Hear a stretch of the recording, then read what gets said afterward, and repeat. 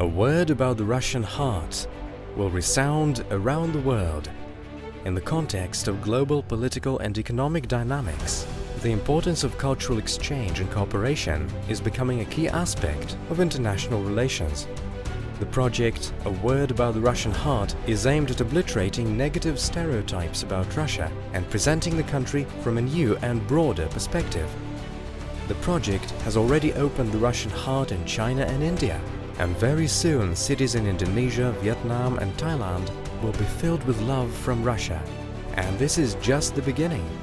Given the shift in the development vector and Russia's friendship with the BRICS countries as well as the Global South, the project sets a new bar and continues to evolve.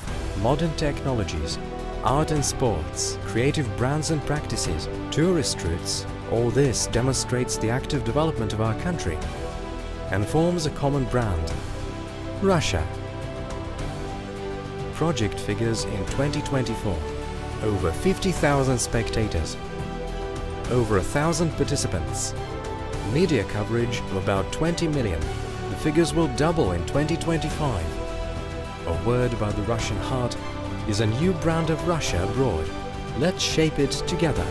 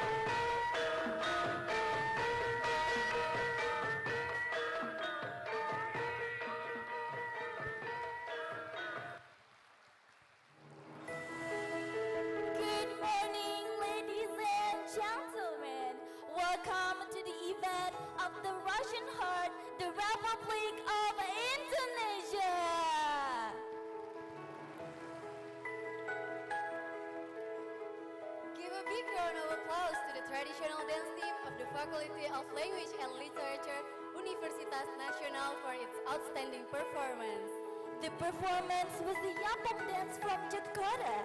The dance is a symbol of cultural harmony that unites traditional values with modern artistic creativity. To begin this prestigious event, let me introduce myself first. My name is Erlina Saraswati. And I'm Tiza Saridewi. We will be your host for today's event with the title, The Word About Russian Heart, the Republic of Indonesia. This event is an extraordinary celebration that combines art, history, and diplomacy between Russia and Indonesia. This collaboration is co-organized with the English Department, Faculty of Language and Literature, Universitas Nasional. Before we continue with the next part of our program, we would like to take a moment to warmly welcome and express our deepest gratitude to the distinguished guests who have honored us with their presence at today's event. Our appreciation goes to Professor Dr. Ernawati Sinaga MS APT, the Vice Rector of Universitas Nasional for Research, Community Service and Cooperation, the Dean of the Faculty of Language and Literature, the Head of the English Literature Study Program, Mr. Nikita Shilikov at the head of the Russian House in Jakarta, Mr. Mikhail Ivanov as the creative producer of Ano Newtown. And last but not certainly least, we are especially honored by the presence of our distinguished guest, Dra.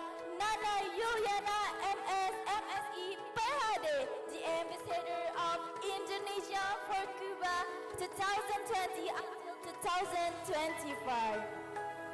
And our partner and sponsor, first, Federal Agency for the Commonwealth of Independent State Affairs, Comparious Living Abroad, and International Humanitarian Cooperation of the Russian Federation. Second, Center for Creative Industry, Newtown. Third, the Ministry of Foreign Affairs of the Russian Federation. Fourth, the Embassy of the Russian Federation in the Republic of Indonesia. Fifth, the Russian Center for Science and Culture in Jakarta. Sixth, National Research University. Seven, the Friendship Society with Indonesia, a regional public organization for the development of humanitarian, cultural, and business ties. 8. PT Rusindo International Global and the Indonesia Office of the Society of Friendship with Indonesia. 9. The Ministry of the Russian Federation for the Development of the Far East and the Arctic. 10. GSC Corporation for the Development of the Far East and the Arctic. 11. The Public Chamber of the Moscow region. 12. NGO National Priorities. 13. NGO Agency for Strategic Initiative. 14. Bank of Russia. 15. NGO Etnove. 16. Public Organization Russian Geographical Society. 17. The Moscow Zoo.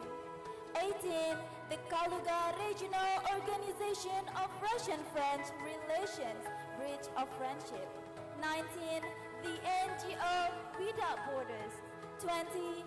The Club, a studio of unique interiors. 21. The International Television Channel, RT. 22. Sputnik, International News Agency and Radio. 23. The Russian Media Group, Russia Today. And last but not least, Universitas Nasional Fakultas Bahasa dan Sastra. Ladies and gentlemen, to mark the spirit of unity and respect between our two nations, we now invite everyone to stand for the singing of the national anthem of the Republic of Indonesia, Indonesia Raya, and the anthem of the Russian Federation, Государственный гимн Российской Федерации, followed by Universitas National Anthem. Ladies and gentlemen, please stand for Indonesia Raya, the national anthem of the Russian Federation, followed by Mars Unas.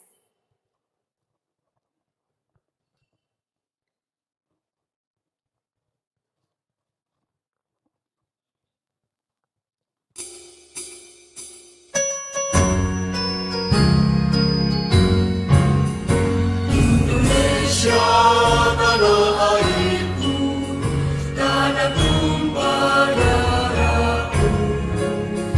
Di sanalah aku berdiri, jadi pandu ibuku.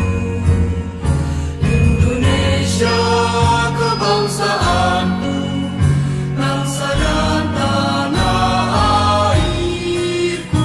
Marilah kita berseru, Indonesia bersatu. Hiduplah tanahku, hiduplah negeriku, bangsaku, rakyatku semuanya. Bangunlah jiwanya, bangunlah badannya, untuk Indonesia Raya. Indonesia Raya, merdeka, merdeka, tanahku, negeriku yang ku cinta. Indonesia Raya, merdeka, merdeka, hiduplah Indonesia Raya. Indonesia Raya, merdeka, merdeka, tanahku, negeriku yang ku cinta. Indonesia Raya, merdeka, merdeka, hiduplah Indonesia Raya.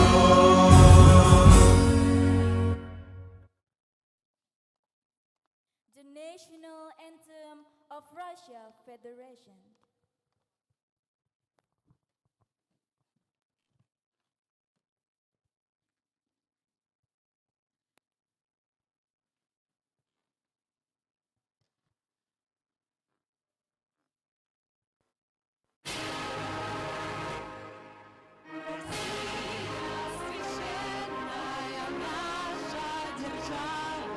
Россия, любимая наша страна.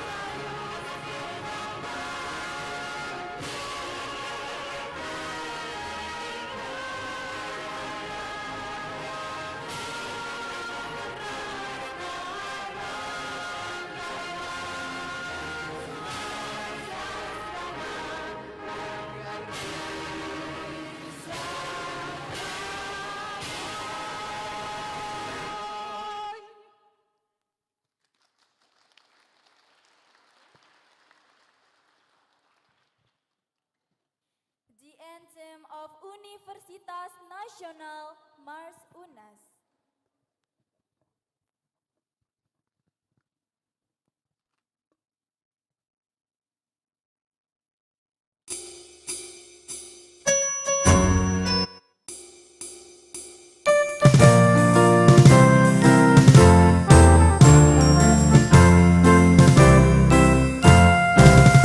Perguruan kami, Universitas Nasional yang kami cinta.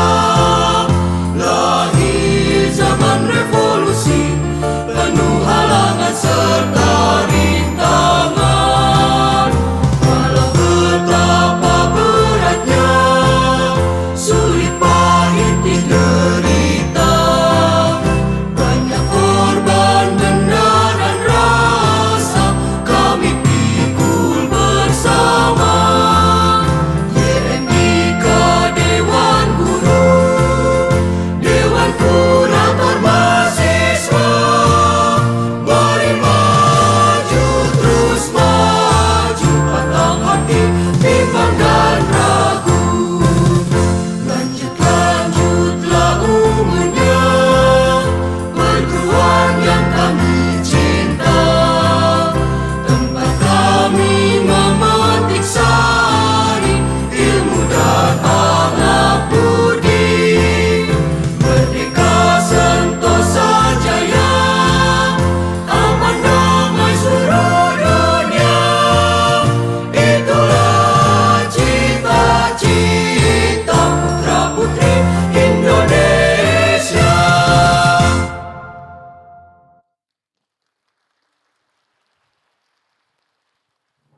Thank you everyone, you may please be seated. To officially commence today's event, we are honored to invite the Vice Rector of Universitas Nasional for Research, Community Service, and Cooperation, Profesor Dr. Ernawati Sinaga MS APT, and to deliver her opening remarks. To Profesor Dr. Ernawati Sinaga MS APT, the stage is yours.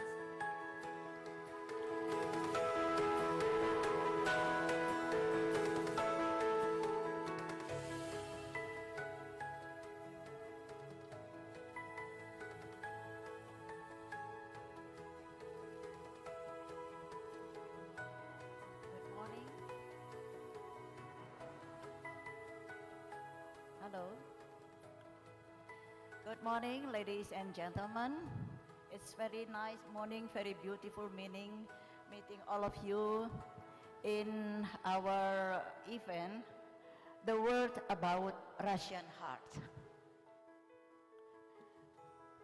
Our prominent speakers from Russia and also from Universitas Nasional from Indonesia, fabulous performers, distinguished guests, and my special and honored guest, Mr. Nikita Silikov, head of the Russian House in Jakarta, and Mr. Mikhail Ivanov, creative producer of New Town, Miss Velia Lurtaeva, thank you so much for helping us to organize this event. She is the managing partner of Center of Creative Industries New Town, and also Miss Olga Moon, executive director of the New Town, and my dear colleague and student from Universitas Nasional and from other university in Jakarta. Welcome to Universitas Nasional. Welcome to this fabulous event, The Word About Russian Heart. Assalamualaikum warahmatullahi wabarakatuh. First of all, I would like to extend a very warm greeting from our rector, Rector of Universitas Nasional, and his apologies for not able to join us this morning in this important event. Ladies and gentlemen, I'm delighted and feel honored to welcome you all to this important gathering, and a heartfelt welcome and appreciation and my sincere gratitude to my honored dear friend from Russian House, Mr. Nikita Silikov. Thank you so much, sir. Mr. Nikita Silikov has invited UNAS to work together as part of the organizer of this important event. I'm sure that Mr. Nikita Silikov will explain to us later the essence and meaning of this event. But from the words, I feel that this must be about sincerity, friendship, love, and peace, some things that closely related to the heart. I hope I'm not too wrong. Ladies and gentlemen, the word about Russian Heart this year is an event held to commemorate the 75th anniversary of diplomatic relations between Russia and Indonesia. And also, it will celebrate the Cosmonautics Day, symbolizing Russia's contribution to space exploration and scientific development.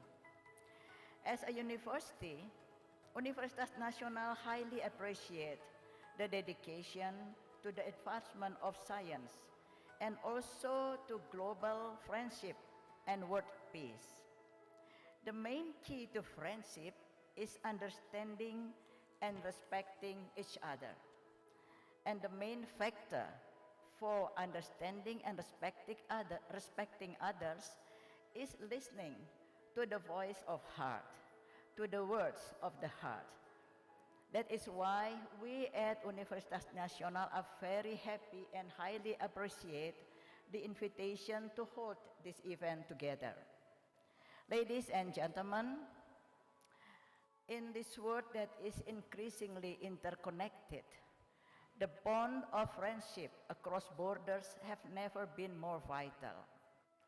Today, we gather not only as representatives of our respective countries, but as ambassadors of goodwill, understanding, and collaboration.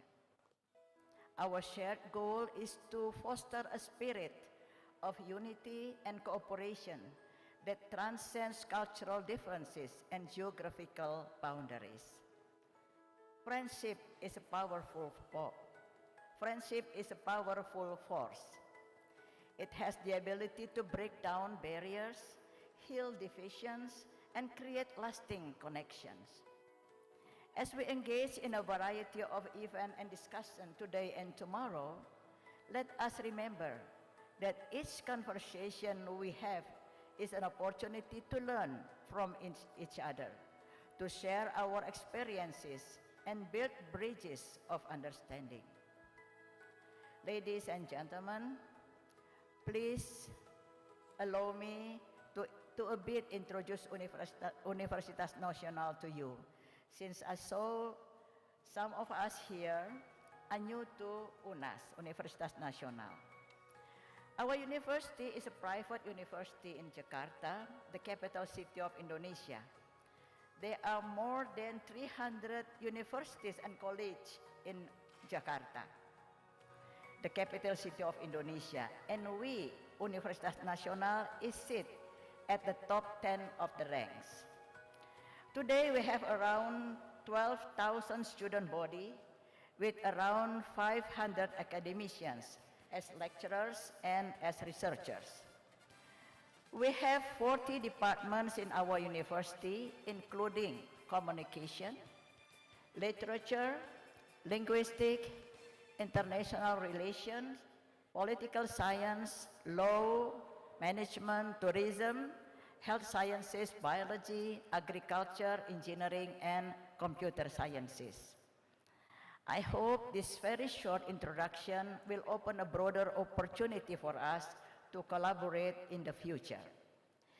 Ladies and gentlemen, last but not least, please allow me to extend my heartfelt gratitude to the organizing committee and volunteers and sponsors who have worked tirelessly to bring this event to fruition. Once again, to Mr. Nikita Silikov, Mr. Mikhail Ivanov, Ms. Valeria Lurtaeva, Ms. Olga Moon, my dear colleagues from Department of English Literature, Faculty of Language and Literature, Universitas Nasional, which led by Dr. Tuti Alawiyah. I hope she is here. Oh yeah, you're there. Thank you so much, Ibu Tuti, and Ms. Tri Rahayu Mayasari. Thank you so much. Your dedication and hard work are truly appreciated. Ladies and gentlemen, once again, I would like to thank all of you, the prominent speakers, the performers, the distinguished guests, and all the participants who have spent their valuable time and energy. Thank you so much for your valuable contribution. I do hope this event is a success and we all can enjoy this beautiful event as a memorable experience filled with learning, connection, friendship, and joy. Thank you very much for your kind attention. Thank you. Thank you so much, Professor Dr. Ernati Sinaga, for your great speech. Ernati Sinaga, for your great speech.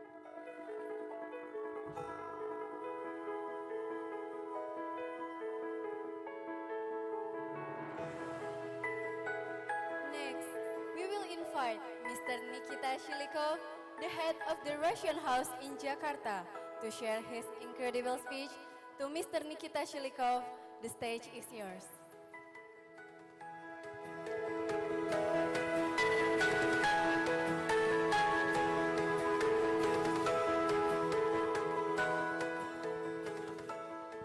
Hello, it's really nice to see all of you today here, and I'm really delighted to be here today. And I want to thank Ibarwanti for very warm and very pleasant words welcoming us and our organization here together with our friends from Moscow, Newtown NGO. Today's event, it's a part of our plan for strengthening relations between Russia and Indonesia. We are creating common ground for future projects in different spheres, starting from cooperation between universities and going further to collaboration in different cultural spheres. I suppose that we can achieve much more, and due to our positive attitude and history of relations between our countries, everything is possible. Thank you very much for coming here today. I hope you enjoy these events. Terima kasih banyak. Thank you, Mr. Nikita Shilikov, for your great speech.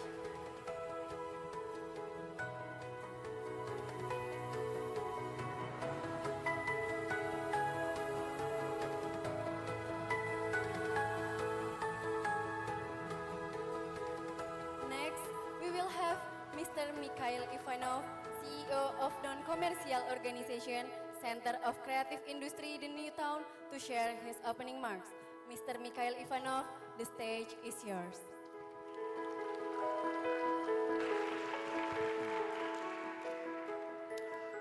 Доброе утро, уважаемые участники. Микрофон.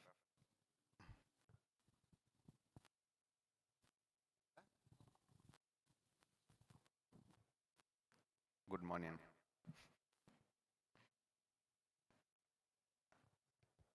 Selamat pagi para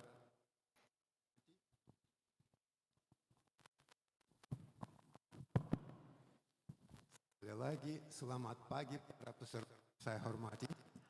Рад приветствовать всех вас от нашей большой команды культурно-просветительского проекта «Слово о русском сердце». Saya menyambut Anda atas nama seluruh tim proyek budaya dan pendidikan kami tentang hati Rusia. Мы приехали к вам большой многонациональной командой от нашей России и представим сразу несколько регионов нашей страны: Красноярский край, Санкт-Петербург, Московскую область, Рязанскую область, Калужскую область. Это большая интернациональная, дружная, очень веселая команда, настроенная на дружбу с Индонезией. Kami datang ke Anda sebagai tim multinasional besar dari berbagai wilayah Rusia dan membawa produk kreatif dari wilayah Moskow, Sankt Petersburg, wilayah Krasnoyarsk, Kaluga, Ryazan. Ini adalah tim yang sangat ramah tamah, sangat bersama dan sangat bersahabat. Мы надеемся, что наша программа укрепит мост дружбы между Россией и Индонезией и положит начало чему-то новому и великому. Kami berharap sekali bahwa program kami memperkuat jembatan persahabatan antara Indonesia dan Rusia dan meletakkan dasar untuk apapun yang besar dan baik. Мы благодарим за поддержку Федеральное агентство Россотрудничества, посольство Российской Федерации в Индонезии, Русский центр науки и культуры в Джакарте. Kami berterima kasih banyak kepada Россотрудничество, Kedutaan Besar Federasi Rusia di Indonesia, Pusat Sains dan Budaya Rusia di Jakarta. Отдельные слова благодарности хочется от всего русского сердца выразить Национальному исследовательскому университету и всей вашей большой команды за время подготовки, которая стала для нас уже большой семьей. Saya ingin mengucapkan terima kasih khusus kepada Universitas Riset Nasional dan seluruh tim dari hati Rusia yang besar dan semua Anda menjadi keluarga kami yang besar juga. Желаю всем хорошей работы и уверен, что за эти дни мы сможем сказать свое главное слово о русском и индонезийском сердце. Saya mengucapkan kepada Anda sukses kerja dan saya yakin bahwa selama waktu itu kita pasti berhasil berkatakan kata tentang hati Rusia dan Indonesia. Terima kasih. Thank you, Mr. Mikhail Ivanov. Thank you so much for all the great speech. Ladies and gentlemen, let us take a moment to reflect on the deeper meaning of this event. This event serves as a bridge connecting culture, fostering understanding, and inspiring collective progress. May today be filled with valuable insight, meaningful connection, and lasting memories. We invite everyone to join us in a moment of prayer, seeking blessing for the smooth and successful running of today's event. The prayer will be led by Dr. Zuhran SSM Home. To Dr. Zuhran SSM Home, the stage is yours.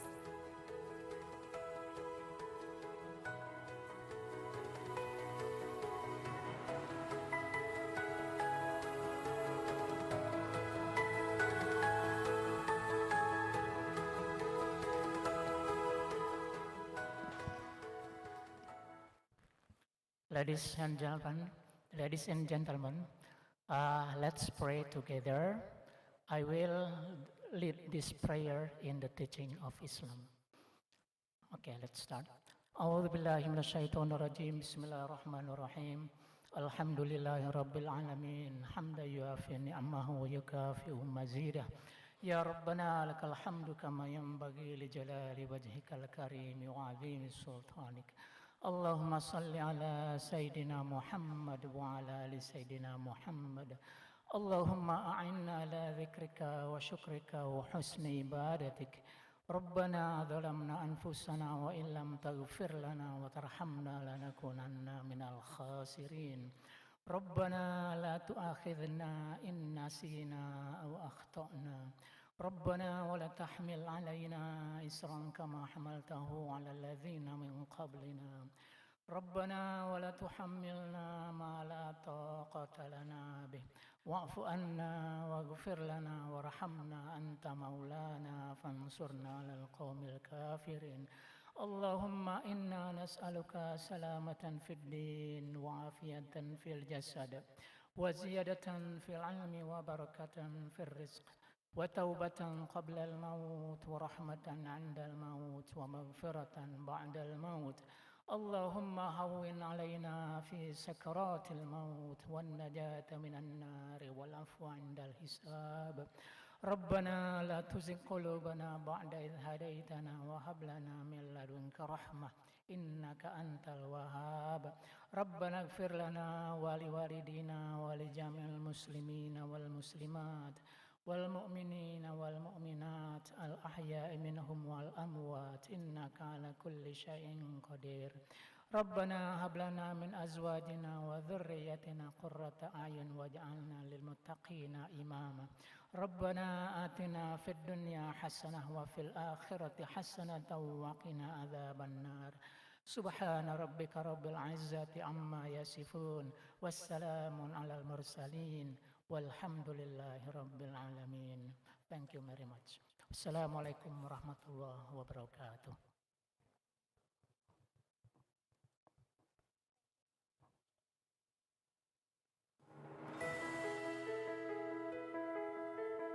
Thank you, Dr. Zuhron, SSM Home, for reciting the prayer.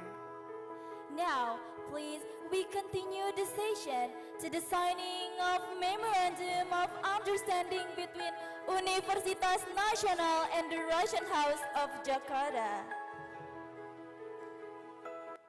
Before that, we would like to invite Professor Ernawati Sinaga and Mr. Nikita Shilikov to sign the Memorandum of Mutual Partnership between Universitas Nasional and Russian House in Jakarta.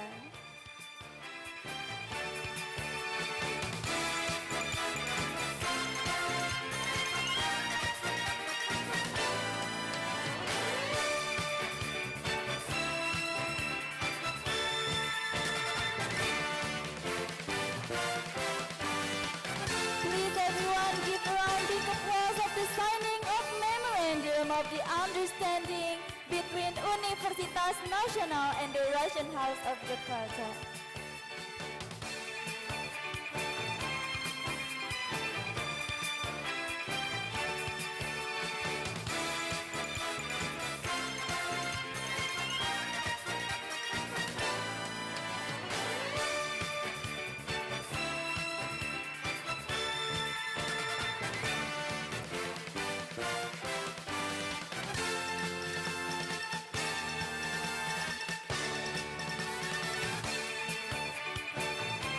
Thank you so much, Professor Ernawati Sinaga and Mr. Nikita Shilikov. You may go back to your seat again.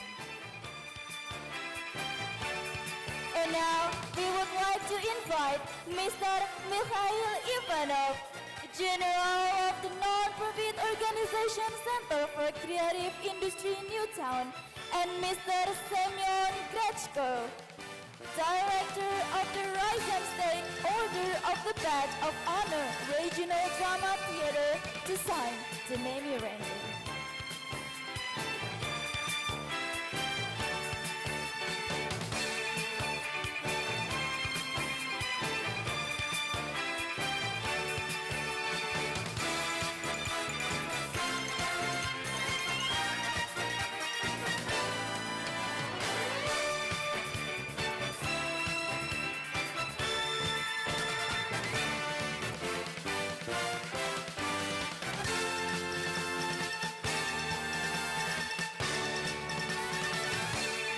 Thank you so much, Mr. Semyon Grechko. You may go back to your seat.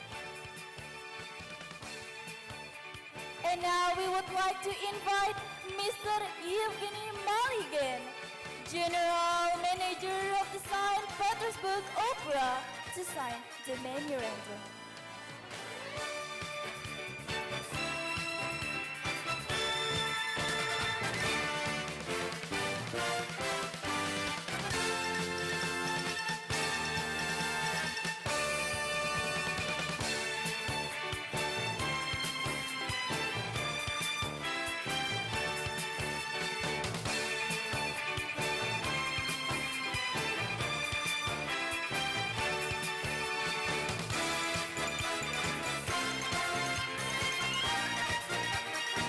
Thank you so much, Mr. Evgeny Maligan. You may go back to your seat. And now we would like to invite Miss Anna Arifa Zukaeva, founder of Adat LLC Photo Cooking, to sign the memorandum.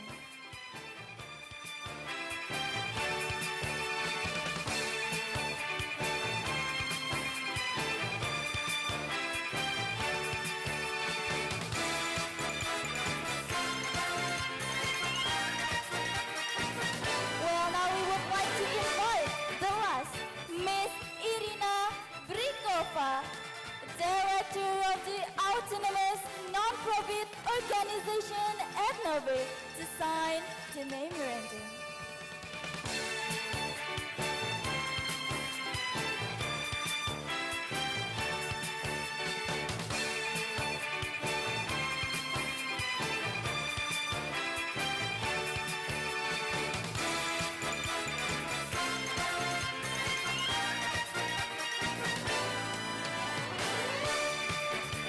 Thank you so much, Miss Irina Brikova and Mr. Mikhail Ivanov. Now you may go back to your seat.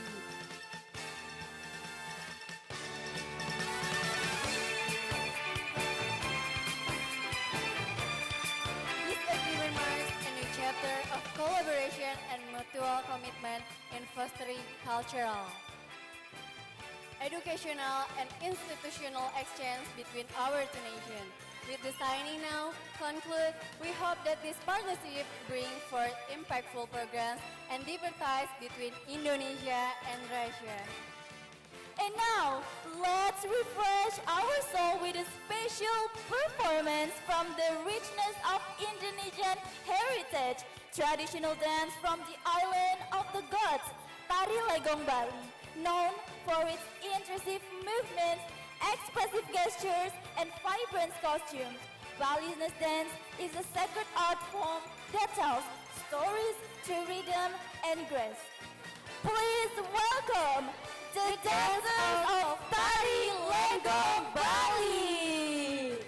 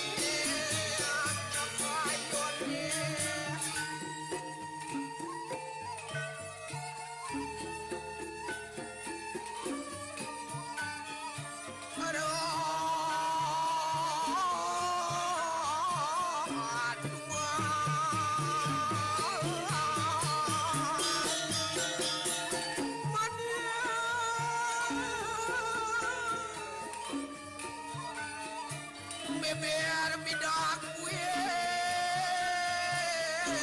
anak bidan Melayu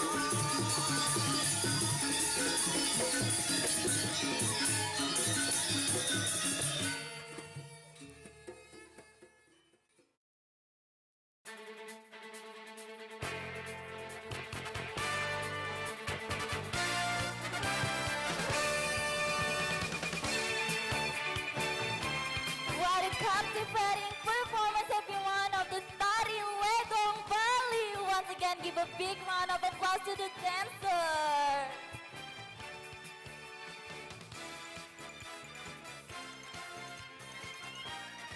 Now we will have a symbolization of the opening the word about Russian Heart, the Republic of Indonesia. To officially start the event, I would like to invite Profesor Dr. Ernawati Sinaga MS APT, Vice Rector of Universitas Nasional for Research, Community Service and Cooperation, and also Mr. Nikita Shilikov, Head of the Russian House in Jakarta, to start the event.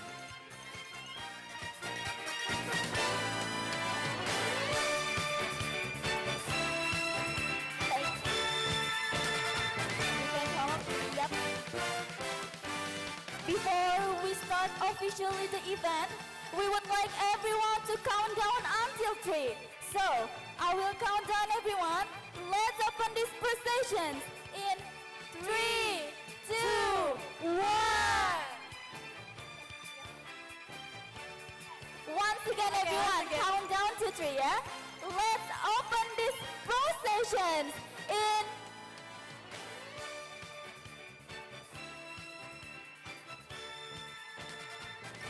Alright, everyone, let's start over, yeah? We want everyone to count down until 3, yeah? Let's open these processions in 3, 2, 1.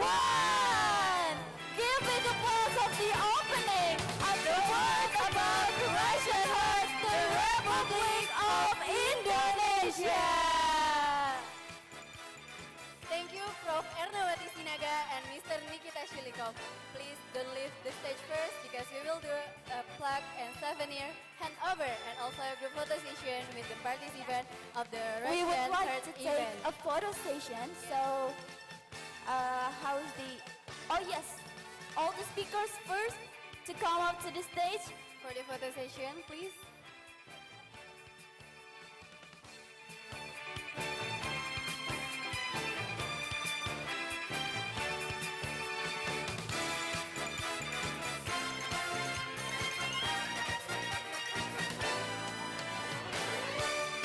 For Ibu Irna to come up to the stage so we could take a photo session.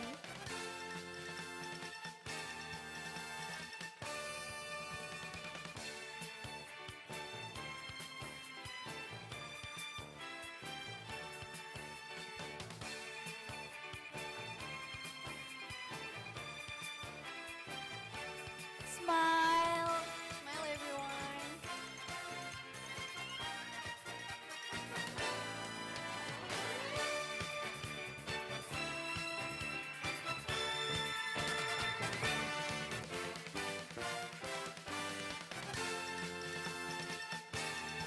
Thank you so much for all the Russian so much, participants from everyone. Universitas Nasional. But please for Professor Ernawati Sinaga and Mr. Nikita Shilikov, please still on the stage because we will have to share the plaques and souvenirs from each UNES other to parties. Russian. Yeah. First, we're gonna hand over the plaques.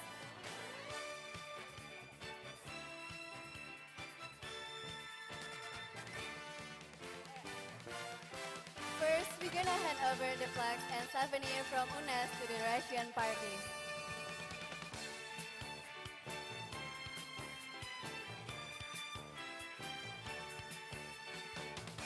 Professor Dr. Ernawati Sinaga, you may give the plaques and souvenir to the Russian parties.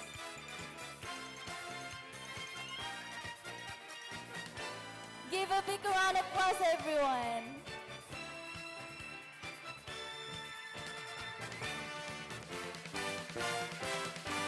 Thank you so much. And next, we're gonna hand over the plaques and souvenir from Russian parties to UNES.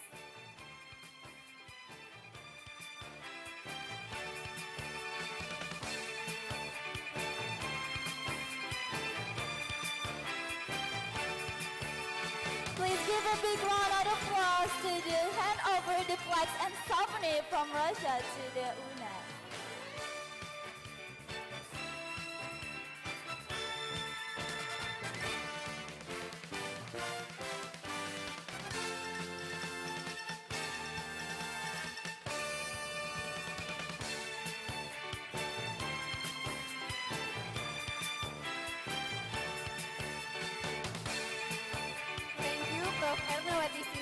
and Mr. Nikita Shilikov, you can go back to your seat again.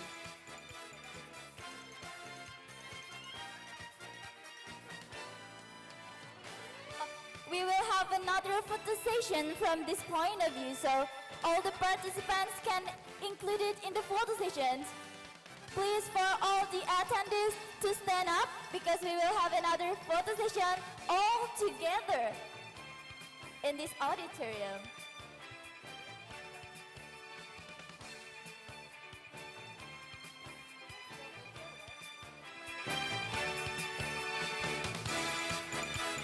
Please, for all the attendees to stand up because we will have a photo session together with all the Russian parties and also from Universitas Nasional. Once again, please stand up everyone for the photo session.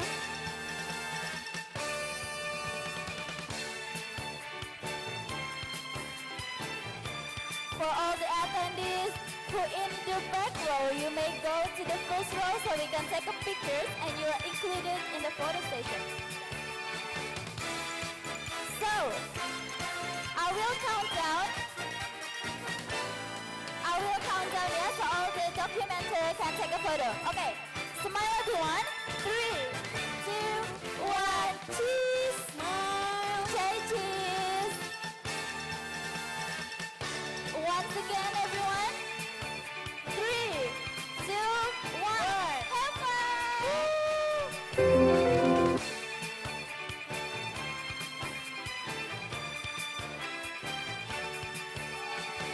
Okay, One more time. all right, one more time.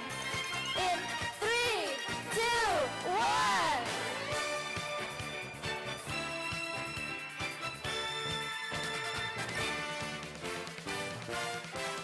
Thank you, everyone, and all of the participants and also from the Russian parties. You may go back to your seat, and thank you for all the documenters who have been taking a photo on this event.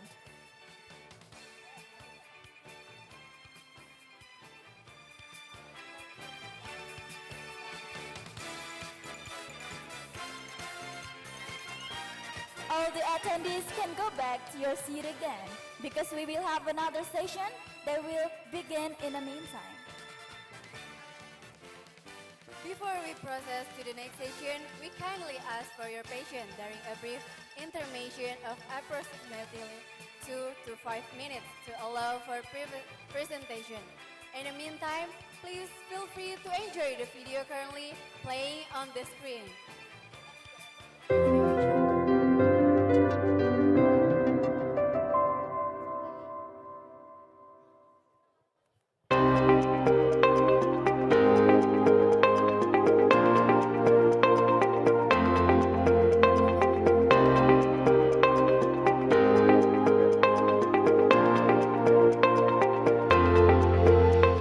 Having been a trusted place for education since 1949, Universitas Nasional has developed to become one of the greatest private universities and smart campuses.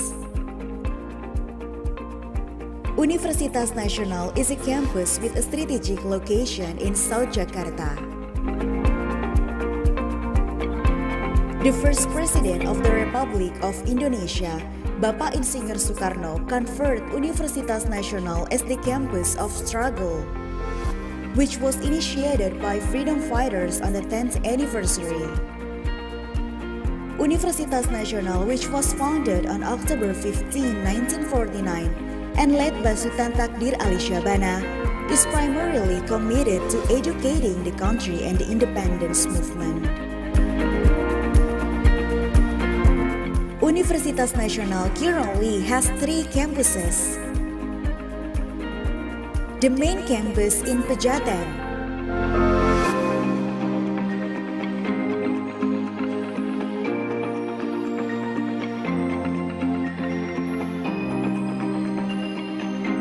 the main campus of laboratory in Bambu Kuning,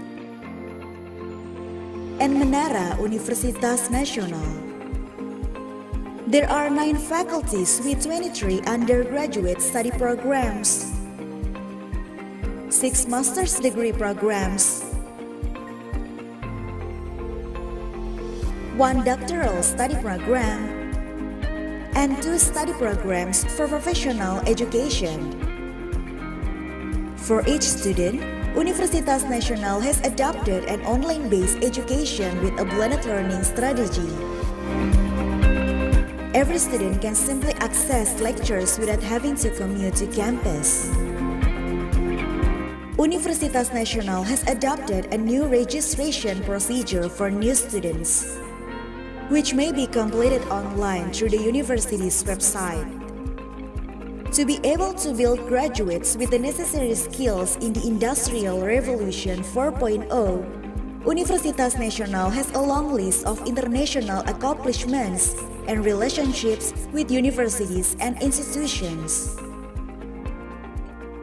Universitas Nasional also provides facilities and infrastructure, as well as laboratories, to help the academic community remain updated.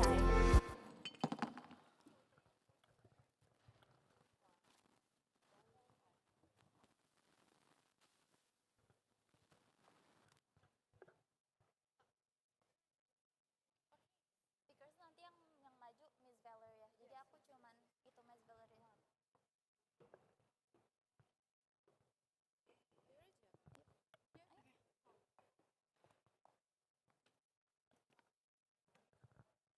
Thank you so much, ladies and gentlemen, for your patience, because now we will have a very main event titled Business Program Opening Interactive Session, the importance of listening to the word, dissemination of culture, and national ideas through public projects and media. This session will discuss the initiative and digital projects related to the study of culture, tradition, literature, and language. Also, how media projects and outlets influence the international information agenda objectivity in the context of sanction and a changing geopolitical world, presentation of unconventional practice for learning Russian and Indonesian language. We kindly invite all participants to direct their attention to our distinguished speaker as we embark on a meaningful dialogue together. So without any further ado, let's just welcome our moderator for the interactive session, Miss Valeria Yurtova, Managing Partner of the Center of Creative Industry, Newtown, to lead the session. Give applause, everyone.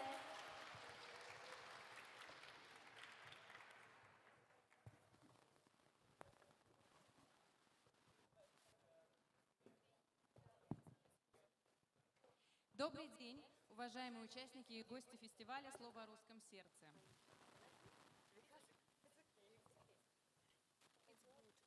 Ini selamat siang para partisipan festival ini. С 13 по 15 апреля 2025 года в Джакарте проходит международный культурно-просветительский проект «Слово о русском сердце». Dari 13 sampai 15 April 2025 di Jakarta diadakan proyek yang kami lakukan adalah kata about Russia, about Russian heart. Проект посвящен 75-летию дипломатических отношений между Россией и Индонезией. Ini 75 tahun hubungan antara Indonesia dan Rusia. Столетнему юбилею Россотрудничества, Dikasih 100 tahun Россотрудничества. а также приурочен ко Дню космонавтики, символизируя вклад России в освоение космоса и развитие науки. Dan Cosmonautic Day yang adalah salah satu sumbangan besar sekali dari Rusia untuk ke kosmos. Сегодня в Джакарте стартует деловая программа фестиваля, и я приглашаю спикеров первой сессии на сцену. Пока коллеги поднимаются, расскажу вам о фестивале. Hari ini dia mulai program bisnis dan saya silahkan mengundang para peserta ke punggung dan sekarang saya ceritakan tentang programnya. О чем оно, слово о русском сердце? Apa ini kata tentang hati Rusia? Об укреплении культурных связей между Россией и Индонезией. Hubungan budaya antara Rusia dan Indonesia. Обмене практическим опытом профессиональных сообществ в сферах креативных индустрий. Pertukaran pengalaman bersama di bidang industri kreatif. В рамках нашей программы это будут и медиа, и образование, и туризм, и исполнительские искусства. Di sini adalah media, pendidikan, turisme, dan sains. На одной площадке встречаются субъекты креативных индустрий, Di lapangan itu ketemu subjek-subjek dari industri kreatif, представители локальных брендов своих регионов, representatif dari lokal media, институты, создающие условия для их развития, продвижения законодательных инициатив, а также формирования кадрового и человеческого потенциала для будущих наших стран. institutions untuk pembentukan tenaga rakyat untuk perkembangan selanjutnya. Стартовал наш фестиваль с индустрии кино. Festival kita mulai dari industri sinema. Вчера в Русском доме состоялся первый кинопоказ от РТ «Как я стал космонавтом». Kemarin di Russian House di Indonesia diadakan pemutaran film bagaimana saya menjadi kosmonaut. И вчера участники начали знакомство с игры «Потолкуем» о межкультурных коммуникациях и об особенностях русского языка. Dan kemarin para peserta juga mulai kenal dengan mainan Let's Talk, mari bicara tentang bahasa Rusia, О важности слышать слово. tentang kepentingan dengar kata. Так называется наша первая сессия. Nama itu adalah nama untuk sesi pertama kita. И мы начинаем. Dan mari mulai. Трансляция культуры и национальной идентичности через общественные проекты, СМИ и медиа. Translation budaya dan di national media. Как культура помогает укреплять экономические связи между Россией и Индонезией? Bagaimana budaya membantu memperkuat hubungan antara Indonesia dan Rusia. О роли российских медиа в формировании международного дискурса. Tentang arti Russian media di international business. От продвижения русского языка и культуры в Индонезии до партнерства в создании будущего наших стран. Dari bahasa Rusia di Indonesia sampai ke partnership antara kedua belah negeri kami, kita. И я представляю нашего первого спикера. Dan sekarang speaker pertama, Искандер Шах Сиригар, Pak Iskandar Shah Sirigar, доктор наук, Dokter Sains, руководитель Центра исследований национальной устойчивости, Kepala Center Science Durability National, и руководитель Центра социокультурных исследований Нусантара. dan pemimpin social budaya studi di Nusantara, Национального университета. Universitas Nasional. Please, you can start. Silakan.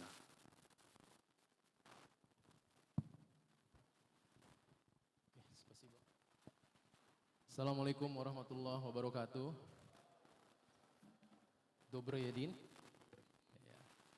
Здравствуйте. Как дела? Прекрасно. Oke. Your Russian is good. Ya, terima kasih.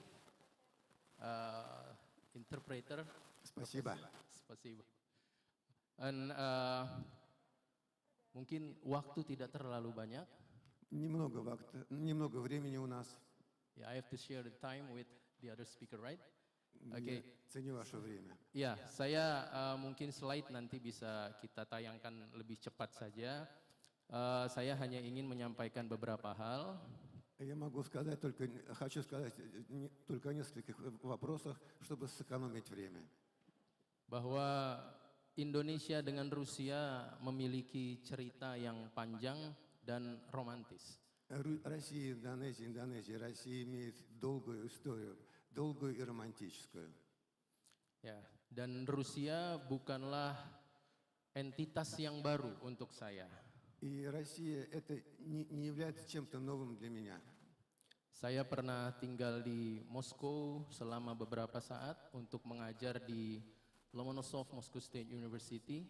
Я жил в России какое-то время с тем, чтобы учить, преподавать в Московском госуниверситете. Dan saya masih ingat semua cerita tentang perjalanan saya dari apartemen menuju kampus tempat saya mengajar. И я помню все, что происходило во время моих путешествий из кампуса, где я из моего дома в кампус, где я преподавал. Dan kedatangan Anda dari Rusia mengembalikan memori itu untuk saya. И ваш визит сюда, в Индонезию, возродили мои воспоминания. Jadi terima kasih banyak atas memori ini untuk saya. Большое спасибо об этих воспоминаниях. Ya, saya mengajak semua untuk memberikan aplaus untuk teman-teman kita, sahabat kita dari Rusia. Я прошу похлопать нашим друзьям всем вместе. Oke, baik. Slide ini hanya untuk tambahan saja, pemanis saja. Эти слайды только добавление к тому, что я сказал. Jadi banyak hal yang bisa kita lakukan antara Rusia dengan Indonesia untuk saat ini. И сейчас можем сделать многое для Индонезии и России. Dalam kaitan dengan bidang saya, linguistik, untuk mengendorse pengembangan bahasa Rusia di Indonesia, saya rasa Universitas Nasional siap untuk mengambil bagian dan mungkin nanti bisa didirikan Department of Russian Studies di Universitas Nasional. Что касается моей области, этой лингвистики, я считаю, что университет, где мы сейчас находимся, может вложить свой вклад и создать свой департамент для развития русского языка. Ya, saya rasa tidak perlu terlalu lama, Valeria. Kita harus melakukan ini sesegera mungkin. Да, и давайте не будем откладывать, Валерий, этот вопрос, давайте быстренько это сделаем.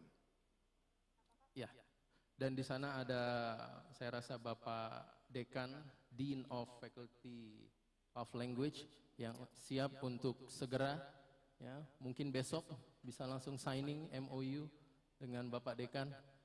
И здесь находится декан как раз языкового факультета. Давайте завтра, может быть, и подпишем меморандум о взаимопонимании. Ya, oke, baik. Next slide. Следующий слайд, пожалуйста. Oke, di antara kerjasama yang lain, di sini juga ada dari TV Laboratorium. Ya, saya rasa UNAS mempunyai laboratorium komunikasi. RT, Russian Today, dan Sputnik. Saya rasa bisa dari organizer di sini memfasilitasi bridging, ya, between RT and Sputnik to Universitas Nasional. Yeah, you can make the laboratory in here. So I think it is very possible. Yeah, it is very possible, and it will be very beneficial for us. Yeah, for both of us. And then dan kemudian ya, saya tahu cerita tentang RT dan Sputnik, bahwa RT dan Sputnik adalah musuh bagi Western media. Translate. Теперь о лабораториях медиа. Здесь в университете есть своя лаборатория, и у нас есть хорошие возможности создать хорошие отношения с российскими медиа RT и Спутник. RT и Спутник — это известные, так сказать, медиа-центры, которые не очень приветствуются на Западе. Ya, saya pikir Indonesia, khususnya Universitas Nasional, bisa memfasilitasi, menjembatani informasi yang lebih tepat, yang tidak berpihak. Я считаю, что Индонезия может быть мостом для создания отношений сторон. Ya, next slide, please. Следующий слайд. Oke, sekarang Indonesia dengan Rusia sudah punya hubungan formal, ya, di dalam satu organisasi yaitu BRICS. Сейчас Индонезия уже имеет формальные, то есть официальные отношения в одной из организаций, которая называется БРИКС. And about Trump phenomena, I think we don't have to worry. Yeah, Russia, Indonesia, and other BRICS countries, I think we can manage about these issues. Yeah, and it's not a big issues for us, I think. Ya, karena kita punya pasar yang besar. И я считаю, что сейчас нет смысла волноваться, потому что это как раз та платформа, где можно сделать многое, и БРИКС имеет большой рынок, большой охват. Ya, dalam beberapa diskusi, bahkan saya sering mengatakan, saya menunggu Indonesia diembargo. Во многих дискуссиях, в которых я участвовал, я слышал, что Индонезия может подпасть под эмбарго. Karena dengan itu Indonesia bisa menunjukkan siapa dirinya. Но Индонезия может показать, кто она такая, кто она есть. Kami belajar banyak dari negara-negara lain seperti Rusia atau yang sempat diembargo oleh dunia.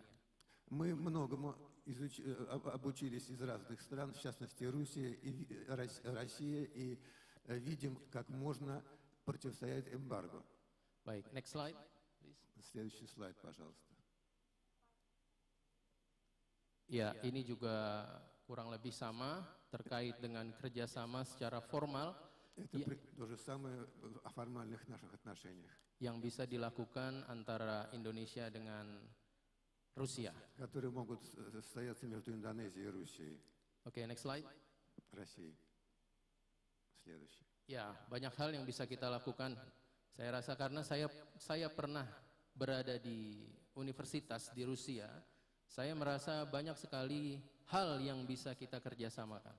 И многое мы можем сделать. Я много провел времени в русских университетах, и я уверен, есть много сторон, которые мы можем поднять, и многое можем сделать. Baik, next slide. Ya, intinya adalah kita ingin membangun masa depan bersama yang lebih baik, bukan hanya untuk Indonesia dan Rusia, tapi untuk dunia. Смысл в том, что мы хотим создать хорошее, более светлое будущее не только для Индонезии и России, но и для всего мира. Baik, next slide.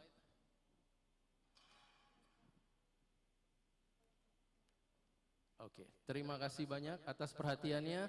Saya rasa informasi yang lebih dalam Anda bisa dapatkan dari speakers lainnya. Spasibo. Terima kasih. Assalamualaikum warahmatullahi wabarakatuh. Спасибо. Надеюсь, что получите более широкую информацию из других спикеров.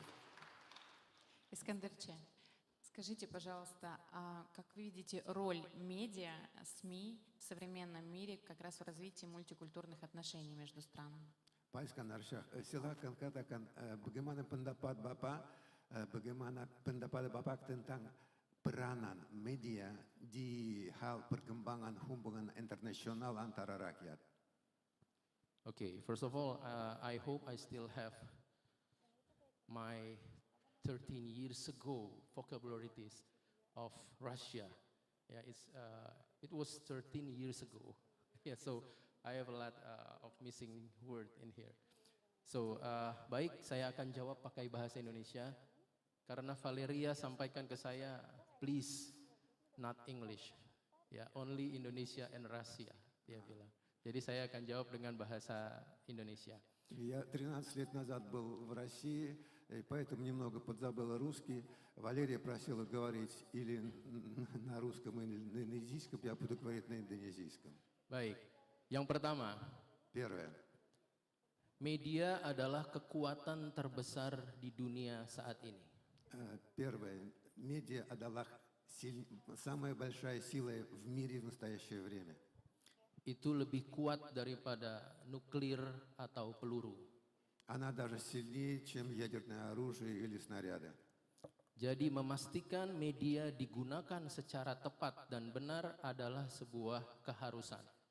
И поэтому, естественно, движение, использование прессы, медиа в правильном направлении является необходимой потребностью. Untuk itulah, khusus hubungan antara Indonesia dengan Rusia, kita harus memastikan ada jembatan yang tepat untuk media ini. И поэтому в отношениях между Индонезией и Россией мы должны установить точный, правильный мост в этих отношениях медиа, прессы. Saya selalu ingat guru saya bicara kepada saya, Profesor Noam Chomsky. Dia katakan kepada saya, who control the communication will control the world. Я помню, как мой гуру, мой профессор Лончевский всегда говорил мне, что кто контролирует прессу, тот контролирует мир. Ya, jadi saya pikir sangat penting untuk kita memastikan media dapat kita kuasai dengan cara yang benar. Для нас очень важно понять, что пресса будет владеть правильным направлением, и чтобы владеть миром. Demikian. Это мой ответ. Будем продолжать задавать правильные направления, как сказал Искандер-Ше. Mari kita continue ambil arah yang benar seperti Pak Iskandar bilang. Об объединяющей роли медиа, об особенностях создания межкультурного диалога посредством современных информационных платформ, а также о том, как одновременно объединиться, но в то же время сохранить уважение к национальной идентичности и культурным традициям. Tentang media yang menyatukan tentang hal bagaimana menjadi bersatu tetapi masih yaitu ingatin keaslian keunikan dari budaya-budaya masing-masing. Спасибо, Искандер-Ше. Terima kasih Pak Iskandar. И я передаю слово следующему спикеру. Спикер kedua. Денис Болоцкий, руководитель представительства РТ в Индонезии. Денис Болоцкий, kepala RT di Indonesia. Thank you so much. Thank you, Valeria, and thank you so much to the organizers of this event. It's a great honor for me to speak to you and to talk to you about who we are as RT International and what we do in Indonesia and ASEAN. At this moment, we have been in Indonesia for more than 1.5 years. We officially started in 2023. And I would like to share a little about our work via a presentation. Could you please put the first slide?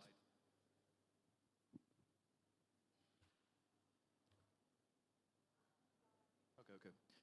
So at this moment, we have more than 900 million viewers to whom we are available around the world.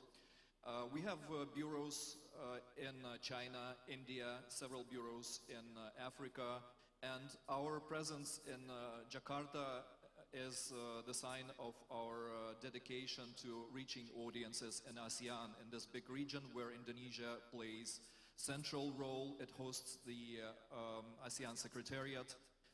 There are many processes in which Indonesia plays a decisive and key leading role. So we decided to pick Jakarta as our home base, and Indonesian government granted us this opportunity. Next slide, please. One of the key things that we wanted to follow is to give voice to local journalists.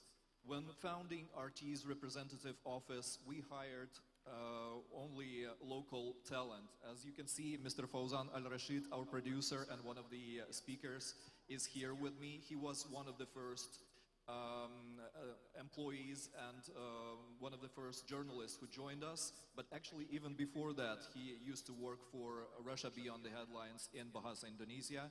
So he's been with Russia-related topics for a very long time. In this presentation and in this photo, you can see our correspondent Rebecca Napitupulu, who's also Indonesian from Jakarta, and our camera person, Hanga Krismowan, and we also have Alia Bunga, who is our editor for special projects. Our bureau is currently located in Tibet Barat in Jakarta, and our mission here is to form a cultural bridge and a media bridge with Indonesian audience and with Indonesian journalists as well.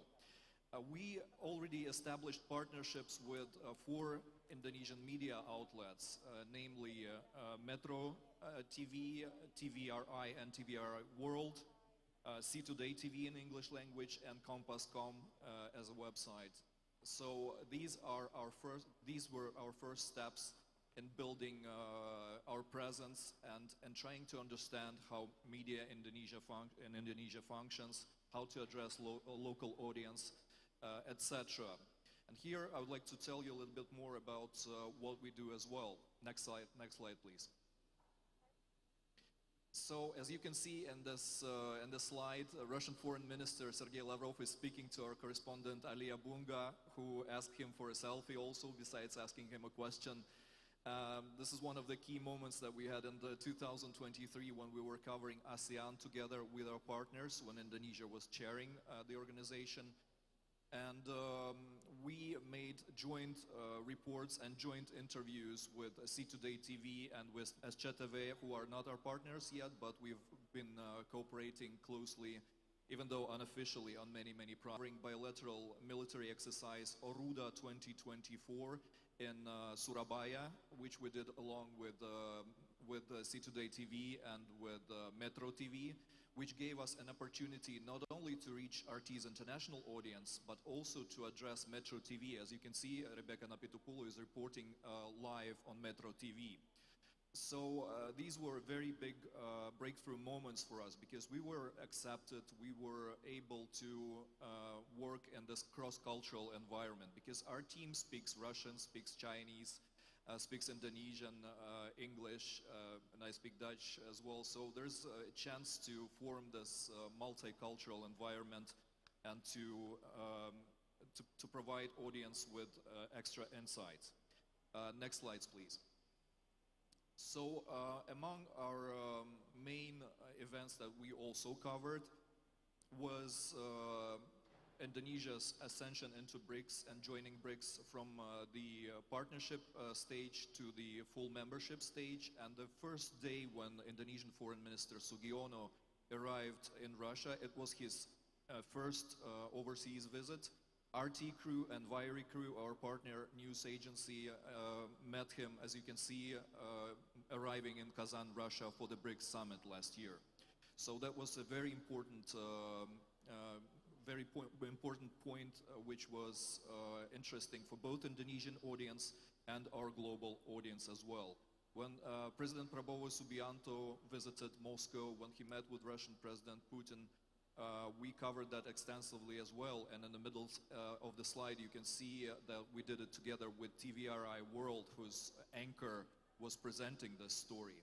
So our focus is not only on bilateral relations, but also on international organizations and on the place that Indonesia has in the world today, and Russia as well, on common points and on things that we can do together as media outlet. Next slide, please. But besides the official events, there are always things that happened unexpectedly, breaking news. Some of them are very disturbing. And in addressing our audiences, both here in Indonesia and all over the world, we also rely on the help of our partners. As you can see, when last year we had a terrible terrorist attack in Moscow on Crocus City Hall, our correspondents went live on Indonesian television via C2Day TV immediately on the same day from the scene to deliver the situation, to talk about the situation on the ground. We connect the audiences, we have these opportunities, and we are very glad to be accepted and to be able to talk to viewers. Next slide, please. So, besides international forums and breaking news, we also provide help to Indonesian journalists who would like to know more about Russia.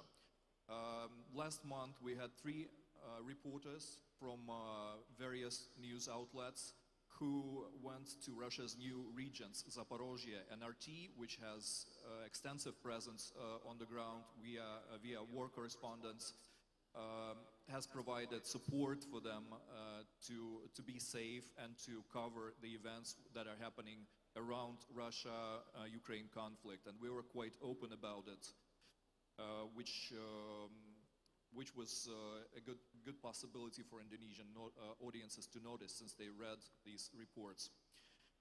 Together with Indonesian media, we covered Russian presidential elections last year. We provided coverage of something that is very important for Muslim population in Indonesia and in Russia. We have a very big Muslim population. We covered together the holy month of Ramadan. Along with SCTV, we provided them with the opportunity to speak with the Mufti of Tatarstan. They also covered Russian presidential elections as their anchor visited various cities in Tatarstan.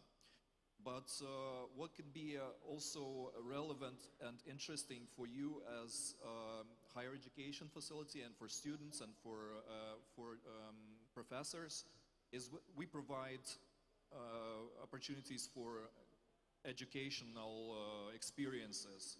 In 2023, when we entered Indonesia, we organized RT School for 85 local reporters, students from various backgrounds, not only journalists, to be taught about TV news production.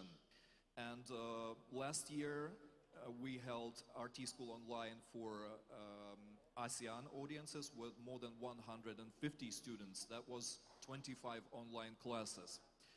So by doing this, we are not only teaching something that we can do, but we also listening to the way journalists cover the news here in this region, about mentality, about preferences of the audience. We continue this program and we welcome our Indonesian colleagues and partners to join this course. Next slide, please. So our next step at this moment is to expand our presence here. We already broadcast via TVRI World in English language every week. We have a news program, RT Weekly, but we plan to address the audience in Bahasa Indonesia, and hopefully one of our partners will pick it up and we'll be able to do our program in Indonesian language. We also have similar plans for other ASEAN countries, and we're establishing partnerships. Last month we spoke with partners in Thailand and in the Philippines. So that will be the next step for our distribution. Since we are seen on 7 Indonesian pay platforms, pay TV operators, and on 2 major satellites, we would like to have this reach to expand. And the next slide, please. What is this being done for? And I would not be shy about talking about soft power here, but this is a mutual benefit for both Russia and Indonesia and for media in both countries. Since our stories are aired locally and they are aired internationally, we have an opportunity to build this cultural bridge. You can see on these slides the soft news category, the story that we covered last year from Moscow. Indonesian fashion designers went to Moscow Fashion Week, and we aired this package, this new news package, providing opportunities for cultural exchange. We do it all the time. So if we're talking about soft power, it's a mutual benefit for both sides. We welcome all partnerships and we would like to expand our cooperation in Indonesia. So with universities, it's an open road for us, and we would like to expand RT Academy. So if you would like to join us at any point as a students or as partners in these cooperation projects, we very much welcome this. Thank you so much for this opportunity to speak with you. Спасибо большое, Денис. Terima kasih banyak, Денис. А как вы думаете, мы сегодня уже можем говорить о некой сущности, как о медиа-дипломатии? Bagaimana pikiran Anda, apakah kita bisa bicara udah hari ini tentang kedalaman media diplomasi? I think it's already a reality in case of Indonesia because, as I mentioned, Indonesian journalists are very much interested in what is happening in Russian Federation. And Russian journalists, as you can see, Sputnik and RT are already here. And even though we work through local talent, we give an opportunity for Indonesian nationals and Indonesian journalists to have their voice internationally. It's still both bilateral and international. It's very important for us. Хотелось бы отметить, что во время организации данного мероприятия Saya mau underline bahwa selama organisasi pesta yang sekarang kita lakukan, наша команда отметила высокий уровень подготовки студентов университета УНАС. Tim kami lihat taraf yang tinggi dari anak-anak buah dari Universitas UNAS. Как раз в части медиа, social media. Khususnya di bidang social media. Мероприятие еще не началось, но об этом узнали, наверное, все регионы Индонезии. Sebelum event kita mulai, sudah semua region Indonesia tahu tentang adanya ini. Спасибо большое, Денис. И я передаю слово вашему коллеге по цеху. Terima kasih banyak Denis dan sekarang kata untuk kolek Anda. Фаузан Аль-Рашид, продюсер RT International. Fauzan Al-Rashid, продюсер di RT Indonesia. Расскажите, пожалуйста, о своем опыте трансляции культуры и национальной идентичности через СМИ и медиа. Minta pengalaman Anda tentang pakai pengalaman Anda di SMI dan media. Okay, thank you very much. Good day, good morning, dear friends. Thank you very much for such a great opportunity. Thank you for all the organizers from Universitas Nasional. Can we start the presentation, please?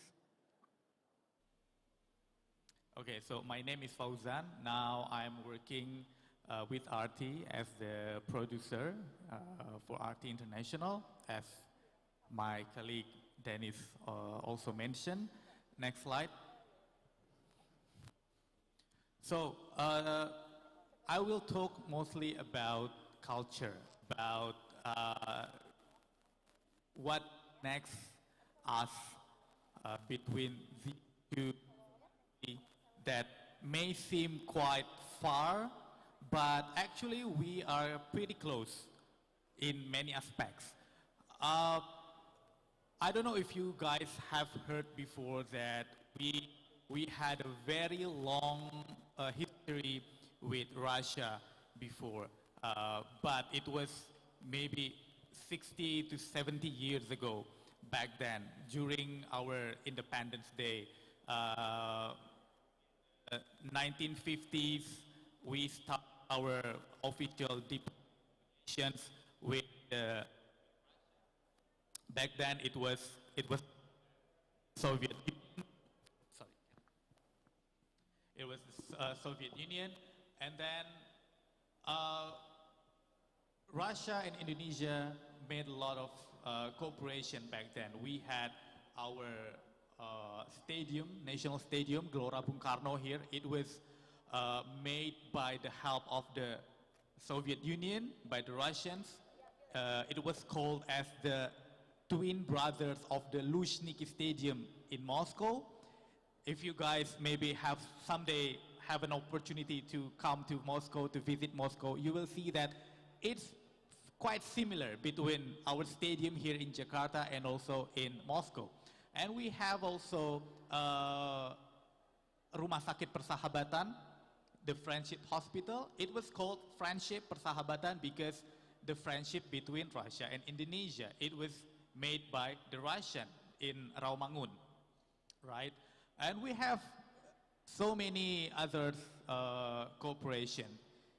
And did you even know that since we had a very close relations between these two countries, Russia and Indonesia, some of Indonesian songs are translated into Russian. And it was popular back then. I don't know, but maybe now it is not so popular anymore. But still, you know, we call it Indonesianis. In Russia, they still remember these songs, such as Rayuan Pulau Kelapa in Russian. Maria mi tiople mi amitaya, Lisa mi drevni mi pakritaya, Strana Ratnaya Indonesia. That's the song. That's a very beautiful song. And we have Pada Hari Minggu Ku Turut Ayah ke Kota in Russian language also. And also we have many other songs. Ayo Mama, na na na na. It's also translated in Russian. And we have Russian song translated into Indonesian, which was Panon Hideng. Panon Hideng. It was actually was Russian song, yes. Ochi Chorny, Ochi Chorny. Yeah, the same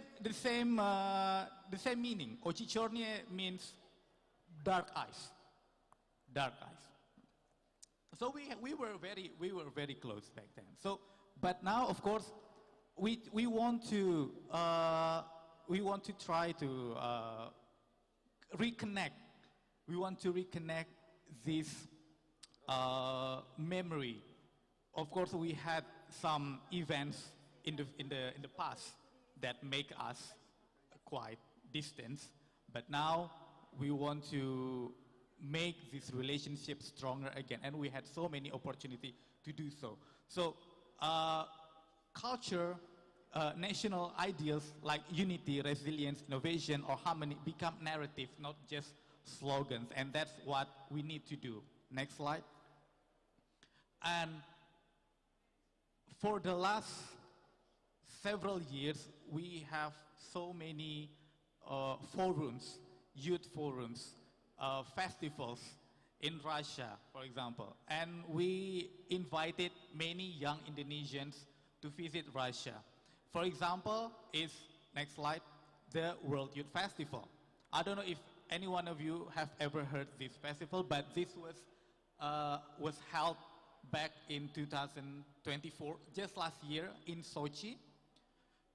We had 20,000 participants from around the world, and it consists of 10,000 from Russian citizens and 10,000 from all around the world, from other countries, and 150 from Indonesia. And these are our friends from Indonesia back in 2024. They visited Russia in Sochi. Next. So we had the participants were more than 180 countries. It was held for 2 weeks, 20,000 participants and 150 participants from Indonesia, and even 80 of them were fully funded. They went to Russia and going back to their country free. They have such opportunity. And even 50 of them went to the regional program. So after Sochi, like 1 week, and then another week to another regions, to Kazan, to Dagestan, to Chechnya, to Krasnoyarsk, even to Kamchatka. I don't know. Have you ever been to Kamchatka? I've never. It was very amazing experience for them. So, and then next slide. And that's not the end of the story. The government of Russia has decided to make such festival annually, starting from 2024 to 2023. It's intended for youth from age 18 to 35. And I believe by 2023, you guys will not be 35 yet, right? It's still very, very young. So you can try, you can apply, you can get this opportunity. We have festivals in every year from 2025, even this year in September. There will be such festival in Nizhny Novgorod. It will be with 2,000 participants. And of course, yes, Indonesia is invited as well. You can contact me if you want to know more about this.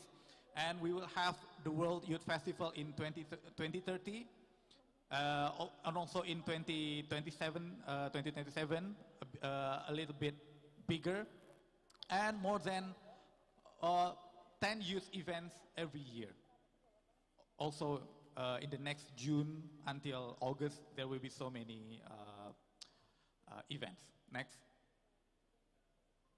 And these are some of our friends who went to the regional program. So you can see this is a very huge country, Russia. It's divided into 11 time zones. 11. We only have 3. WIB, WITA, and WIT. Only 3. They have 11 time zones. And last year, these 50 young people went to all these regions, to Krasnoyarsk, Novosibirsk, Chelyabinsk, to Kamchatka, Makhachkala, Grozny, Pyatigorsk, Vladikavkaz, so many, to Murmansk, even to the very north, and to Salekhardt. It was actually it was spring, but trust me, spring in Russia is not just like any other spring. It's still very cold, with -20 sometimes. Now in Russia, snowing. It's even snowing right now, so yeah. So they they returned to Indonesia with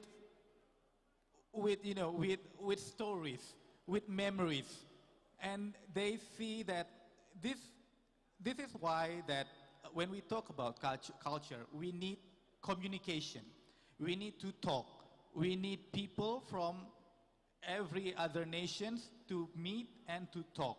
It's not about, we don't talk only about, like politics and so on. I know some people think that, oh, I don't like politics, I don't want to talk about politics. Then let's talk about culture. Let's talk about something that we can connect from people to people. That's why this is about the word about Russian heart, right? Next. And I don't know if you ever know about this, but as my colleague said, Dennis, I was working with Russia Beyond before for 10 years, almost 10 years. And this is what we made. Like, for example, 6 lagu lawas Indonesia yang populer di Uni Soviet, 6 old Indonesian songs that were popular in Soviet Union. This is one of the articles I made. And you see that the media now is considered as the modern storyteller. So media can bridge the understanding between people to people. We know about Russia, and the Russian people also need to know about Indonesia. And where do they get the information? It's from the media. So now we have this Russia Beyond and also Gateway to Russia. These two websites you can check to find out anything about Russia, about the culture, about the language, about the society, about the history, and everything there. Next. And of course, in Indonesia, as I'm working also with RT, we also produce so many features, human stories, just like, for example, this was like yesterday, we aired the story about Indonesian women who supposed to go to the space, first time. It was in 1960s something, but because of the situations back then with our politics, local politics, she was then get cancelled by NASA. But this was the story that we do have hope. We do have hope, and we used to be so close to the modern technology. We know that our friend in Malaysia already went to space, and we maybe in the near future we can be the next country who will conquer the space, because we already so close. And this is the story we cover. Next. And yeah, I was also in the region where I cover and also I see by my own eyes what is happening in the new regions of Russia. We also just, my colleague said, Dennis, we even sent some of Indonesian journalists to the new regions here to see what is actually happening in the new regions. So such understanding is important. Seems important. However, I know that some people will think about, oh, this is just ordinary Russian propaganda. No, it's not propaganda. This is the way for us to have a mutual understanding. To have a mutual understanding. How can we know about another country if we don't have the media that tells about it? That's the same like we know that many foreigners know Bali more than Indonesia. We know that many foreigners know that, oh, I think Bali is a separate country, right? Because we don't have more coverage, we don't have enough coverage on Indonesia, on us, in the foreign countries. So this is how we should need mutual understanding by having the media, by having people who report what's happened on the ground. And next slide. So yeah, actually, basically, culture is not just an art. It's a language. It's not only a tradition. It's the identity. It's a memory. It's the soul of a nation made visible. And culture is not what defines us. It's the thread that weaves us into global human fabric. Thank you very much. Your knowledges about Russia and Russia culture are very amazing. And thank you for your impressive and artistic speech. Your heart and the Russian one are similar. И я передаю слово следующему спикеру. Next speaker, saya. Предлагаю погрузиться в мир театрального искусства. Mari kita ke dunia Мы с вами поговорили о медиадипломатии, об объединяющей роли русского языка. Udah kita bicara tentang diplomasi media dan peranan menggabungkan bahasa Rusia. А сейчас поговорим об объединяющей роли искусства. Dan sekarang kita bicara dengan peranan menggabungkan dari sains, dari bahasa Rusia, искусства.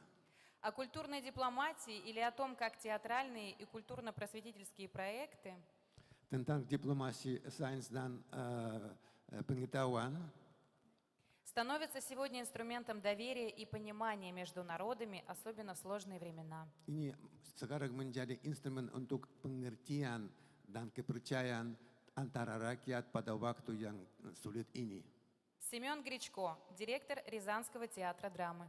Семен Гречко, direktur dari Ryazan Theater of Drama. Спасибо. Terima kasih.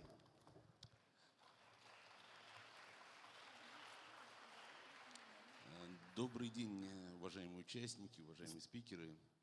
Selamat siang para peserta dan speaker yang saya hormati. Когда я готовился к этой сессии, я подготовил достаточно большое выступление, но я думаю, что мне стоит наступить на свой длинный язык. Waktu saya siapkan untuk sesi itu, saya persiapkan speech yang agak panjang. Tetapi saya sekarang pikir jangan bicara panjang. Чтобы не тратить ваше время. Supaya save your time. Сразу видно, это театралы говорят метафорами. Что хотелось бы сказать? Ну, прежде всего, что уже только что был слайд, что культура – это душа. Apa yang saya mau katakan, baru-baru kita lihat slide bahwa culture, budaya adalah hati. 2 месяца назад я был на фестивале «Фарш» в Иране, в Тегеране, и там прозвучала фраза «Театр – это язык, на котором разговаривает душа».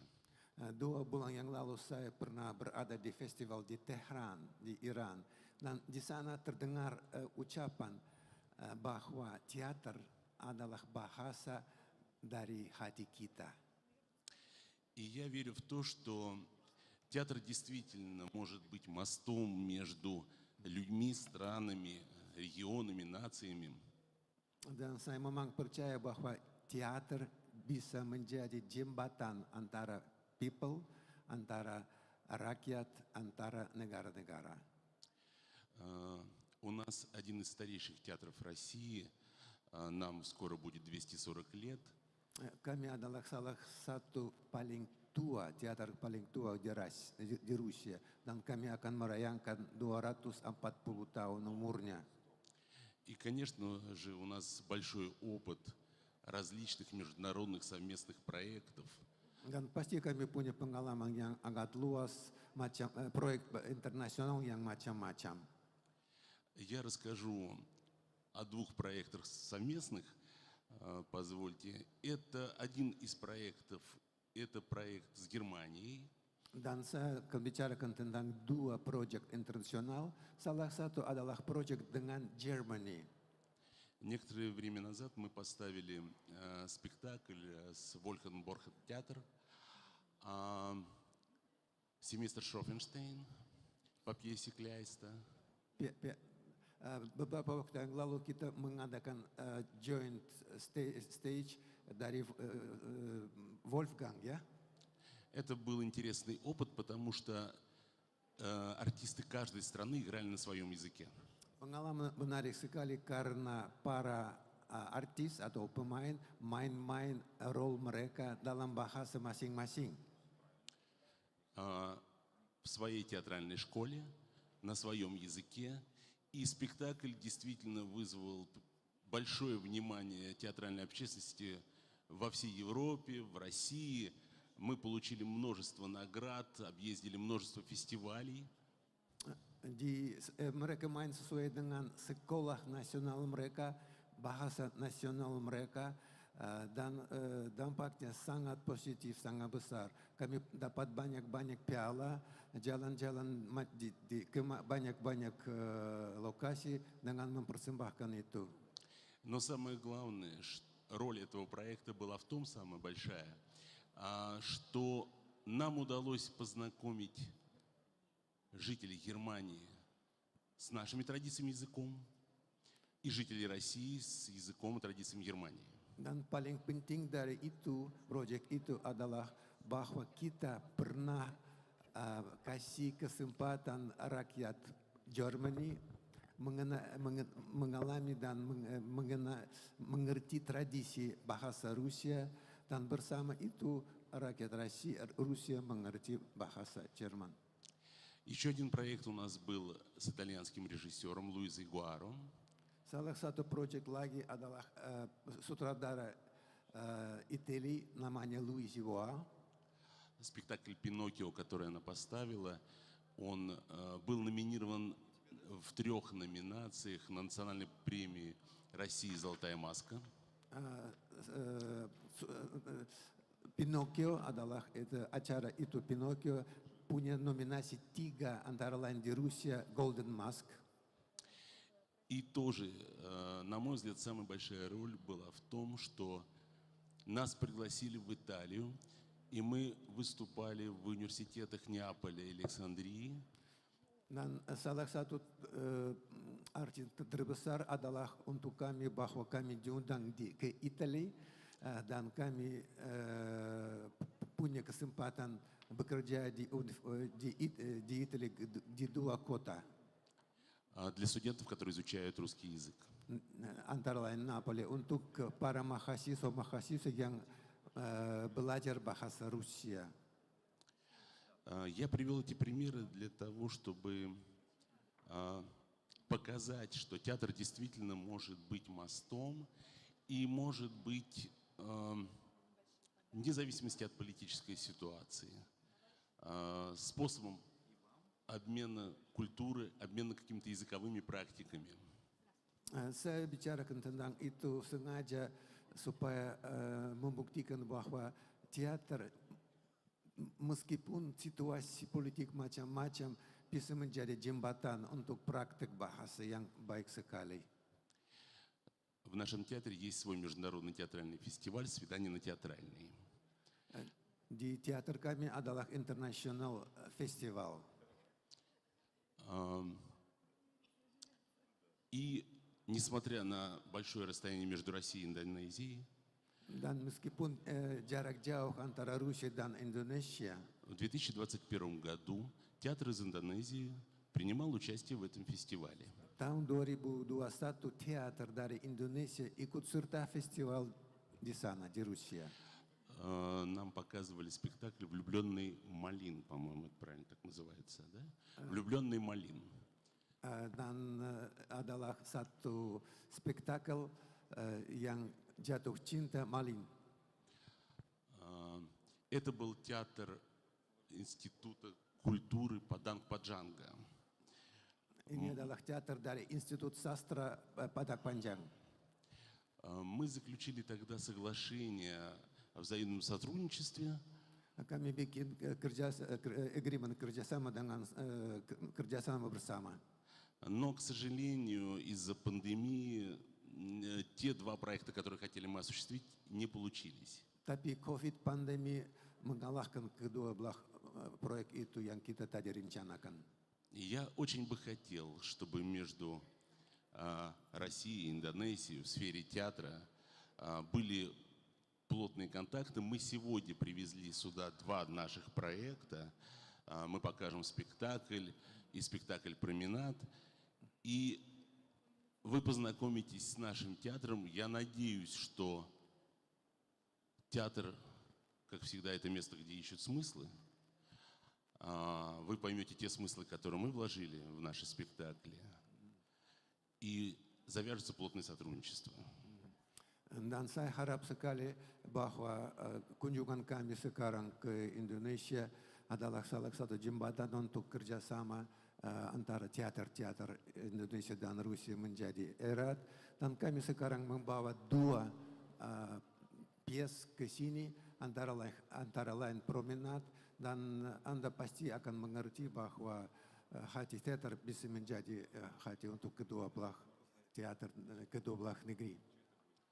И в конце я хотел бы сказать от себя лично огромное спасибо Индонезии за дружелюбие и гостеприимство.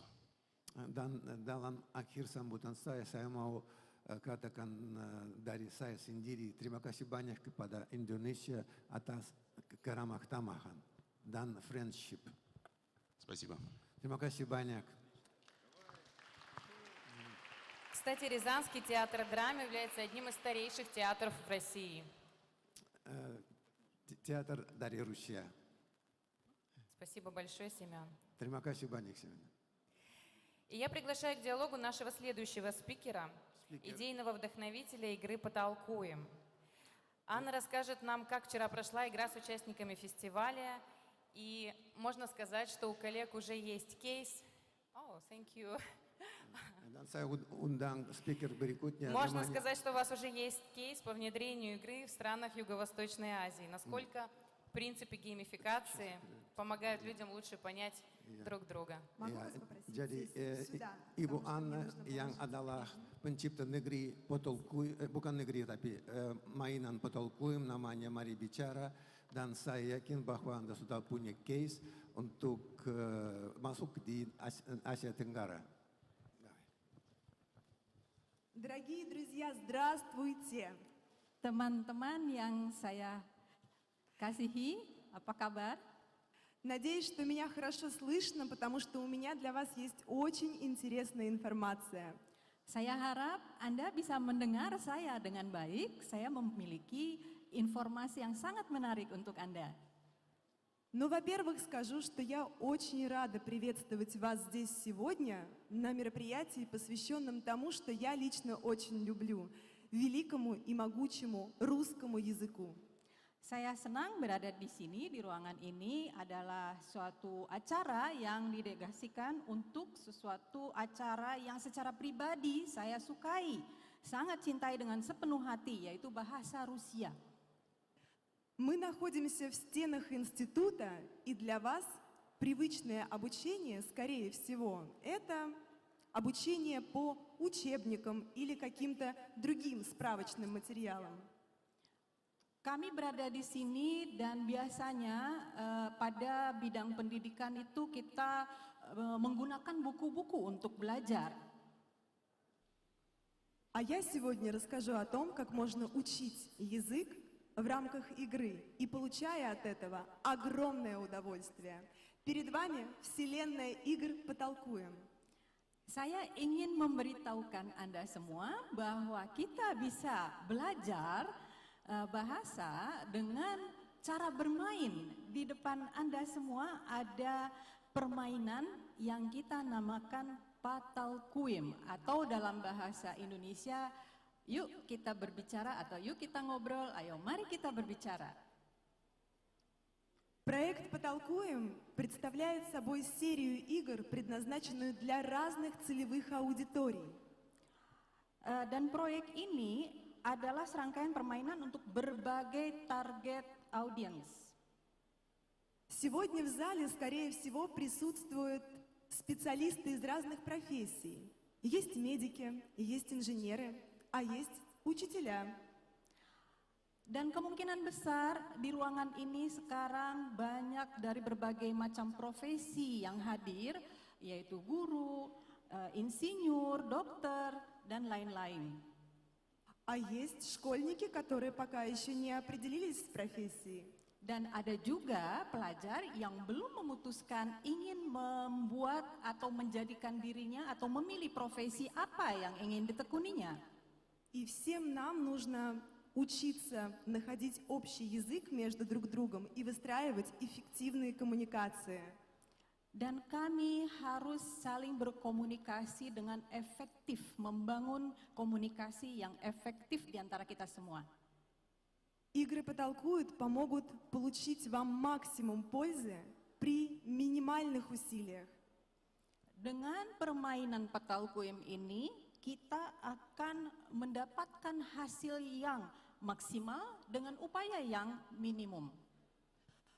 Ну, сегодня также рада приветствовать уважаемых спикеров. Присутствуют мои соотечественники. И у нас есть такое выражение на русском языке «убить сразу двух зайцев». Знаете такое? И мы сегодня попросим нашего переводчика сказать, а как это выражение звучит по-индонезийски. Hari ini saya ada ditemani di depan dengan rekan-rekan semua dari Rusia juga. Dan seperti kita ketahui di Rusia itu ada ungkapan membunuh dua kelinci. Dan kita tanya yuk ke penerjemah kita bagaimana istilah itu bisa padanannya dalam bahasa Indonesia. Yaitu sekali merengkuh dayung 2-3 pulau terlewati atau menyelam sambil minum air. Я вижу улыбку на ваших глазах, значит, многие поняли, о чем идет речь. Saya melihat banyak yang tersenyum, berarti Anda memahami apa yang saya maksud. Лучше всего изучать язык через культурный код, который содержится в родном языке нации. Lebih baik mempelajari atau lebih menarik, lebih menyenangkan mempelajari suatu bahasa mengenai pendekatan kultural. Я узнавала, убить двух зайцев у вас означает это опустить весло в воду и сделать такой грибок, чтобы дальше проплыть, потому что у вас рядом вода, а у нас в России много леса, и мы ходим на охоту. Saya baru mengetahui bahwa dalam bahasa Indonesia istilah yang sama dengan istilah di bahasa Rusia membunuh dua kelinci, kalau di Indonesia adalah merengkuh, sekali merengkuh di air akan terlewati 2-3 pulau atau sambil menyelam minum air karena di Indonesia dikelilingi dengan air. Sedangkan di Rusia membunuh kelinci karena di sana orang berburu. Так вот, сегодня мы либо сделаем грибок, либо сразу убьем двух зайцев, потому что когда вы будете играть в игры «Потолкуем», это будет настолько весело и задорно, что вы к этому процессу, изучая сами язык, привлечете своих детей и тем самым обеспечите высокий культурно-образовательный уровень для будущего поколения. Dan hari ini kami akan memainkan permainan ini dengan merengkuh satu kali dan 2-3 pulau berlalu, sehingga proses yang sangat menyenangkan akan Anda alami dalam belajar meningkatkan secara kultural dan intelektual, sehingga nanti anak-anak Anda juga akan bisa Anda ajak untuk bermain permainan ini. Следующий слайд, пожалуйста. Слайд berikutnya, tolong. Наши игры базируются на научном подходе в области изучения мозга. Pendekatan permainan ini didasarkan oleh pendekatan ilmiah dalam pembelajaran otak kami. Через речь мы меняем мышление. Melalui berbicara, kita mengubah cara berpikir. Следующий слайд, пожалуйста. Слайд berikutnya, tolong. И учим из пассивного словарного запаса, который у вас есть, переносить в активный словарный запас все то, что вы получаете из окружающего мира. Dan mengubah kosakata pasif yang sudah Anda miliki menjadi kosakata aktif yang Anda pelajari selama ini. Я не буду рассказывать о процессе игры. У вас сегодня в рамках нашей программы будет возможность поучаствовать в ней. Saya tidak ingin berpanjang-panjang menceritakan tentang permainan ini. Anda akan memiliki kesempatan untuk mencoba bermain dalam permainan ini hari ini. Следующий слайд, пожалуйста. Slide berikutnya tolong. Следующий слайд, пожалуйста. Berikutnya. Ya, terima kasih. Итак, скоро начнется игра. Sebentar lagi kita akan memulai permainannya. Я хотела поблагодарить за компанию спикеров, и сегодня я приготовила для вас подарки. Saya ingin berterima kasih para speaker dan saya memiliki hadiah untuk Anda. Это очень интересные подарки, как любит наша команда, всегда со смыслом. Давайте попросим Ивана, это мой добрый товарищ, который приехал сегодня со мной, продемонстрировать дорогим спикерам, что это такое. Seperti biasanya, hadiah kami adalah yang mempunyai suatu maksud dan saya mau minta tolong kepada rekan saya Iwan untuk mempertontonkan apa hadiahnya. Oh, seperti baju renang ya? Многие думают, что это купальник. Ya, kelihatan seperti baju renang. Но это не так. Tapi itu bukan baju renang loh. Наверное, все очень далеко и долго летели для того, чтобы сегодня быть здесь. Поэтому наши чемоданы поистрепались. Не будем давать им портиться и стареть. Поэтому вот такая вот защита с любовью от команды «Потолкуем». Kita terbang ke sini sudah lama jauh sekali sehingga kami punya koper agak rusak-rusak dikit-dikit lecet ya. Tapi kita ingin melindungi koper kita sehingga kita menggunakan penutup koper seperti ini. Спасибо за внимание. Ну что, потолкуем? Terima kasih atas perhatiannya. Yuk kita ngobrol yuk. Спасибо большое, Анна. Вот такое интерактивное выступление у нас получилось. Thank you, Anna, for interactive speech. Сегодня мы поговорили с вами об объединяющей роли языка, медиа и искусства. Впереди нас ждут мультикультурные диалоги в сфере образования и кадрового потенциала, а также креативных индустрий.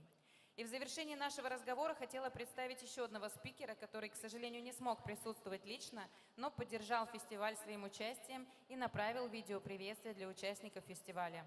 Василий Пушков, директор по международному сотрудничеству «Россия сегодня». Добрый день, уважаемые коллеги. Меня зовут Василий Пушков. Я представляю международную дирекцию медиагруппы «Россия сегодня». Я рад приветствовать всех участников фестиваля «Слово о русском сердце» и благодарю за возможность выступить на этом мероприятии. Современный мир переживает фундаментальные геополитические изменения. Ускоряющиеся процессы глобализации и информатизации общества заставляют народы мира все больше задумываться о своем месте в мире. А бережное сохранение национальной культурной идентичности становится приоритетом во внешнеполитических стратегиях многих государств. Средства массовой информации играют очень важную роль в этих процессах. С одной стороны, они дают возможность развития межкультурного диалога стран мира. С их помощью мы узнаем о культуре и общественной жизни друг друга. Вместе храним историческую память и разрушаем стереотипы, мешающие нашему взаимопониманию и сотрудничеству. Деятельность медиагруппы «Россия сегодня» и входящего в нее новостного агентства и радио «Спутник» на этом направлении включает большой спектр проектов. Это и регулярный обмен новостным контентом в разных форматах с нашими зарубежными медиапартнерами. Это и наш просветительский проект «Спутник Про», в рамках которого студенты и молодые журналисты, медиа-менеджеры в очном и онлайн-форматах знакомятся с разными аспектами работы российских СМИ и получают возможность узнавать об актуальных событиях, происходящих в нашей стране. Это и развитие международного экспертного диалога, проведение экспертных круглых столов для обмена мнениями по важнейшим вопросам международной повестки. Также это и культурные, исторические проекты в партнерстве с медиа, университетами и другими партнерскими организациями.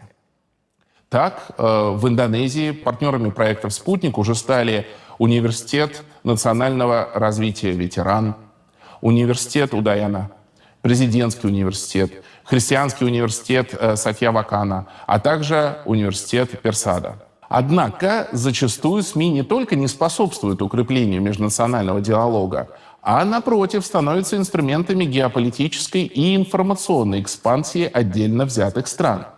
На сегодняшний день существует множество фактов, свидетельствующих о появлении новой опасной тенденции, а именно информационного неоколониализма, направленного на нивелирование ценностей суверенитета и взаимного уважения путем манипуляции общественным сознанием. Мы убеждены, что в нынешних условиях только открытый диалог СМИ стран мира, основанный на плюрализме мнений и уважении интересов друг друга, откроет нам путь к безопасному, стабильному миру, сохранив при этом наше национальное и культурное наследие. Хочу пожелать удачи всем участникам. Спасибо. Обычно видеоприветствия идут в начале сессии, но у нас с вами фестиваль креативных индустрий, все с креативным подходом.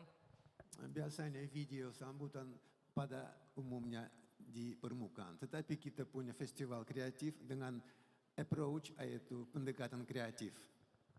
Если у зала есть вопросы к спикерам, то самое время их задать. Если вы хотите обратиться к кому-то из спикеров, можете поднять руку. Мы подойдем к вам, дадим микрофон. Вы сможете задать вопрос. Bapak Ibu punya pertanyaan bisa ajukan kepada para speaker. Dengan hormat mereka akan menjawab. Angkat tangan mereka akan mendekati dan menjawab pasti.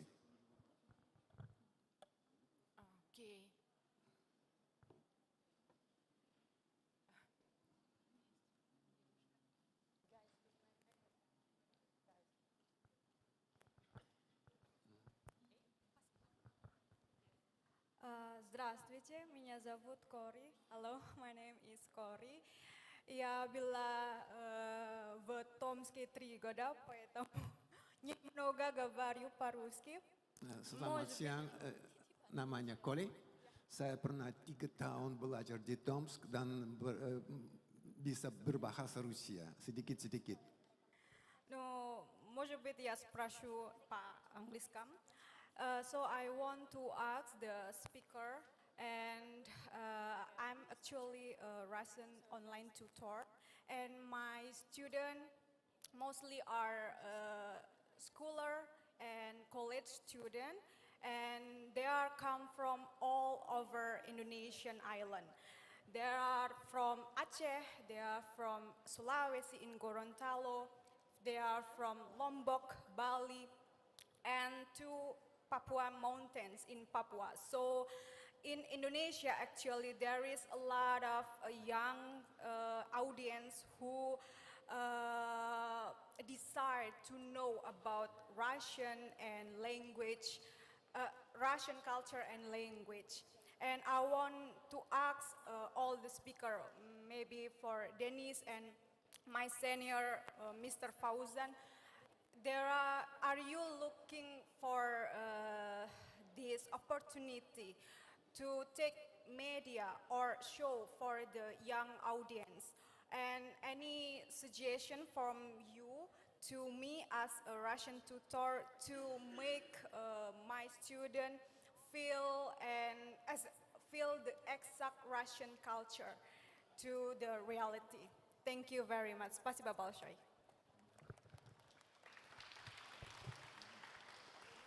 Thank you so much for this question. On my behalf, I would like to share what we can do and we're already doing for young Indonesians who are interested in media. I would not be talking about Russian language per se. Probably Fauzan will tell more about cultural exchange and Russian language. We are open towards accepting college-age students from Indonesia into our RT Academy courses. We have them several times a year, and actually right now, at this very moment, we have a 1-month-long RT Academy course. Our main requirement is not even a journalism major, but an interest in working for TV, in news gathering, in broadcasting. But since we broadcast mainly, RT International is an English language, the courses are in English, so it's a main requirement. So if you're students from Aceh, from Lombok, from Bali, from any of the thousands of Indonesian islands, they speak English, they're interested in becoming an anchor or a producer or a correspondent, we would gladly accept them. We advertise our courses on RT website all the time.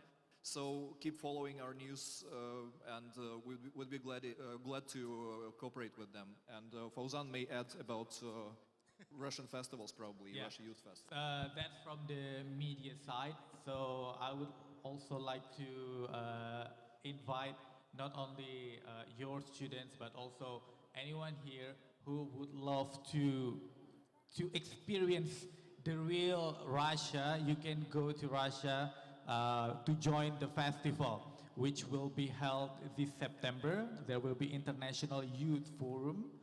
It will be held on September in Nizhny Novgorod, and there will be 2,000 participants, 1,000 from Russia and 1,000 for international participants.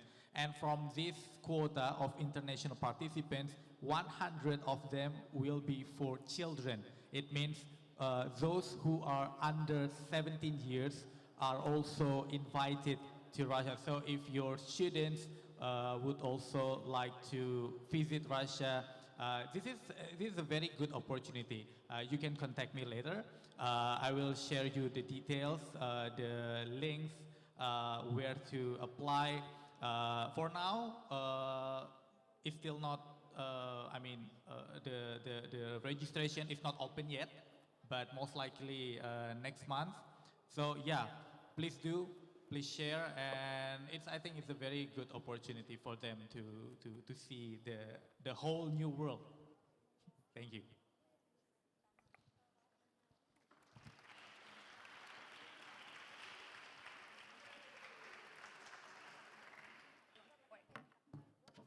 Спасибо. Have you any questions? Guys, please, the microphone.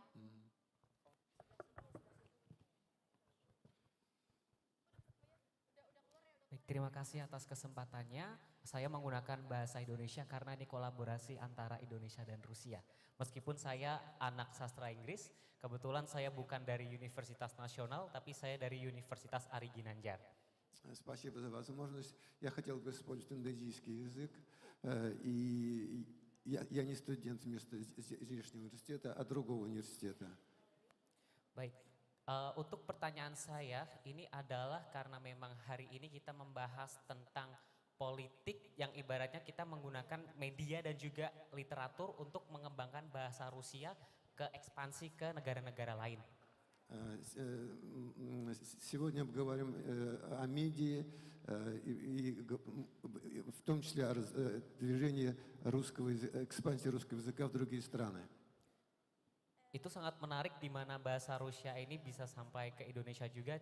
Namun untuk pertanyaan adalah saya mengingat bahwa Rusia banyak sekali kelompok-kelompok etnis yang minoritas, etnis yang luar biasa, language diversity-nya banyak banget. Dan juga di Indonesia juga memiliki kesamaan. Bagaimana caranya Rusia bisa untuk mengcover tentang minorities of ethnic groups di Rusia, begitu juga dengan di Indonesia. Bagaimana cara kita bisa berkolaborasi? Karena di Indonesia dan Rusia itu mirip, mungkin Indonesia bisa belajar dari Rusia. Я знаю, что в России большое количество этнических групп со своими языками. То же самое мы имеем в Индонезии, большое количество этнических групп со своими языками. Как мы можем достигнуть согласия и понимания между этими различиями, чтобы мы говорили где-то совместно? Untuk pertanyaan ini saya arahkan kepada Bapak Semyon Grechko, Cultural Worker. Terima kasih. Вопрос к Семену Гречко. Terima kasih. Spasiba.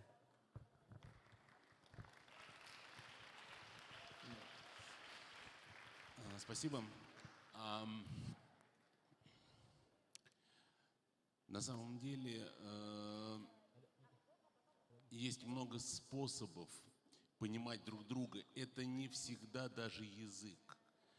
Это чаще ощущение, чувство. Мне, как театральному человеку, немножко проще, потому что я могу, не понимая языка, то, что я вижу на сцене, понимать. Terima kasih. Ada banyak cara mengerti satu sama lain bahkan tanpa bahasa. Kepada Bapak, dia orang artis dari teater dan dia bisa mengerti apa yang terjadi tanpa tahu bahasa orang. И, кроме того, все равно, возвращаясь к теме своего выступления, я хочу сказать, что нужно больше общаться, действительно больше пересекаться, и не только пересекаться, мне кажется, должна создаваться общая культура, общее ощущение, общая жизнь. Тогда вот эти группы будут между собой хорошо друг друга понимать. Dan kembali ke speech Bapak, dia pikir bahwa kita harus bergaul lebih banyak. Kita harus mengerti satu sama lain lebih mendalam. Dan sambil begini akan terjadi hidup budaya bersama dan pengertian bersama. Я ответил на вопрос? Apakah jelas? Terima kasih, спасибо. Спасибо. Thank you for your questions. The next.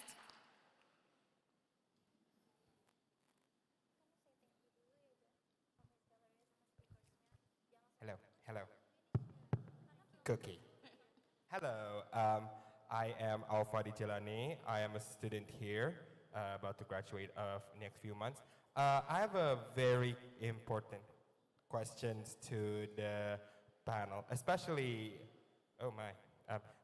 from the thing. Well, first of all, I appreciate the relationship between Indonesia and Russia, and how hard is this relationship needs to be more important, especially when currently the politics situation gone crazy, especially when the president of the United States imposed tariff to everybody except Russia, apparently. Thank you. Нужно переводить? Вопрос такой, очень... Можно не переводить. Культура вне политики. И культура как раз то мероприятие, та площадка и платформа, которая объединяет страны независимо от политических ситуаций. Jawaban dari Ibu bahwa culture adalah salah satu yang di luar dari politik. Dan culture atau budaya adalah salah satu alat yang menyatukan negara-negara dan rakyat-rakyat. Thank you for your questions. You are very active audience. It is very pleasure. The next. Baik. Terima kasih atas kesempatan yang diberikan. Nama saya Robi Pandu dari Universitas Nasional. Robi Pandu dari Universitas Nasional. Baik, saya ingin bertanya kepada Bapak Iskandar Siregar terkait tadi yang disampaikan, yaitu tentang memperkuat hubungan Indonesia dengan Rusia. Nah, saya ingin bertanya, apa urgensi Indonesia memperkuat hubungan dengan Rusia? Dan jika memang dekat, apa konsekuensi yang akan dihadapi menghadapi sahabat-sahabat Indonesia yang lain jika mengetahui Indonesia dekat dengan Rusia? Terima kasih. Вопрос господину Искандару. В чем важность укрепления отношений между Россией и Индонезией, Индонезией и Россией? Первое. И второе. Какие могут быть последствия? Baik, terima kasih.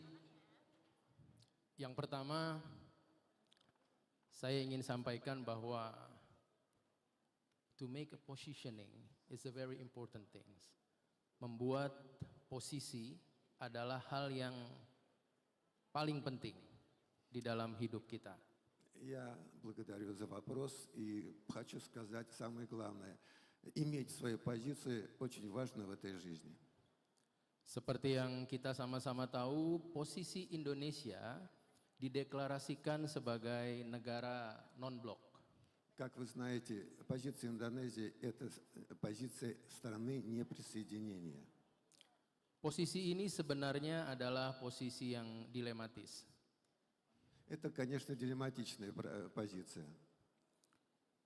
Karena kita akan menjadi sangat sulit untuk menentukan sikap ketika kita punya dua sahabat di blok yang berbeda. Потому что мы должны занять позицию, имея двух друзей в разных блоках. Tapi saat ini dunia sudah mendekati akhir zaman.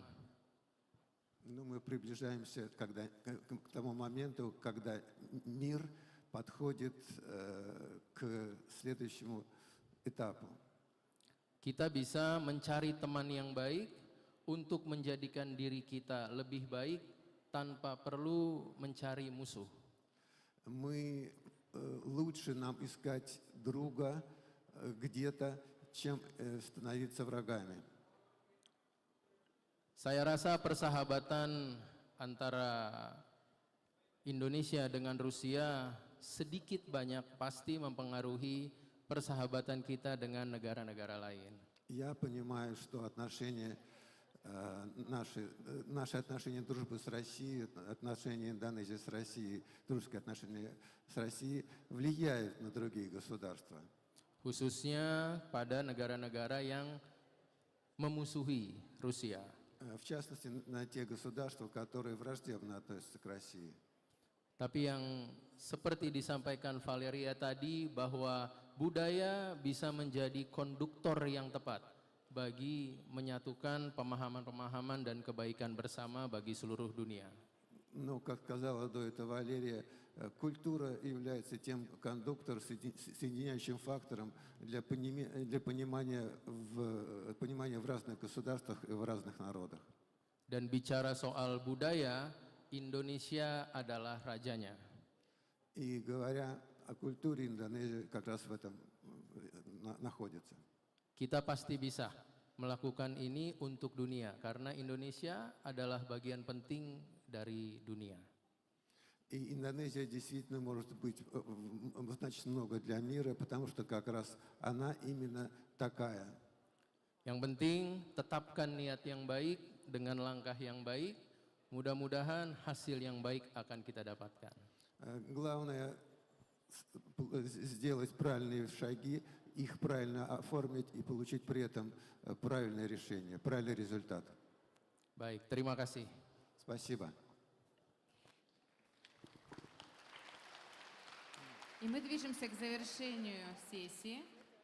Sekarang kita menghabiskan sesi sekarang. Я благодарю наших спикеров, благодарю нашу аудиторию. Terima kasih banyak kepada speaker dan auditorium kita. В завершении также хотела бы обратить внимание на стенд нашего русского географического общества, где вы сможете с помощью интерактивных очков совершить путешествие по России. Dan mau perhatian Anda lihat di stol dari Russian Geographic Society, di mana Anda dengan punya kacamata interaktif bikin perjalanan sekitar Rusia. Также хотела бы обратить внимание на выставку картин от Московского зоопарка в нашем зале. Juga silakan untuk perhatian Anda pameran lukisan dari Zoo Moskow. Немногие знают, но музеи относятся также к типам креативных индустрий. Mungkin Anda tahu juga bahwa museum adalah juga salah satu industri kreatif. И Московский зоопарк является сам... Бабах. Performance by Moscow Zoo. Московский зоопарк является самым большим музеем в России. Dan Moscow Zoo adalah museum yang paling besar di Rusia. И завершить сессию я предлагаю прекрасной индонезийской традиции по обмену подарками. Dan mari kita mengakhiri sesi tersebut dengan tradisi yang baik sekali dari Indonesia adalah penukaran oleh-oleh. И передаю слово нашим мастерам церемонии. Dan silakan kata kepada master seremoni kita.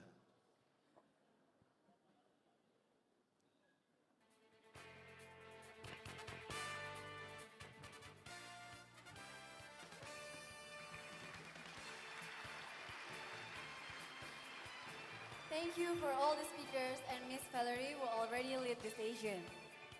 What an insightful session, the importance of listening to the world, dissemination of culture and national ideas through public projects and media.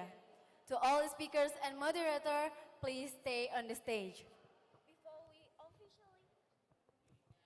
Before we officially ended up this first session, we have another session which is to give a souvenir from each country to all the speakers as an appreciation to all the speakers who already given the insightful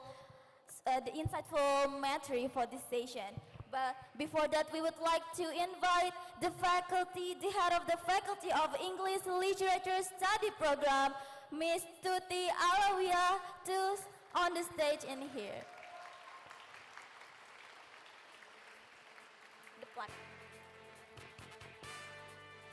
Mr. Tialawia will give the flags to each of the speakers in Russia. So first we will, from Miss Anna, we will hand over the souvenir and flag to Miss Anna as the appreciation, who already gave the insightful material appreciation. Please take a photo. Take a photo together. Yeah. Yes. 1, 2, 3. Alright. Thank you so much.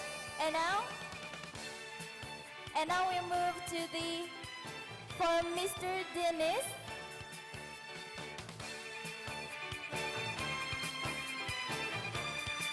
Ma'am Siti Tutialawia will hand over the souvenir and flag as an appreciation to all the insightful material for this first session.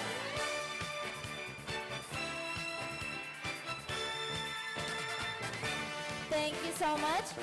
And now we move to Mr. Semyon over here. Yes. Ma'am Siti Tutialawia will hand over the souvenir and flag as an appreciation who already give the insightful material for this first session. Thank you so much. And then we followed by Miss Valeria. Thank you so much, ma'am. Thank you so much for Miss Valeria, who can give the hand over the souvenir and flags to Mr. Iskandar as an appreciation who already gave the insightful material of this session. Thank you so much. And now we move to hand over the flags and souvenirs to Mr. Fauzan as the appreciation who already gave the vast and insightful material for this first session.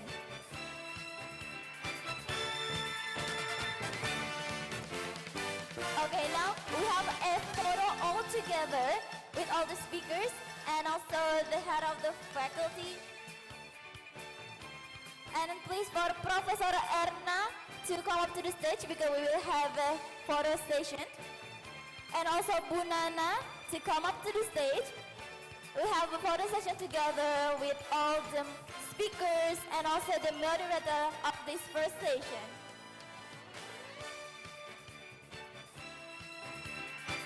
And also Ma'am Sri Rahayu to come up to the stage.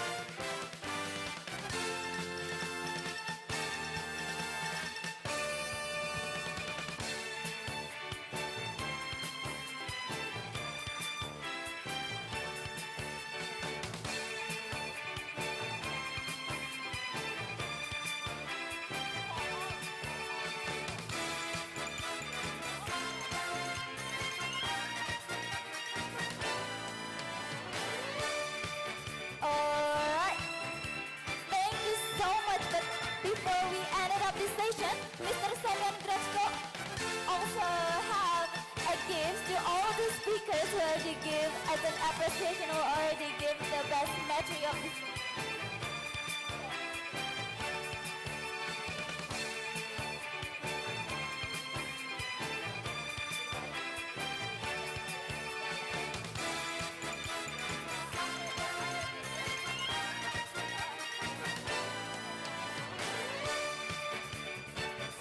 Shall we have another photo session?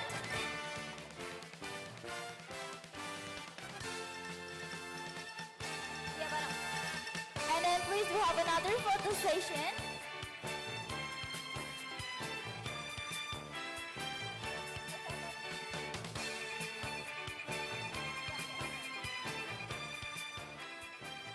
Итак, а у нас в зале есть студенты, помимо той прекрасной девушки, которая изучала русский язык, еще люди, которые его изучали. Поднимите, пожалуйста, руки. Thank you so much for all the speakers and for Mahasiswa all yang the guests. sudah pernah belajar bahasa Rusia nggak di sini? You may go back to your seat again. Yang sudah because pernah we belajar will have bahasa another Rusia ada session. nggak di sini? Thank you so much. Coba diangkat tangannya yang sudah pernah belajar bahasa Rusia. Oh,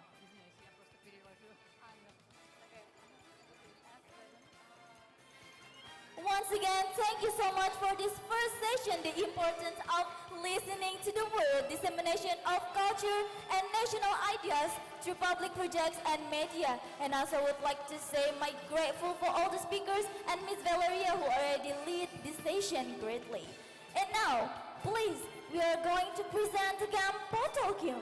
So, before that, I would like to introduce you that Potolkyum game is about the unveiling power of the Russian language and a tool for achieving intercultural dialogue. The game broadens your horizons, develops communication skills, and strengthens interpersonal ties.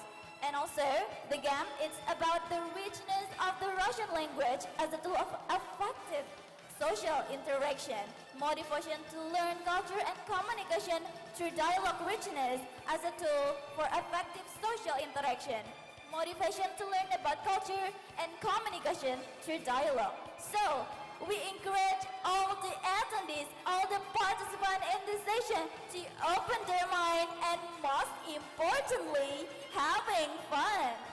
Let us explore the joy of learning and interaction in a new, engaging format with Ivan Semino, a film actor, performer, showman, stage wordsmith, first-class theater actor, laureate of vocal contest, and the ambassador of Universe Potoicum. So without any further ado, let the game begin!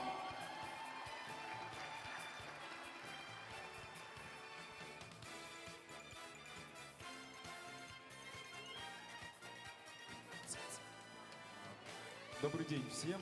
Сейчас я предлагаю русскоговорящим студентам из Индонезии и, может быть, кто хочет поиграть из русских коллег в нашу игру, для того, чтобы... У нас есть возможность, у нас есть 6 мест. Идите к нам. Первый игрок, Pemain аплодисменты. pertama untuk permainan ngobrol yuk Присаживайтесь. atau petakuim. Bisa mohon kalau ada yang bisa berbahasa Rusia, tolong maju ke depan. Kita Before we begin, so it's 6 actually orang. a break time. So for everyone who wants to break and have lunch and also Siapa break, yang you sudah may bisa go to berbahasa outside to Rusia? have the lunch. But for everyone who wants to play the game, please follow the instruction of this game. And we will see at 1 p.m. Thank you so much. We'll see you. Bye-bye. Да, всего лишь 4 места осталось. Такое бывает раз в жизни, и то не у каждого. Sekarang Translate. Sudah ada 3 orang lagi. Siapa yang mau bermain dengan kami? Ini permainannya seru sekali, tidak susah. Вот я вижу смелого парня в белой рубашке. Его ведут. Давайте поаплодируем ему. Kita tepuk tangan untuk para pesertanya. Он еще не знает, куда он попал. Tinggal 1 orang lagi. И еще. Siapa Свободное место. 1 orang lagi. Silakan 1 orang lagi. Кого? Она плачет, по-моему. А, нет, смеется. Еще один, вот он, просто спокойно.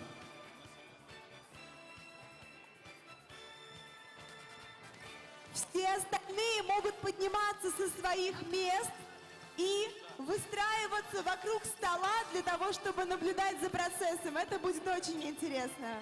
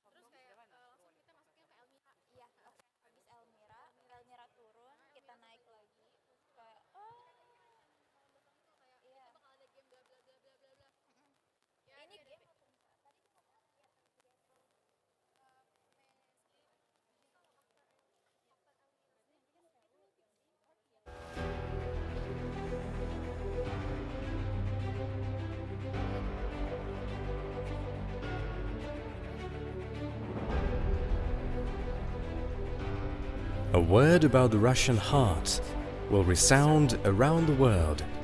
In the context of global political and economic dynamics, the importance of cultural exchange and cooperation is becoming a key aspect of international relations. The project, A Word About the Russian Heart, is aimed at obliterating negative stereotypes about Russia and presenting the country from a new and broader perspective. The project has already opened the Russian heart in China and India, and very soon cities in Indonesia, Vietnam and Thailand will be filled with love from Russia. And this is just the beginning. Given the shift in the development vector and Russia's friendship with the BRICS countries as well as the Global South, the project sets a new bar and continues to evolve. Modern technologies, art and sports, creative brands and practices, tourist routes, all this demonstrates the active development of our country and forms a common brand. Russia. Project figures in 2024. Over 50,000 spectators. Over 1,000 participants. Media coverage of about 20 million. The figures will double in 2025. A Word About the Russian Heart is a new brand of Russia abroad. Let's shape it together.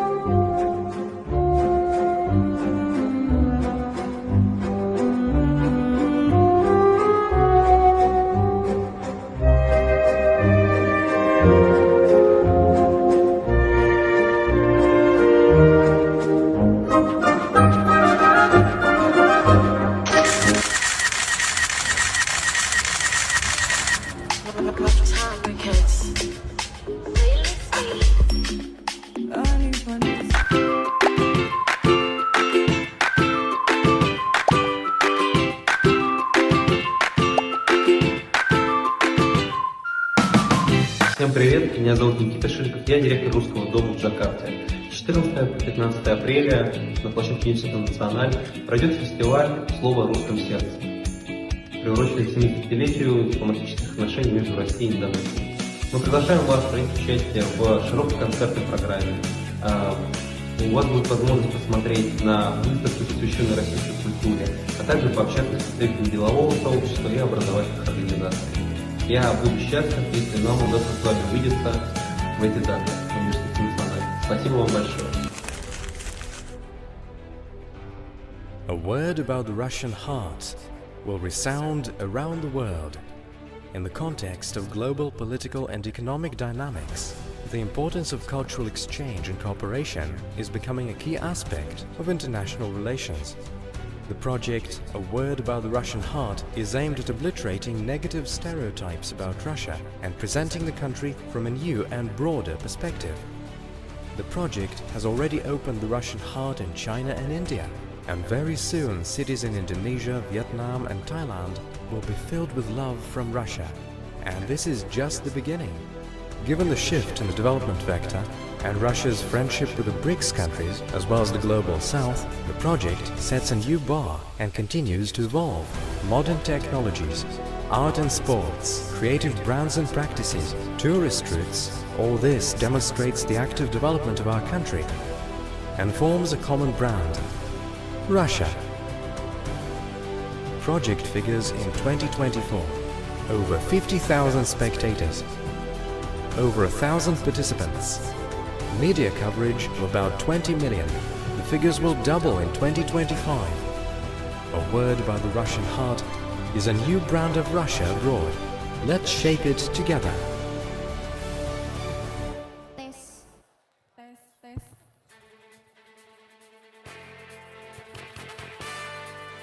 Welcome back, everyone! Welcome back with me again, Dina Saraswati and my partner, Tiza Saridewi. in the event of the Word About Russian Heart. So please, for everyone who's still on the outside of the building, please come to feel the seating, alright? Because we're gonna have another session and another massive performance that we'll have in this session. So please everyone to take a seat and enjoy our program. We hope you had a pleasant and refreshing lunch break, and we are ready to open the afternoon session with a creative greeting.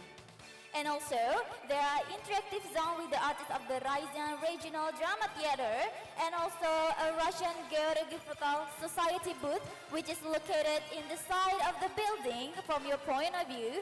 And then also the Russian Geographical Society is one of the oldest public organizations in Russia, which is the society gathers a specialist in geography and related sciences, as well travelers, ecologists, and public figures. At the booth, you can learn about the society's modern project as well as travels and remote corners of Russia with the help of virtual reality glasses, as you could see on the booth. Now, we would like to welcome a singer, songwriter, composer from St. Petersburg who has been prized not only in Russia but also in Europe, North and Central America. A girl who sings in 12 languages with her angelic voice, she awakened a sublime feelings that inspire and imbright our soul in here. So, please join us in warmly welcoming Miss Elmira Terkulova. Hello everybody, how do you feel?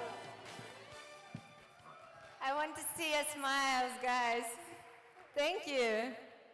Let's bring some light here. And if you know this song, and if you want to sing together, feel free to join me, okay?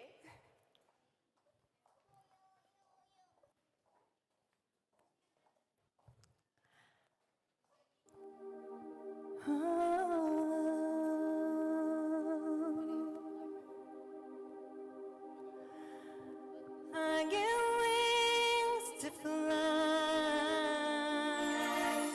I'm alive.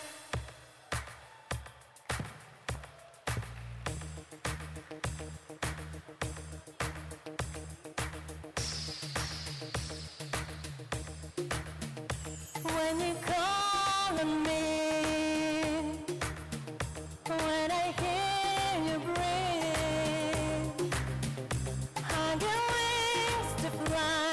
I feel like I'm alive.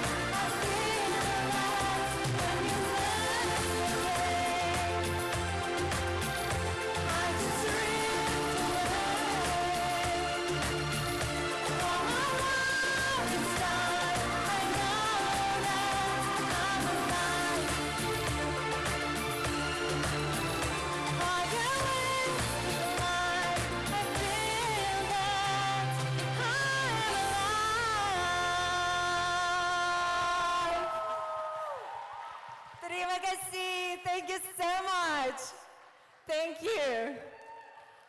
I saw all of you, and I know that it's a little bit. Thank you. Thank you. One more time. One more time. One more time. Okay, let's do it. Can we do it? Can we sing again this song all together, like from the beginning until the end? Yes? Yes. Oh my God, let's do it. Please, I am alive. Now, please.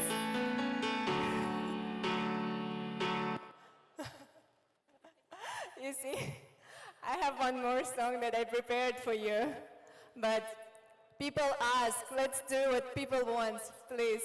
Let's sing I Am Alive again, together.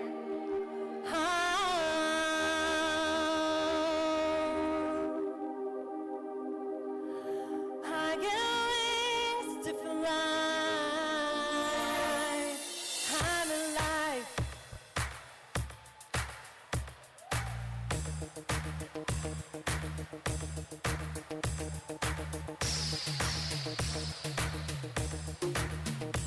When you call on me, when I hear you breathe, I get wings to fly. I feel that I'm alive. When you look at me, I can touch the sky. I know that I'm alive.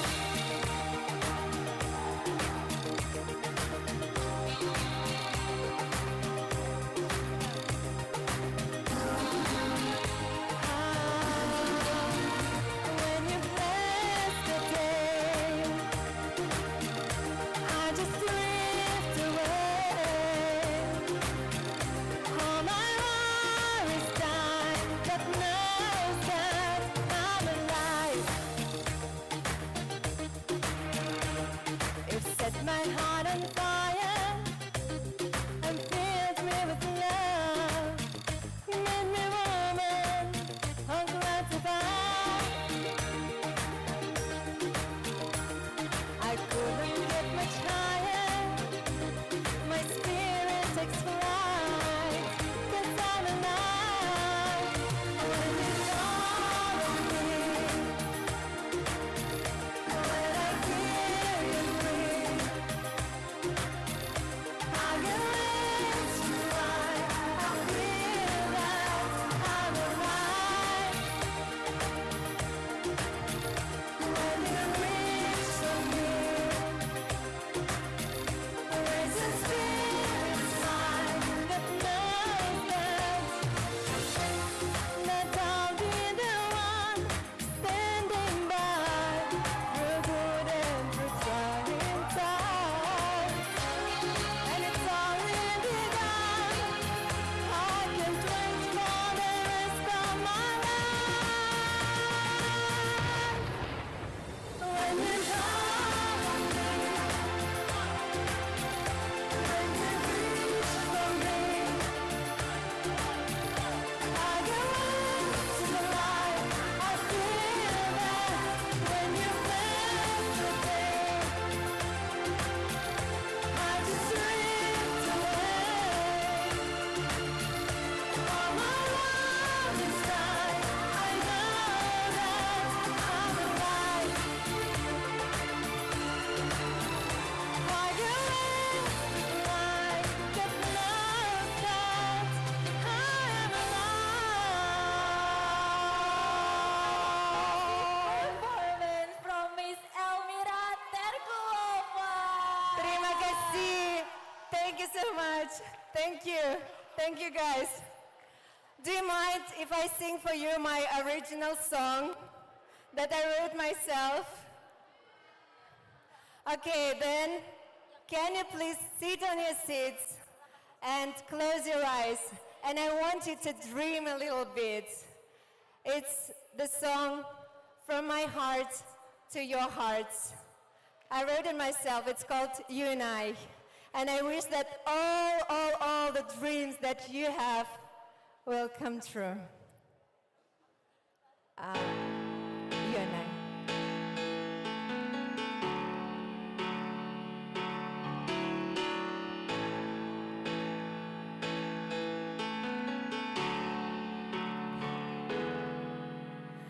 Please close your eyes and open your heart. Then you will feel something apart beyond people's lives. There is a true universe that's where we are alive.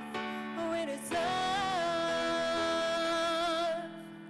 flying away from taking us down and ruling the game with the power we found. That's real life. A true universe, that's where we are alive. We deserve. I know you will have to be with me.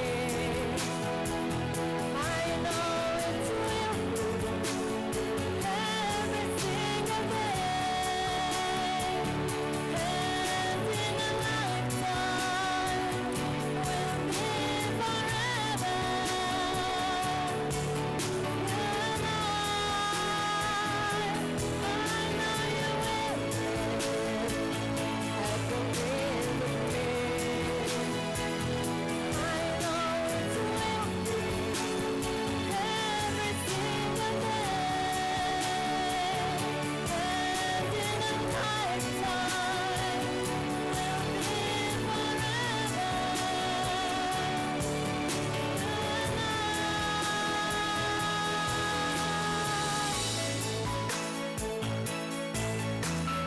Hey guys, you're gonna make me cry.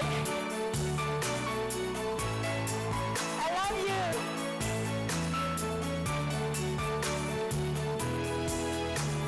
Please close your eyes and open your heart, and you will feel something apart beyond people's lives. There is a true universe, that's where we are alive.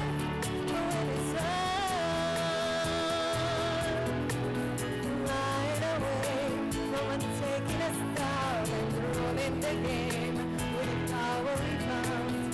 That's real life. A true universe, that's where we are alive.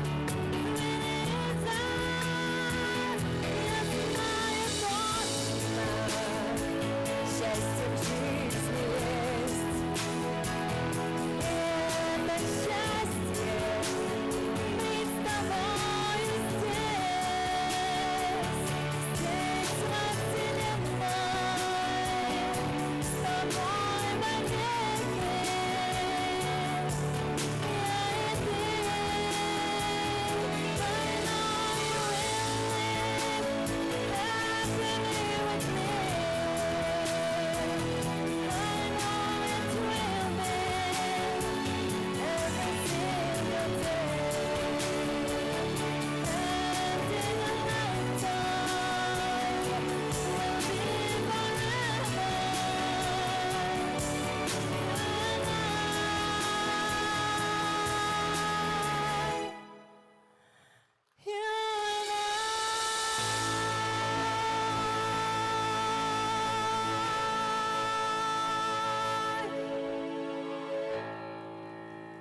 Thank What you. a massive Thank you. performance for Miss Elmira Tarkulova. Thank you so much for Miss Elmira Tarkulova for the massive performance.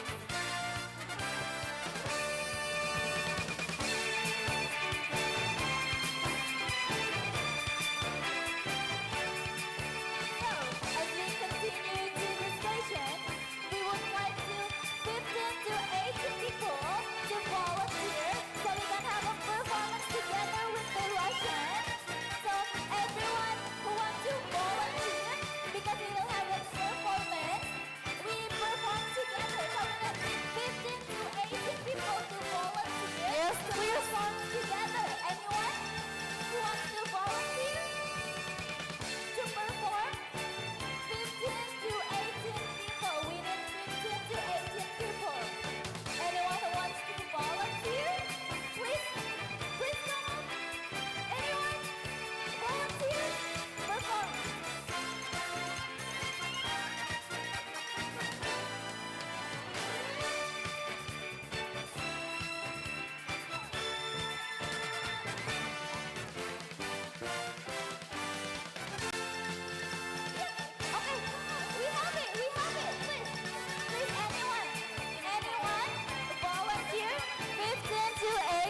people because we will have a performance, a massive performance. Anyone?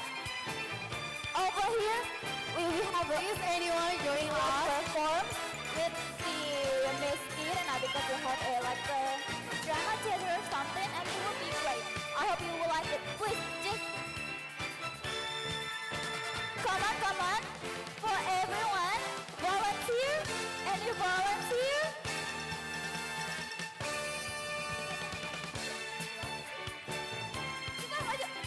We need 15 to 18 people volunteer so we can perform together in the front.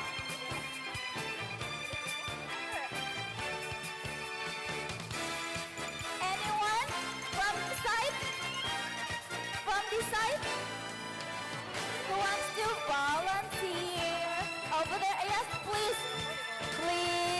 Please go to the front row. Oh, it's two people's left. It's two people's left, so we only need two more people. Okay, already full. Okay, we got it.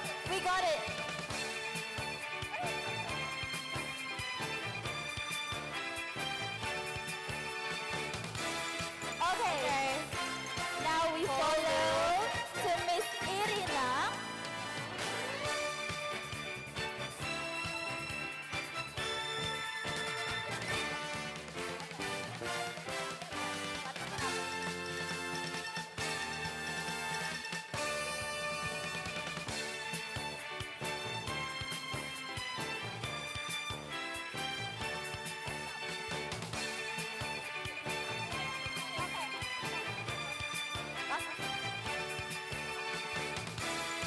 The all attendees have already volunteered themselves to have a performance together. Now we're gonna move to the expert station titled Creative Diplomacy of the Art of Friendship.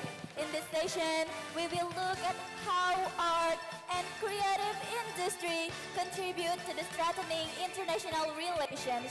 Join an insightful discussion with our expert panel. Let's welcome the moderator, Ms. Valerie Yurtaeva, Managing Partner of the Center for Creative Industry Newton, to lead the session.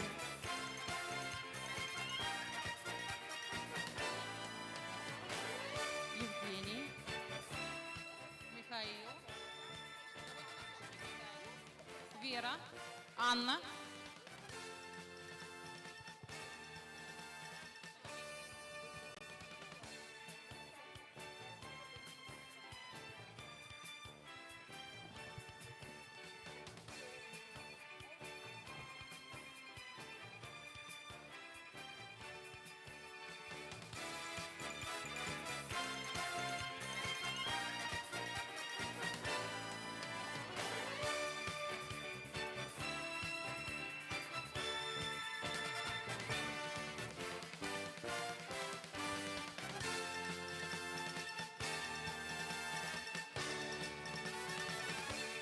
Добрый день, уважаемые участники! В рамках данной сессии мы поговорим о роли искусства, культуры и креативных индустрий в укреплении международных связей.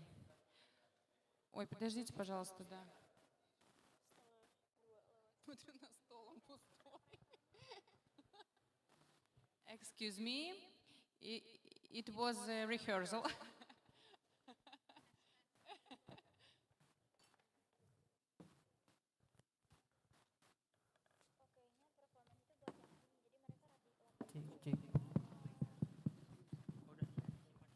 Окей, Валерий с нами.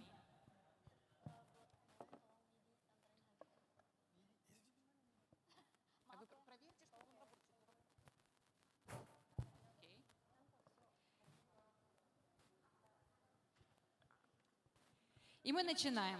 В рамках данной сессии мы поговорим о роли искусства, культуры и креативных индустрий в укреплении международных связей. Selamat siang lagi. Mulai. Dalam sesi sekarang kami akan bicara tentang peranan sains, culture, dan kreatif industri untuk perkuatan hubungan internasional. О роли музыки, кино, моды, диджитал-искусства, туризма, формировании позитивного образа страны.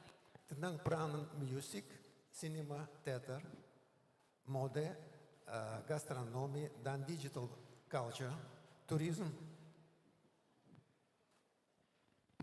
In promotion, country. in the promotional positive positive image dari negeri. Примеры успешных культурных инициатив России за рубежом и опыт Индонезии в культурной дипломатии. Contoh successful inisiatif Rusia di negara luar dan pengalaman Indonesia dalam cultural diplomacy. И я представляю первого спикера. Speaker pertama. Первое слово, слово о русском сердце. Kata pertama, kata tentang hati Rusia. Я передаю руководителю проекта «Слово о русском сердце», генеральному продюсеру Центра креативных индустрий «Новый город», организатору фестиваля. Kepada general producer of industry dan the organizer of festival ini. Михаил, расскажите, пожалуйста, в целом о значении подобных проектов в продвижении бренда страны и локальных брендов в регионах. И как второй трек дипломатии укрепляет взаимоотношения между странами по всем другим направлениям. Через какие проекты вы развиваете креативную индустрию у себя в стране? Mihail, silakan katakan kepada kami bagaimana pengalaman Anda dengan perkuatan hubungan antara negeri, industri positif dan tren-tren apa yang Anda sekarang lakukan di negeri sendiri. Добрый день, уважаемые друзья, студенты, коллеги. Мы очень рады, что вас так много, что вы с нами здесь и участвуете в этой сессии. Selamat siang teman-teman, koleg, mahasiswa-mahasiswa, dan kami senang sekali Anda ikut sesi ini. На правах организатора я буду очень коротко выступать, чтобы дать возможность всем нашим спикерам чуть побольше сказать. Sebagai organizer, saya akan bicara agak pendek supaya kasih kesempatan kepada speaker lain bicara lebih panjang. Что самое основное, на мой взгляд, что хочется сказать и чем мы занимаемся, это создание событий, брендов по развитию территорий как внутри России, так и за рубежом. Apa yang paling penting adalah dan apa yang kita lakukan ini adalah pembentukan peristiwa dan brand baik di dalam negeri maupun di luar. Ведь креативная экономика объединяет в себе очень большой спектр различных направлений. Ekonomi kreatif mencakup spektrum agak luas di bermacam-macam directions. В том числе таким является интеллектуальная собственность. Antara lain intellectual property. Вот наше одно из основных направлений – это создание и воплощение в жизнь таких креативных идей, таких проектов, которых еще не было, чтобы они были уникальны, чтобы они были первыми и чтобы они были лучшими. Salah satu direction kita yang paling penting adalah bikin atau create apapun yang baru yang belum ada di dunia ini. Все наши проекты объединяют несколько направлений. Конечно, это творчество и культура, это образование и это презентация, и в том числе продажа так называемых народных художественных промыслов и всего того, что человек может сделать своими руками.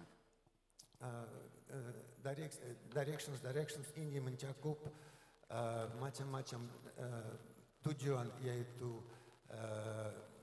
budaya, apa yang bisa lakukan manusia dan culture di semua segi ini. Каждое событие очень сильно влияет на развитие экономики благодаря сопутствующим сферам.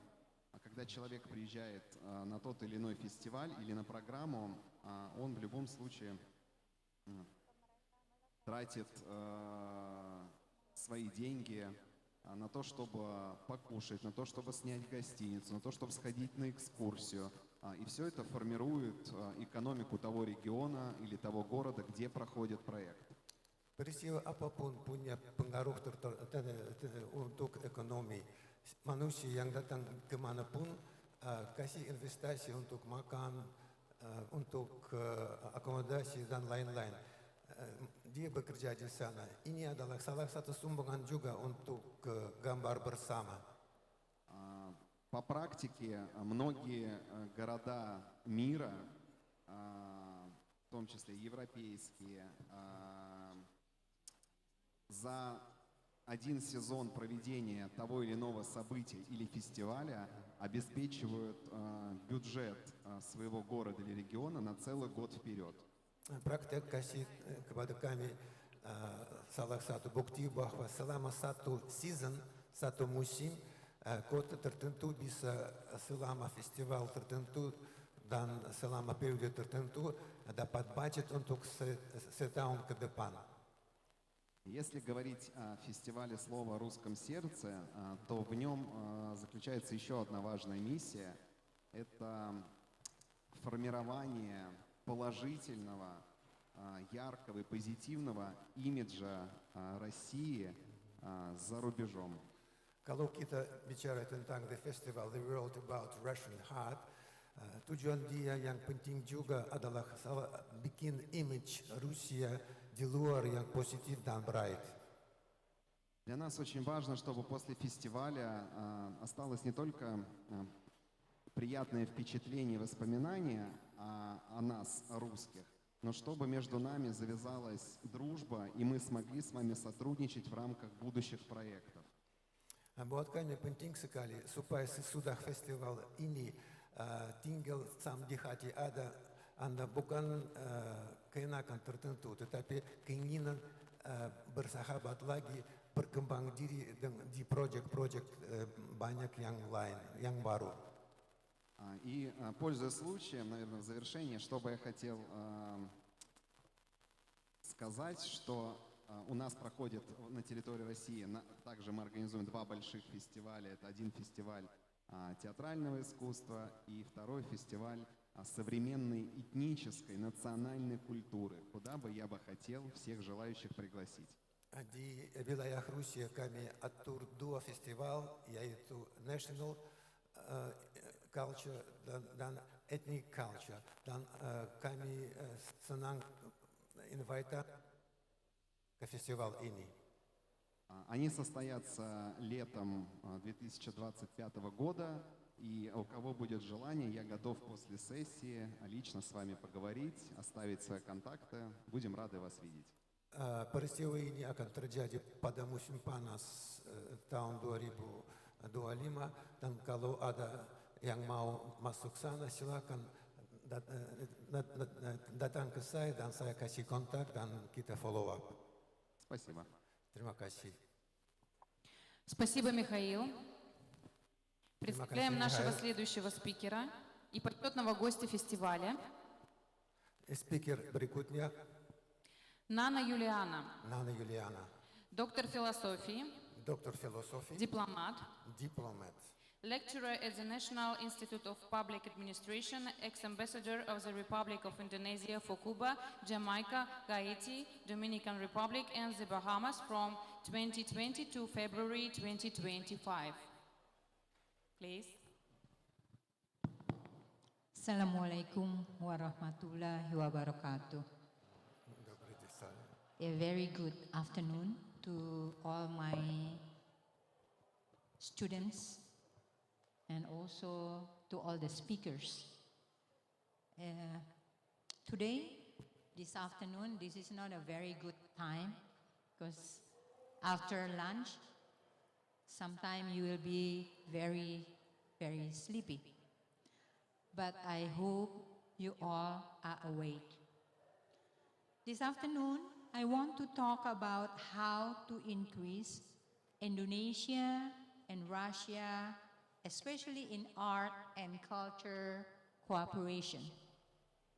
Because when we talk about art and culture, this morning, one of the speakers talked about soft power diplomacy. Let me begin with my outline. Next slide, please. So I will talk first about Indonesia and Russia relations, so everyone will understand how are we together between Indonesia and Russia. The second thing, because I was the ambassador of Indonesia, I just finished my assignment in March last month. After 4 years, more than 4 years to be the ambassador in Cuba, not only for Cuba, but also for Haiti, Jamaica, Dominican Republic, and also the Bahamas. A long time ago, I was the dean of the Faculty of Literature with Professor Erna here, teaching linguistics in this beautiful campus. So I'm part of UNA's family. Thank you, Prof. Erna, who comes also, the Deputy Rector of Universitas Nasional. And I will talk also about multi-track diplomacy. Now, diplomacy is not only conducted by the government, but also by multi-sectors. And then I will discuss about Indonesia, priorities in creative economy, how Indonesia and Russia increase its art and culture diplomacy to strengthen creative economy. Welcome, who just arrived.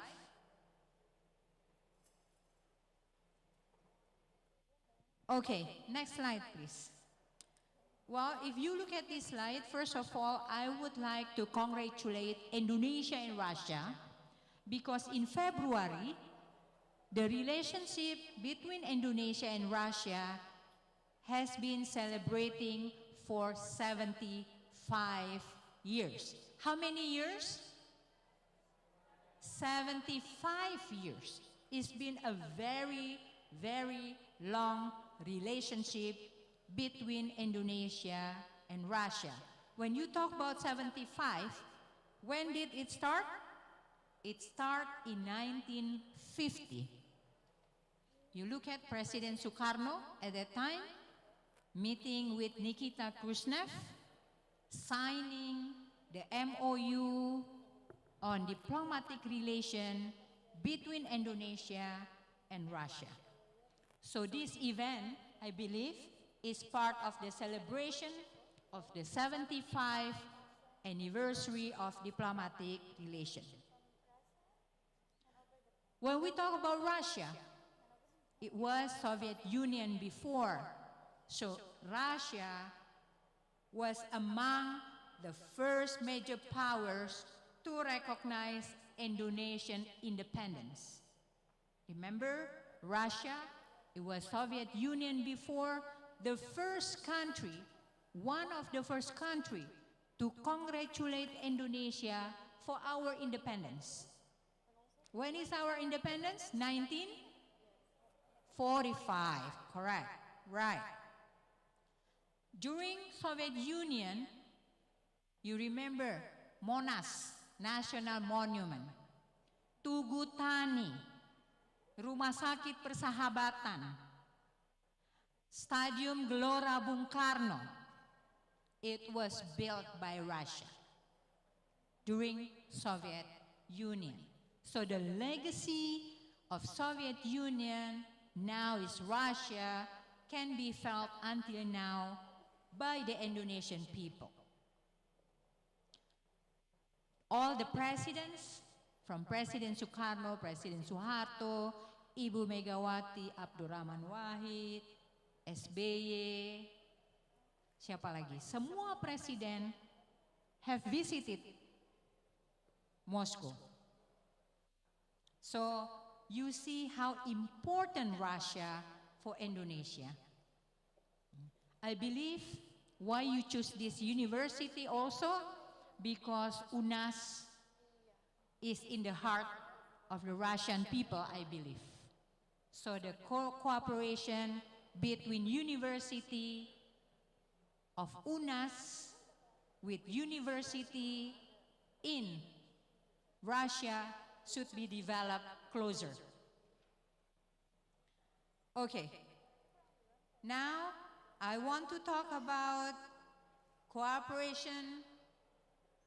The trend of cooperation have been developed in many sectors, not only military sectors, not only political sectors, but also economics, social, culture, arts, and now we discuss about creative economy.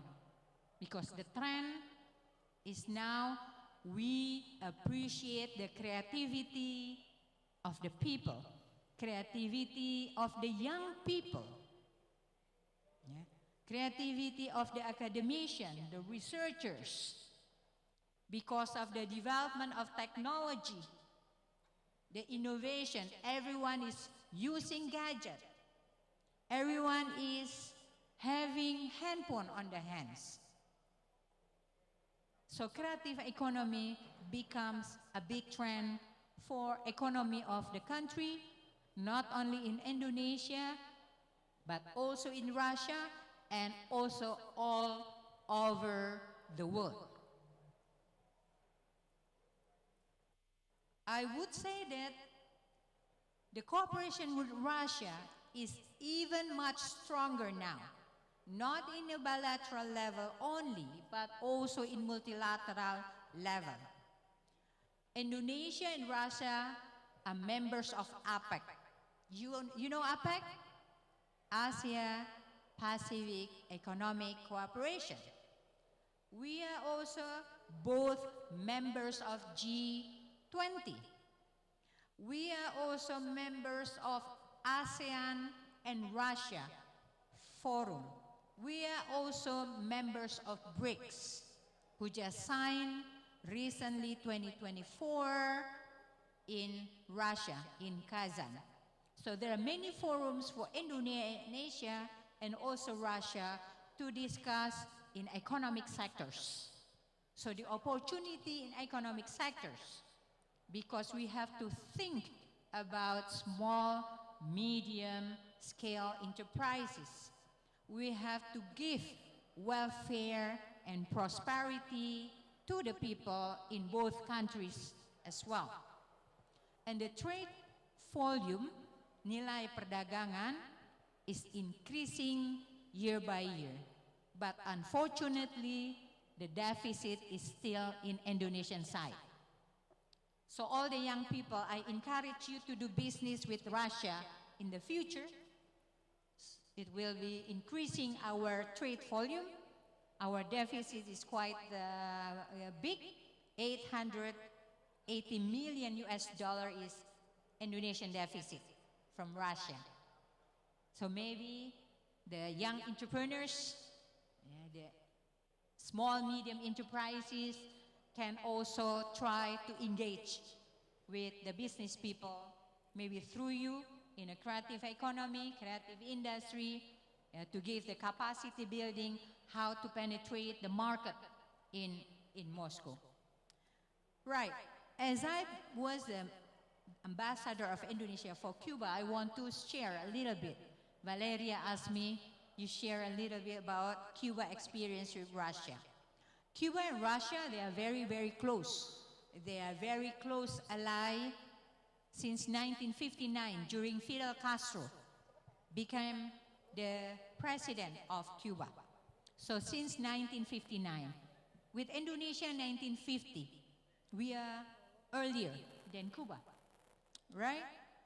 So during the Cold War era, if you open in Google, there is a political and security issues between Cuba, United States, and also Russia at that time. You check in Google, they're called as a 13 days missile crisis. Teluk Babi, Pig Base. At that time, this is the background of the Cold War, Perang Dingin zaman itu. Yeah, 1960s, 1962, 63. So the fall of the Soviet Union made Cuba less dependent on aid from Russia, but now both countries, Cuba and also Russia, are under the sanction of United States. Unfortunately. But you are very close, the visit of high level between the President Diaz-Canel of Cuba with Putin, and also with the Vice President and also the Parliament are very, very close, very intensive. Next, I want to talk about multi-track diplomacy.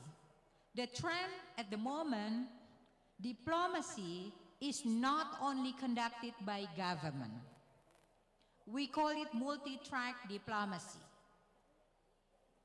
Adik-adik yang mengambil jurusan sastra Inggris, the opportunity to be a diplomat is open. Saya bukan dari background HI. Background saya pendidikan bahasa Inggris. S2 saya applied linguistic. But then I became a diplomat. Yeah. So now, diplomacy is not only conducted by the government. It is a multi-track diplomacy. Non-government organization like Valeria is part of NGOs, business people, researcher, academician, students, through youth exchange programs, student exchange program, becomes also an asset of diplomacy. People-to-people connectivity is more important. Why it is important? One is to create peace. If you don't understand other culture, you will be suspecting, curiga. Yeah? But if you become friends, you can create, you can talk, you can communicate, you become friends, then it is also creating a culture of peace. Right? From peace, you can have a dialogue how you increase trade, perdagangan. Now, creative economy becomes the trend. Ya, jadi dari situ multi-track diplomasi, it has multi-actors. Pelakunya bukan hanya pemerintah. Kita-kita semua bisa mewakili Indonesia. Menjadi aset diplomasi. Yang kedua is a multi-sectors diplomacy. We don't talk about military, security, political issues only, but we talk about arts. That's what we call by soft power diplomacy. Ya, diplomasi yang lunak, yang menyentuh hati, winning the hearts and the minds of the people in Indonesia and also the people of Russia. Okay, so I know that Russian soft diplomacy, this program is part of the Russian soft diplomacy, the word, the importance of listening to the world. This is very important for Russia because not so many people know or understand what is the update of Russia today, nowadays. They still have a stigma in the past about Soviet Union. So we need to rebrand, we need to revive again, we need to change, shifting the image of Russia, the image of Russia among the Indonesian people, especially starting from the students, because they become the leaders in the future. All right, so now I'm trying to relate with the creative economy. There are 17 sectors or priorities of creative economy. Slide-nya bisa diteruskan. Ya. Ada 17 sectors of Indonesian creative economy priorities. Number 1, application development. Number 2, game developer.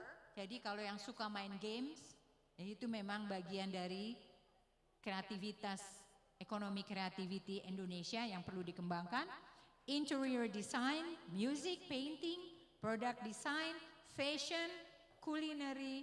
I don't know what food that Russia can introduce to us. Film, animation, photography, visual communication design. Slide-nya coba terusin ya. Saya udah ke halaman berikutnya nih. Yang pegang slide siapa? Terus. Next. Ya. Oke, tinggal beberapa slide lagi. Jadi saya tadi fotografi, yang suka fotografi ya, film, visual communication design, TV and radio, craft, advertisement, performance, printing, publishing, and architecture. How we want to increase? This is my recommendation. Number 1, I hope you can note this down for Russia. We need to develop friends of Indonesia and friends of Russia more. You need to have a collection of data. Who are friends of Russia in Indonesia? And also friends of Indonesia. Next slide please. Tolong slide-nya ngikuti saya. Ya, saya sudah sampai di halaman terakhir. Number 2, Valeria, I think we need to establish library in the corner of this library. Russian corner or something. So it will be easy for the students to get access with the games in Russia, with the textbook in Russia, with the comics of Russia. So started library at UNAS. Today we stay here, some games from Russia about Russian language. Good. Thank you if you already started with that. Yeah, but we need to socialize to the students so all the students know that you have the corner for Russian literature or something. The third thing is translate more literacy, more textbooks from Russian to Bahasa Indonesia. I know when I was a student, I'm familiar with Leo Tolstoy. I listen to classical music like Tchaikovsky, for example, but no one know about that. It's a very classic music. You need to have a cooperation with the Ballet Indonesia, because your ballet, the Swan Lake is very popular. In Cuba, I watch that performance very often. Yeah. Why don't you have the performance here? One day, make the performance Swan Lake Night. With introduce to the students Tchaikovsky, right? And enhance collaboration in artistic work. Increase cooperation in music, film, theater, painting, and ballet, so that people get more familiar with the Russian art and also the Russian music. The last thing, next. I know you are very strong in embroidery, right? Saya yang konkret-konkret aja. Di tempatnya Pak Andre, Sumatera Barat, embroidery, Pak Andre ini sebelah saya. He will be one of the speakers also. Sumatera Barat is very popular with embroidery. Why don't you have an embroidery diplomacy? Yeah. Embroidery diplomacy with West Sumatra and Torzok. I know Torzok, I open in Google, is an embroidery city. So make an embroidery diplomacy. Make a new design to show how Indonesia and Russia very close each other. And the last thing, I don't know whether you already have an MOU on creative economy. I think you need to think to start making a memorandum of understanding on creative economy. Because creative economy will contribute to the economy of the country, will contribute to the small, medium enterprises in both countries, and the young people can take part on that industry. Thank you very much. Spasiba.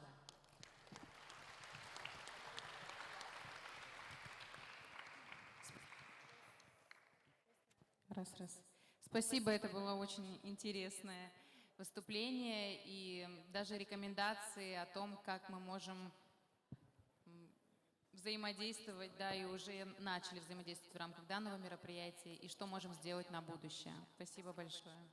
Terima kasih banyak speech yang sangat menarik, bahkan ada rekomendasi untuk hari depan kita. Terima kasih banyak, kita akan pikir apa yang kita bisa lakukan. Спасибо, Нана. Передаем слово стратегическому партнеру проекта, региону Калужская область. Это регион в сердце России, который может поделиться положительным и продуктивным опытом, практическими... Ой, простите, давайте. Sekarang kita kasih kata kepada strategik region di Rusia dan di proyek itu namanya Kaluga Region. Этот регион может поделиться положительным и продуктивным опытом и практическими кейсами в реализации социокультурных проектов. Region itu bisa bagi-bagi dengan pengalaman dia dan practical cases di social projects. Проектов, объединяющих одновременно и креативные индустрии, Proyek-proyek yang sekaligus menyambut industri kreatif, моду, дизайн, хореографию, социальную повестку, моду, дизайн, хореографию dan social, инклюзивные практики. Inclusive practice. Анна Михеева, руководитель Калужской региональной общественной организации по укреплению межкультурных отношений «Мост дружбы». Silakan, the chairman of Kaluga organization, the Bridge of Friendship. Добрый день, дорогие друзья. Selamat siang, teman-teman. Наша организация «Мост дружбы» занимается реализацией проектов в Калужской области по укреплению межкультурных отношений. Organisasi kami, the Bridge of Friendship in Kaluga, kerja untuk organisasi proyek-proyek di Friendship. И сегодня мы рады предложить вам пути взаимодействия в культурном плане между нашим регионом и Индонезией. Dan sekarang kita mau usulkan Anda perkembangan di bidang kebudayaan antara Kaluga region dan Indonesia. Нужно сказать, что переговоры о взаимовыгодном сотрудничестве между администрацией нашей Калужской области и Индонезией уже ведутся в разных сферах, в частности, в сфере агропромышленного комплекса. Percakapan perundingan antara Kaluga region dan Indonesia sudah dilakukan di bidang macam-macam, antara lain agriculture. Но, как известно, основа любого сотрудничества – это культура. Культура – это тот фундамент, который способен обеспечить долговечность и комфорт любому сотрудничеству. Tapi dasar untuk kerjasama apapun adalah kebudayaan. Kebudayaan yang bisa kasih kepada kami kerjasama yang jangka panjang dan agak kokoh. Что может предложить наша Калужская область для развития взаимоотношений в культурном плане между нашими странами? Apa yang Kaluga region bisa kasih untuk perkembangan kedua belah pihak kita? Вот уже 27 лет в Калуге проводится международный фестиваль «Мир гитары», который ежегодно объединяет виртуозов гитарной музыки. И за этот период к нам в город приехали музыканты из 45 стран. Sudah 27 tahun di Kaluga setiap tahun diadakan festival gitar dan pernah datang dari 27 negeri peserta ke festival itu di Kaluga. Если среди вас есть любители гитарной музыки, то мы приглашаем вас в Калугу к нам на фестиваль. Kalau di antara kita ada penggemar musik gitar, silakan selamat datang di Kaluga untuk festival tersebut. Еще один международный фестиваль, который проходит в нашем городе, называется «Млечный путь». И он объединяет мастеров керамики. Salah satu festival yang diadakan di Kaluga lain yaitu The Star Way dan dia mencakup seramik, tukang seramik. В рамках данного фестиваля проходят мастер-классы для жителей города и выставки работ керамистов. Поэтому в этом плане мы тоже могли бы обменяться опытом. Selama festival itu kami mengadakan masterclass dan pameran-pameran produk seramik dan kita bisa tukar-menukar pengalaman kita. Наш город Калуга – это город космонавтики, и у нас находится самый большой в мире музей космонавтики, на базе которого ежегодно проходит фестиваль «108 минут». Kaluga kita adalah kota kosmonautik. Setiap tahun di sana diadakan festival kosmonautik dan namanya 108 menit. В рамках фестиваля можно встретиться с настоящими космонавтами. Проходят различные мастер-классы, музыкальные и театральные представления. Festival itu adalah cara atau kesempatan ketemu dengan kosmonot-kosmonot, ikut masterclass atau lihat pertunjukan tertentu. Сейчас в эти дни, посвященные Дню космонавтики, 12 апреля, как раз проходит международный кинофестиваль, который называется «Циолковский» в честь великого ученого Константина Эдуардовича Циолковского, который жил и работал в нашем городе. 12 April adalah hari kosmonautik dan sekarang di Kaluga diadakan festival namanya Tsiolkovsky. Tsiolkovsky adalah pionir di bidang pelajaran kosmonautik. Dia pikir tentang bagaimana pergi ke angkasa luar.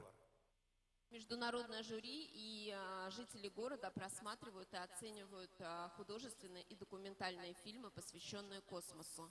Juri internasional dan penduduk lokal nonton film-film dan kasih angka-angka mereka. И еще один интересный проект, который может предложить наша организация, называется «Звезды и океан». Dan salah satu proyek lagi adalah proyek Bintang dan Ocean. Данный проект направлен на социализацию детей с диагнозом аутизм. Proyek itu diarahkan ke sosialisasi anak-anak dengan diagnosis autism. Как известно, дети с диагнозом аутизма очень замкнуты в себе, но часто они наделены особыми талантами, особенно к рисованию. Seperti diketahui, anak-anak dengan diagnosis autis agak tidak bersosialisasi, tapi mereka punya bakat untuk melukis. И через кисточку и краски они создают настоящие шедевры и таким образом коммуницируют с внешним миром. Dan lewat brush dan cat-cat mereka bisa bikin masterpiece dan komunikasi dengan dunia luar. Этот факт заметила китайский дизайнер Бэй Чен, и она создала особую коллекцию по рисункам особенных детей. На настоящий момент созданы две коллекции по рисункам китайских и калужских детей. Ciri khas ini diamati oleh Bэй Chin, desainer dari Cina, dan dia bikin dua koleksi karya-karya anak-anak berautisme, karya anak-anak dari Rusia dan dari Cina. Данный проект способен объединить многие страны, потому что вот эта проблема аутизма, она действительно актуальна для многих. Proyek tersebut bisa mencakup atau menggabungkan banyak negeri di dunia. Kenapa? Karena masalah atau problem autisme adalah sama untuk semuanya. Особым моментом данного проекта является то, что коллекцию одежды показывают не профессиональные модели, а мамочки особенных детей. И очень часто на сцену они выходят со своими детьми. Di sini proyek untuk busana. Busana itu bukan busana biasa. Dan ibu-ibu adalah ibu dari anak-anak yang autis itu, dan bersama dengan karya-karya anak mereka, mereka masuk ke podium dan kasih kesempatan lihat apa yang bisa anak-anak itu. Спасибо большое за внимание. Я думаю, что возможностей выстраивать мост дружбы между Россией и Индонезией очень много. Спасибо. Terima kasih banyak atas perhatian Anda dan saya yakin bahwa kesempatannya untuk kerjasama banyak sekali untuk jembatan antara Indonesia dan Rusia. Спасибо большое, Анна. Мы объединяемся, когда либо что-то создаем, либо решаем какую-то проблему. Anna, terima kasih banyak. Kami bekerja sendiri, bekerja bersama waktu kita mengatasi problem apapun. Мы поговорили о событийном, можно сказать, культурном туризме. Kami sudah bicara tentang turisme yang cultural. О взаимопроникновении культур стран через фестивальную составляющую. Tentang kerjasama negeri-negeri lewat cultural aspect. И уверены, что проекты Анны после участия в фестивале в Джакарте здесь найдут себе партнеров, и проекты будут масштабироваться, оказывать еще больше социальный и культурно-просветительский эффект. Dan kami yakin bahwa sesudah festival kita, festival sekarang, proyek-proyek dari Anna pasti dapat dampak dari hati-hati kita dan bisa menjadi lebih besar, lebih luas. Также Калужская область привезла на фестиваль серию пластических спектаклей от инновационного театра балета. Kaluga region juga bawa ke sini inovasi-inovasi dari spektakel balet. Предлагаю продолжить разговор о креативных индустриях, переместившись в мир кино и телевидения. Mari kita maju ke dunia sinema dan TV dan bicara tentang proyek-proyek kreatif ini. Наш следующий спикер знает об этом все. Our speaker tahu semua tentang ini. Юлиандр Дарвис, lecturer at Andalas University, ex-chairman of Indonesian Broadcasting Commission. Please. Thank you, Valerie. Good afternoon, distinguished guests, the honorable speakers, Bu Nana and Prof. Erna, and especially the Russia organized this forum. Actually, I want to talk about creative diplomacy from my side, and Bu Nana already talked about what happened in creative diplomacy from the international relations sides. Maybe from my side, we know it, creative diplomacy is modern form of a soft power that use culture, the arts, and creative industry to build international trust and meaningful friendships. That's the point. And we know it, unlike traditional statecraft, it fosters emotional connection, shared cultural experience, and mutual respect. For my substance or PowerPoint was the creative, next slide. All right. Art and culture have the unique ability to transcend language and political divides. Through cultural exchange, countries can cultivate long-term goodwill and understanding. Whether through music, cinema, fashion, gastronomy, or digital art, these creative expressions serve as powerful tools for peace and unity. The next slide, please. Yes, Pesnya Ostrova Balm. We call it in a Russian version of Rayuan Pulau Kelapa. And maybe the participants knows about this song, especially for Indonesia. This is with Russian and English Indonesian lyric. Do you know what this song? Yes. An iconic example of creative diplomacy is the adaptation of Indonesian patriotic songs, Rayuan Pulau Kelapa, into the Russian language. The title charm of the tropical islands.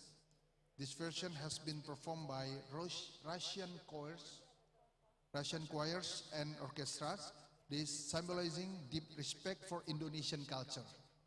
We respect it the emotional resonance of this song, sung in another language, strengthen the sense of friendship and mutual administration between the two nations.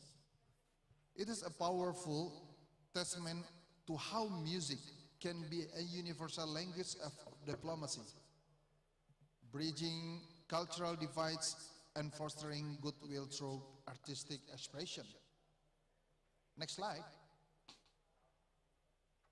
Diplomacy through media mainstream. This is the pictures, you know it.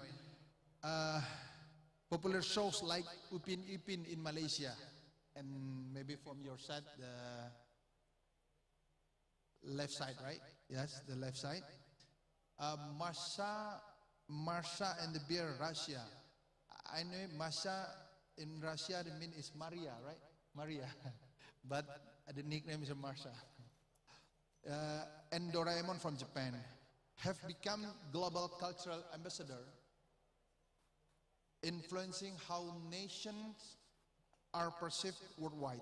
From the perspective of media regulators, these programs are not merely entertainment, they are valuable assets in nation branding and soft power projection. Regulators play a critical role in facilitating international syndication, ensuring cultural representation, and fostering content collaboration between nations. When supported by truthful policy and cross-border cooperation, mainstream media becomes a powerful channel for diplomacy, cultural exchange, and fostering mutual understanding among younger generation across nations. Next slide, please. Yes. Before this, I am the former chairman of Indonesian Broadcasting Commission. I want to talk about the maybe television and radio in Indonesia. Television and radio have long been tools for strengthening cultural ties and international understanding. Indonesian Broadcasting have regulatory body of the media mainstream named Indonesian Broadcasting Commission or KPI, Komisi Penyiaran Indonesia in Indonesian. According to law, the Republic of number 32 and 2002 broadcast content from television broadcasting services operated by private broadcasting institution and public broadcasting institution shall contain a minimum of 60% of domestic program. This is for Indonesian side. The rest television media can fill the content with any program. As a result, some broadcasting institution fill the content with foreign content. One example is the collaboration between Indonesia and South Korea through joint broadcasting project like K-pop programs airing on Indonesian TV station, which not only promote Korean culture but also encourage culture exchange and tourism. There's also Turkey and Bollywood India. Likewise, Indonesia, like Radio Republic Indonesia, has aired special program featuring traditional music, interviews with foreign cultural figures, and multilingual and broadcast to reach international audience. Another case is the airing of Indonesian TV dramas in Malaysia and or Brunei, which help foster such cultural identity in the Malay-speaking world. This initiative serves a form of creative diplomacy, using mass media to build bridge, enhance mutual appreciation, and promote its country cultural values to broader audience. Last slide, maybe. Next. Now, we talk about Indonesian also engaged in cultural diplomacy through wayang puppet shows, batik workshop in Moscow, and Indonesian Film Festival and Russian universities. Performance of gamelan and traditional dance during national celebrations of Indonesian rich heritage to Russian audience. And for me, art and culture serve as bridge in international relations. Through creative diplomacy, countries can reshape how they are perceived globally. The collaborative effort of Russia and Indonesia in this domain highlight the potential for cultural understanding, youth engagement, and long-term global partnership. In the realm of broadcasting, cultural diplomacy becomes even more powerful. Television, radio, and digital media platforms serve not only as entertainment, but also as tools to introduce values, language, and identity to foreign audience. Programs such as Russia, Marsha and the Bears, or Indonesia Si Unyil become soft power vehicles, subtle promoting national culture abroad. Broadcasting diplomacy also includes co-production, content exchange agreement, and inclusion of foreign cultural content with local adaptation. The strategies that have been used by both nations deepen multi-understanding and expand cultural influence across borders. This is very important. Unana said, embody, and what else? The product of the, maybe the fashion, and after China we can join together and with Indonesia and Russia, maybe like what we did in Korea and Indonesia. Maybe from first side, maybe itu Valeria. Thank you so much. Thank you, thank you.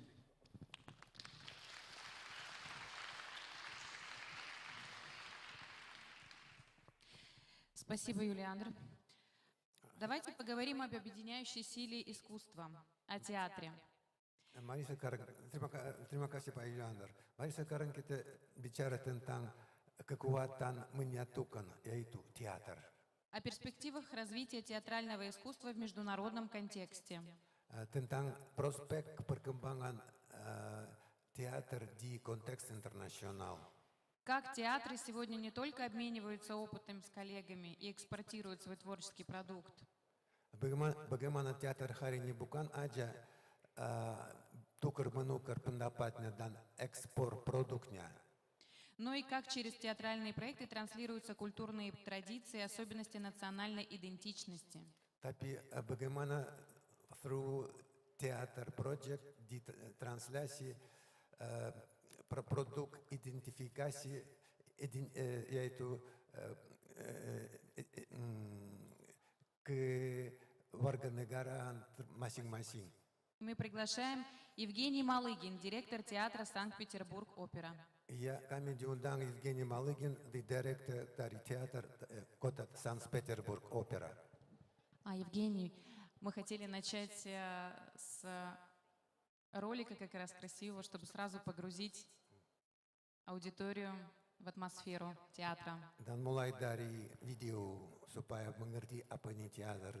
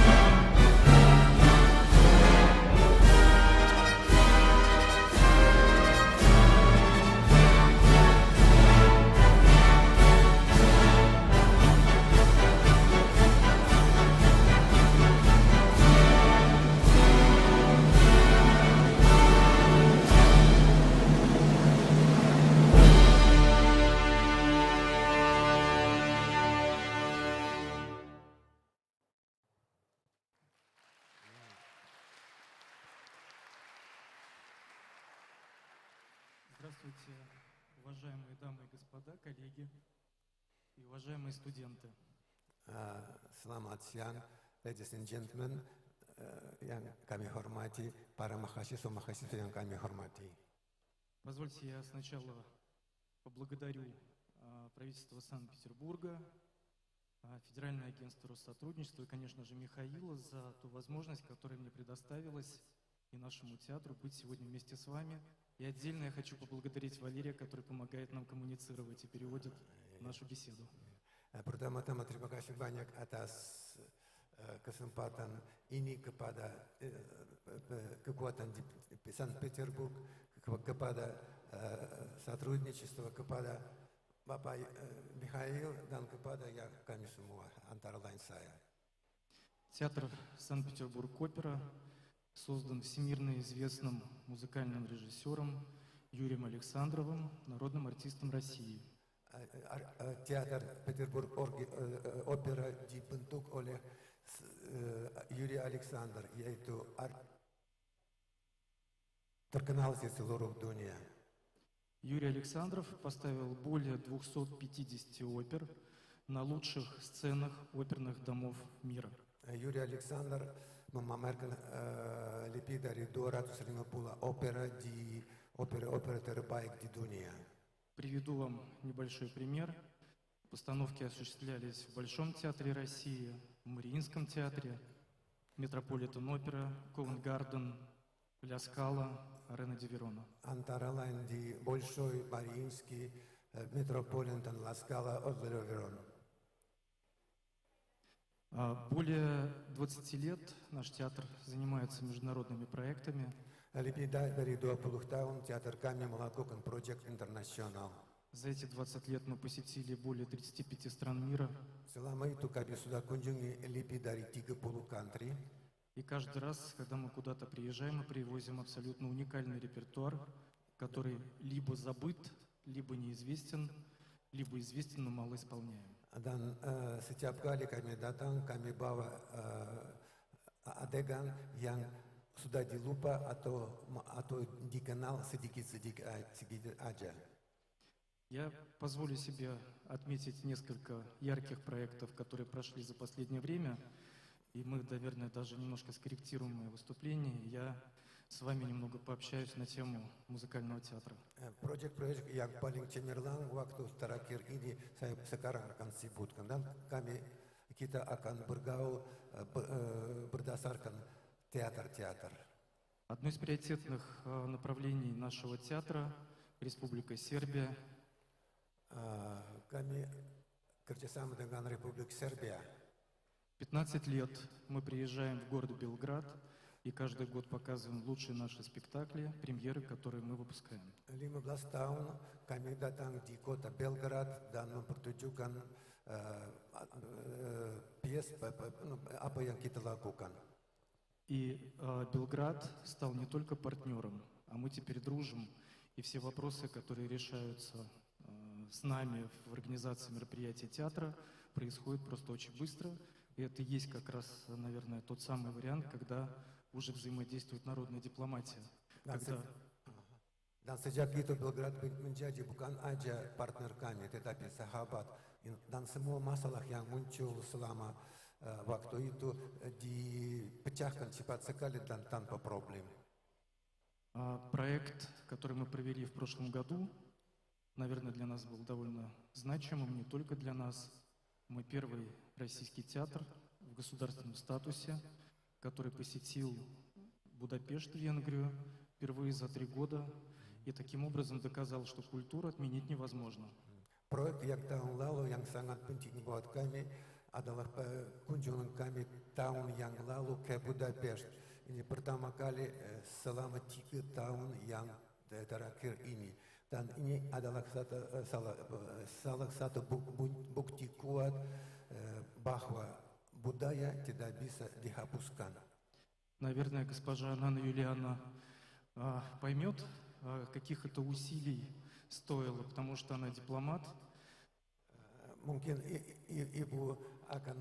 ibu diplomat akan mengerti bahwa bagaimana kekuatan kita yang kita lakukan supaya ini terjadi. Но совместно с нашими сербскими друзьями и уже венгерскими друзьями мы осуществили большой проект и доказали, что культура разных народов тянется друг к другу. И это неизбежность. Tapi beserta dengan teman-teman kami dari Serbia dan sekarang Hungaria, kami membuktikan bahwa kultura, yaitu culture, selalu mau melekat sama culture lain, yaitu mau menggabung sama budaya negeri lain. Я очень рад, что сегодня аудитория, перед которой мы выступаем, и дискутируем, это студенты университета. Saya senang sekali bahwa auditorium hari ini adalah mahasiswa-mahasiswa dari universitas. Потому что вы будущее не только своей страны, но и планеты. Karena Anda sendiri adalah hari depan bukan negeri Indonesia aja, tapi seluruh dunia. Возможно, кто-то среди вас будущий композитор, театральный менеджер, возможно, кто-то исполнитель или танцор. Вы то самое будущее, которое сейчас начинает расти. Mungkin dan di antara Anda sekarang ada komposer, mungkin ada teater manager, mungkin penyanyi atau pedans, tapi Anda sekarang adalah hari depan kita semua dan yang harus berkembang lagi. И я надеюсь, что будущий наш проект, который должен будет осуществиться через 2, максимум 3 года, наш театр планирует открыть международный оперный центр в Санкт-Петербурге.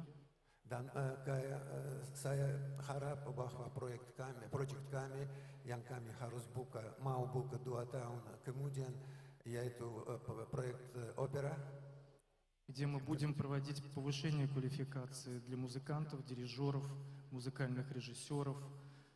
Di mana kami akan bikin proyek kenaikan kualifikasi dari pemain opera, yaitu konduktor, artis, dan режиссер, sutradara. И я надеюсь, что мы сможем взаимодействовать в этом проекте, и с большим удовольствием приглашаю к сотрудничеству всех заинтересованных ребят, студентов, которые захотят посвятить свою жизнь музыкальному театру. Saya harap kita bisa kerjasama di proyek ini dan undang ikut proyek ini semua yang dewasa dan pemuda-pemudi juga.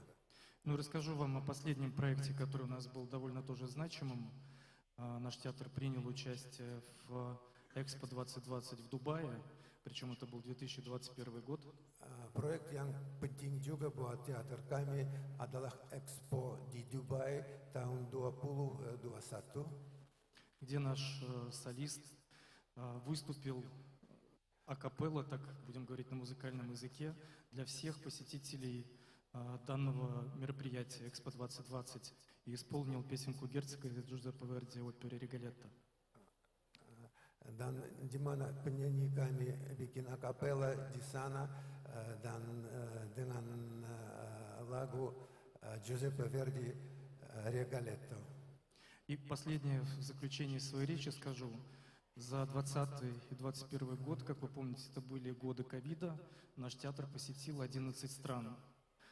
Dan secara penutup saya mau katakan bahwa selama tahun COVID, yaitu 2021, teater kami kunjungi lebih dari 30 country.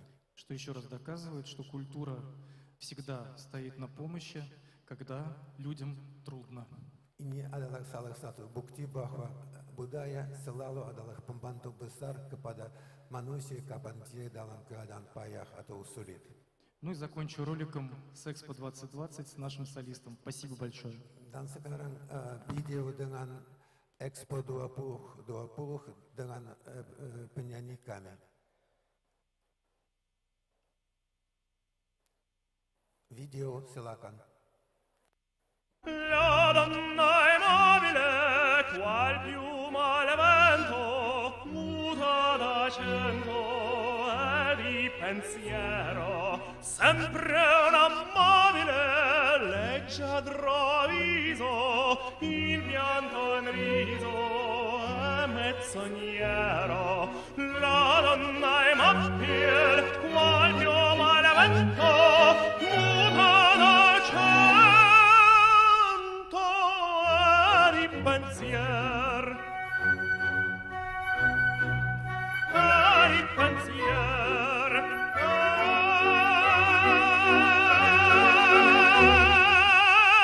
ai pensier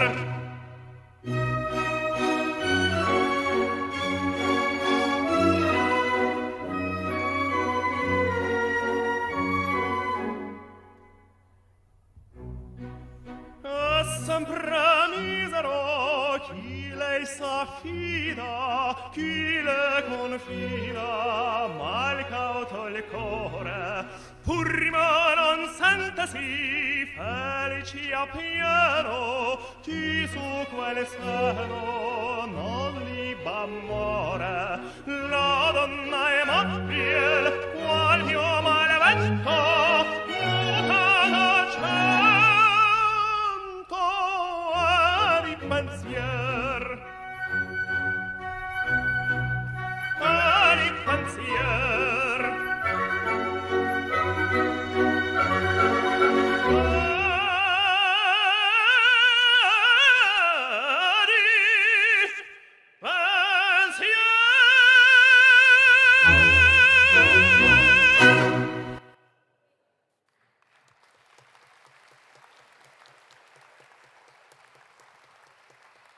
Спасибо, Евгений. Теперь из культурной столицы России, Санкт-Петербурга, предлагаю переместиться в Сибирь. Красноярский... Terima kasih Evgeny. Sekarang saya usulkan pindah ke cultural ibu kota di Siberia, yaitu Красноярский край. Красноярский край уже очень активно сотрудничает с Индонезией по широкому спектру креативных индустрий. Красноярский край, yaitu daerah Krasnoyarsk sudah lama dan berhasil dalam kerjasama dengan Indonesia di bidang industri kreatif. Вера Шишкина, директор Центра открытого образования на русском языке и обучения русскому языку в Республике Индонезии. Вера Шишкина, директор Pusat Pendidikan Terbuka dalam Bahasa Rusia dan Pendidikan Bahasa Rusia di Republik Indonesia. Начальник отдела международного сотрудничества Красноярского государственного педагогического университета имени Астафьева. Kepala bagian kerjasama internasional di Krasnoyarsk State University Астафьева. Добрый день, уважаемые преподаватели, студенты.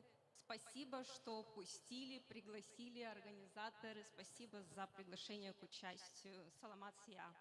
Terima kasih atas undangan, terima kasih atas kesempatan. Selamat siang. Я сама представляю университет, люблю работать со студентами, преподаю русский как иностранный, как раз для граждан Республики Индонезии. Saya sendiri dari Universitas suka bergaul dengan mahasiswa-mahasiswi dan saya sendiri mengajar bahasa Rusia kepada orang Indonesia.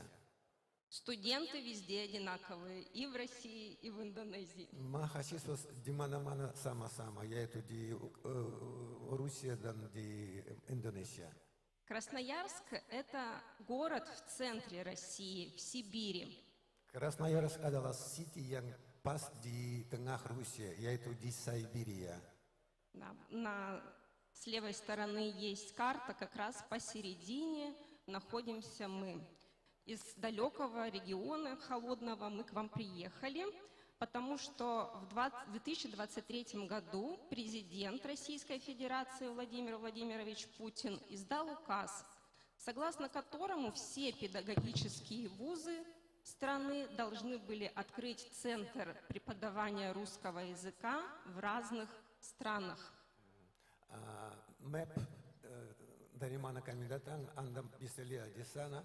Tetapi cerita begini, tahun 2023 Presiden Rusia Vladimir Putin menandatangani statement atau ukaz dalam bahasa Rusia bahwa setiap perguruan tinggi harus punya cabang di negara asing. Сидим мы у себя в Сибири, никого не трогаем, и нам говорят, едьте в Индонезию, преподавайте русский язык.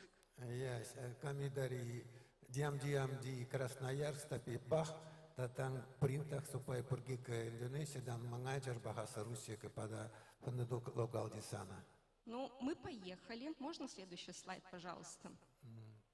Kami ambil tiket dan pergi ke sini. Нашли партнера. Dapat partner. Psikolog tinggi бизнес Рунатом подписали соглашение в 2023 году. Psikolog tinggi bisnis dan tanda tangani kerjasama tahun 2023. Прежде чем приступить к занятиям, мы провели научное исследование. Sebelum mulai proses pengajaran, kami mengadakan ilmiah research. Что же мотивирует индонезийских граждан учить русский?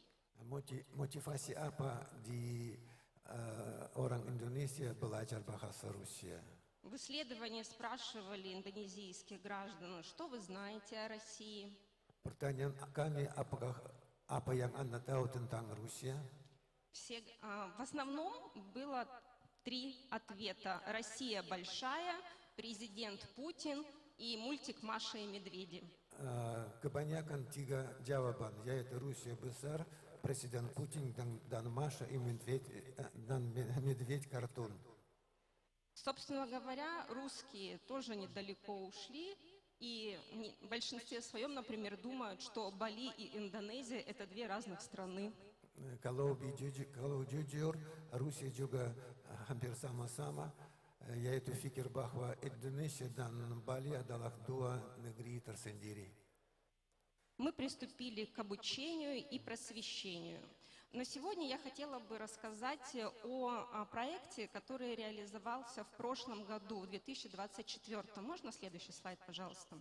Ya, sekarang saya mau ceritakan tentang proyek kami yang realisasinya tahun 2024. Дни русской культуры в Индонезии.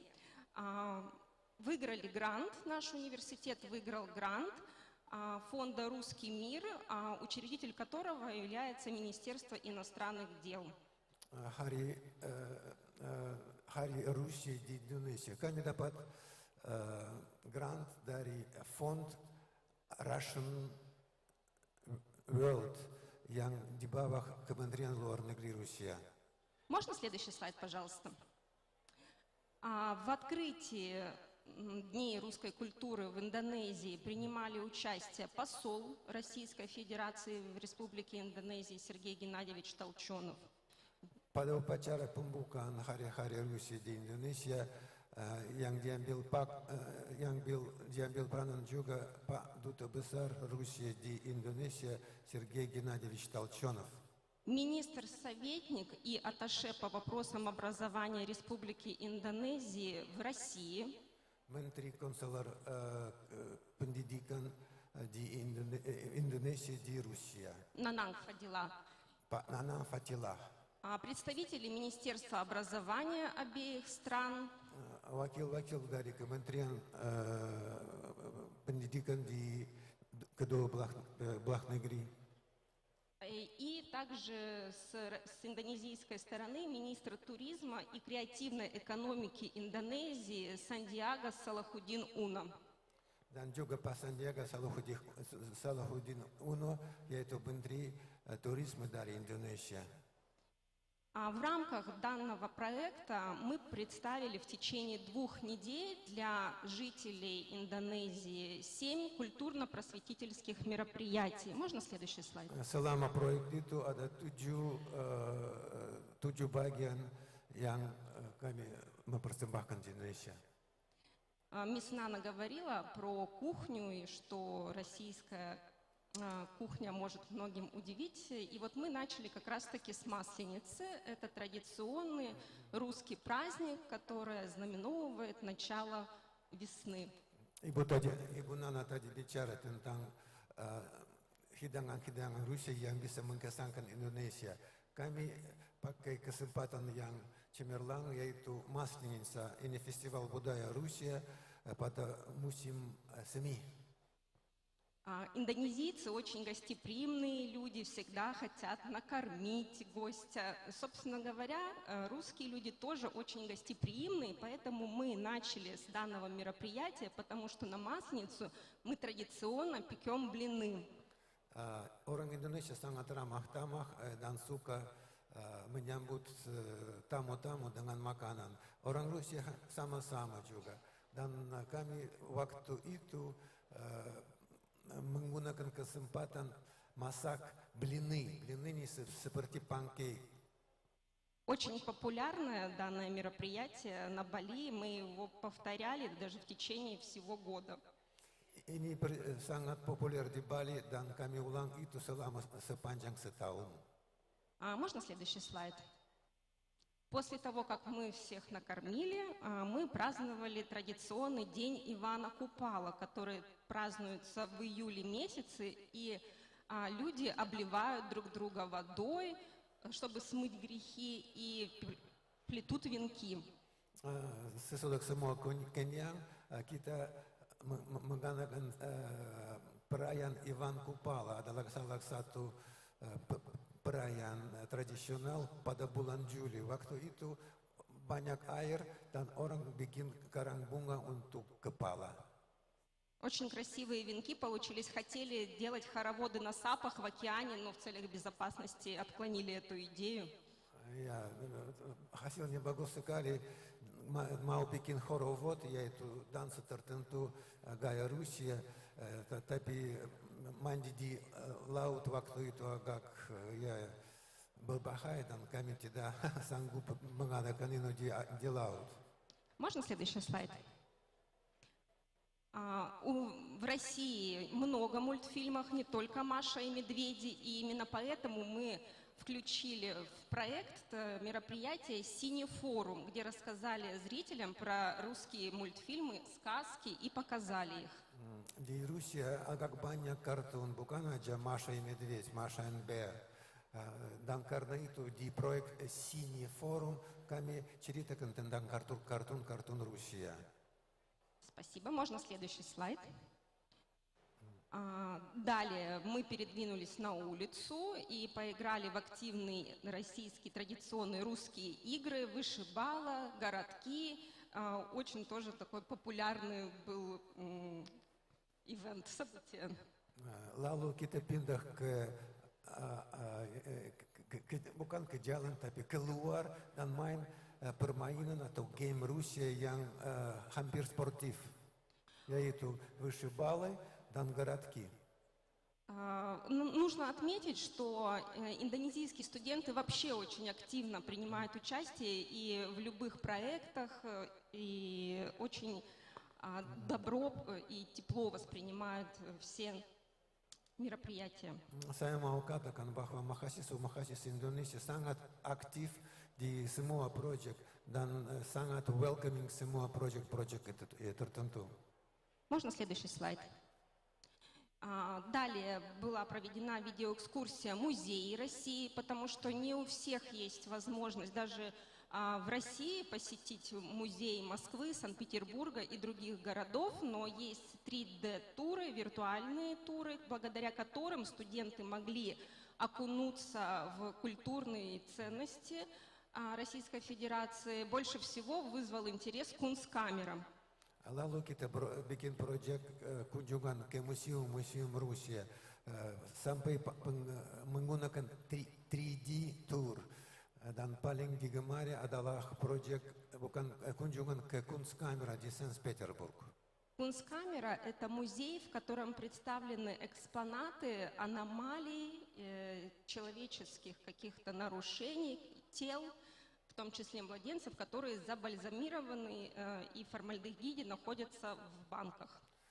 Di museum itu di Kunstkamera ada banyak contoh-contoh anomali dari manusia dan contoh-contoh itu disimpan di formalin. Следующий слайд, пожалуйста. Далее студентам провели лекцию «Сибирские писатели. Душа Сибири». Наш университет носит имя популярного, известного российского писателя Астафьева, который родился в Красноярске, творил в Красноярске и умер там. Lalu kita bikin intellectual ceramah namanya Siberian Hati Siberia. Dari universitas yang atas nama penulis Astafiev yang lahir di Krasnoyarsk dan mati di sana juga. Являлся почетным профессором нашего университета, поэтому и наш университет носит имя этого великого писателя. Dia adalah profesor terhormat universitas itu dan karena itu nama оставив di universitas ini. Можно следующий слайд, пожалуйста? Next slide, please.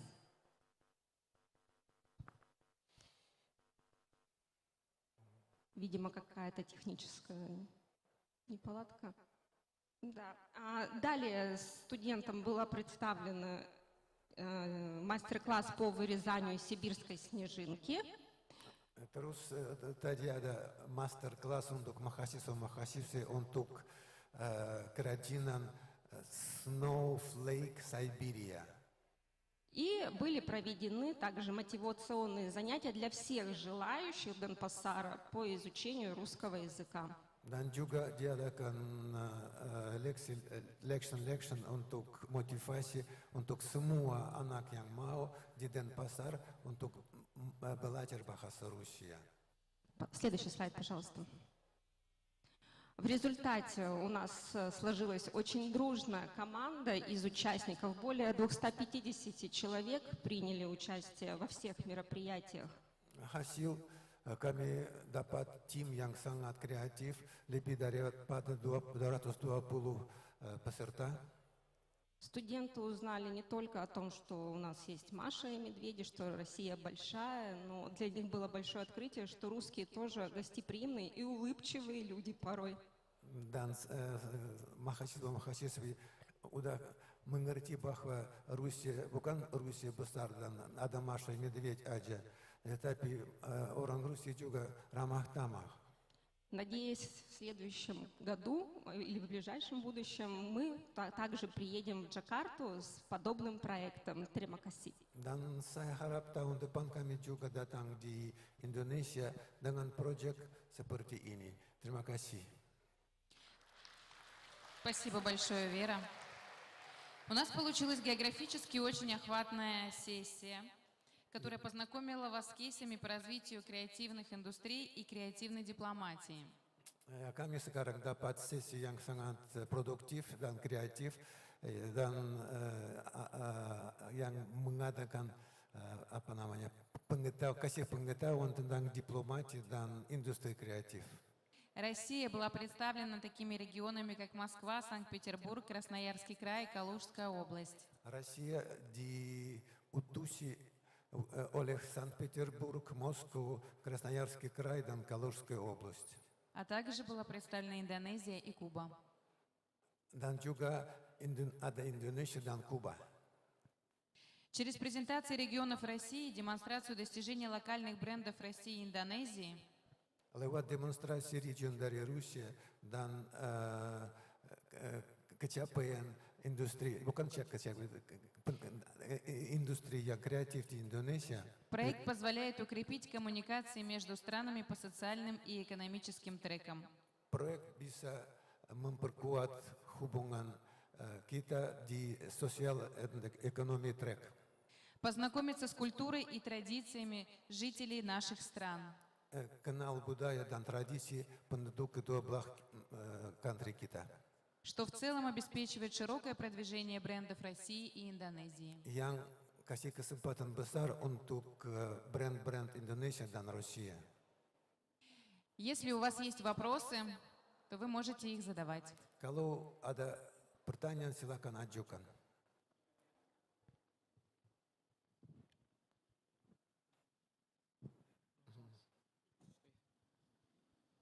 Assalamualaikum warahmatullahi wabarakatuh.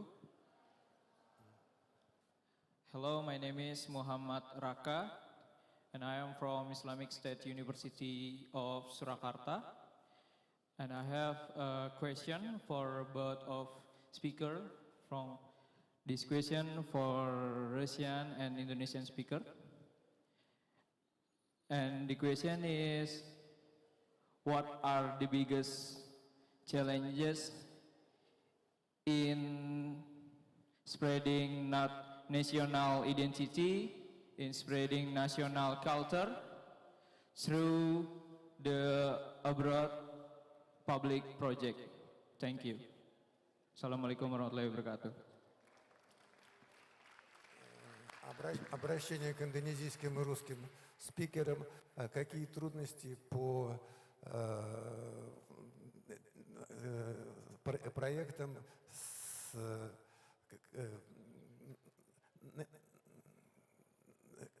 в общем, какие трудности с продвижением проектов национального развития в наших отношениях? Sekali kasih apa difficulties? Baik, untuk pertanyaannya, apa tantangan terbesar dalam menyebarkan identitas nasional dan juga budaya nasional dalam proyek kerjasama luar negeri, baik dari perspektif Indonesia maupun dari perspektif Rusia? Terima kasih. Проблемы по продвижению национальной идентичности в проектах внутри страны и за рубежом, проект в Индонезии и России? Какие трудности? Отвечу я коротко. Ну, нельзя сказать, что я бы не назвал это трудностями, я бы назвал особенности каждой культуры. Secara singkat, tidak mau katakan ini kesulitan, tapi ini keunikan budaya masing-masing. Есть, наоборот, сейчас то время, когда как раз вот эти все трудности и преграды, они потихонечку стираются, и ну, мы живем в уникальное время вот этого начала большого межкультурного диалога России и стран Юго-Восточной Азии.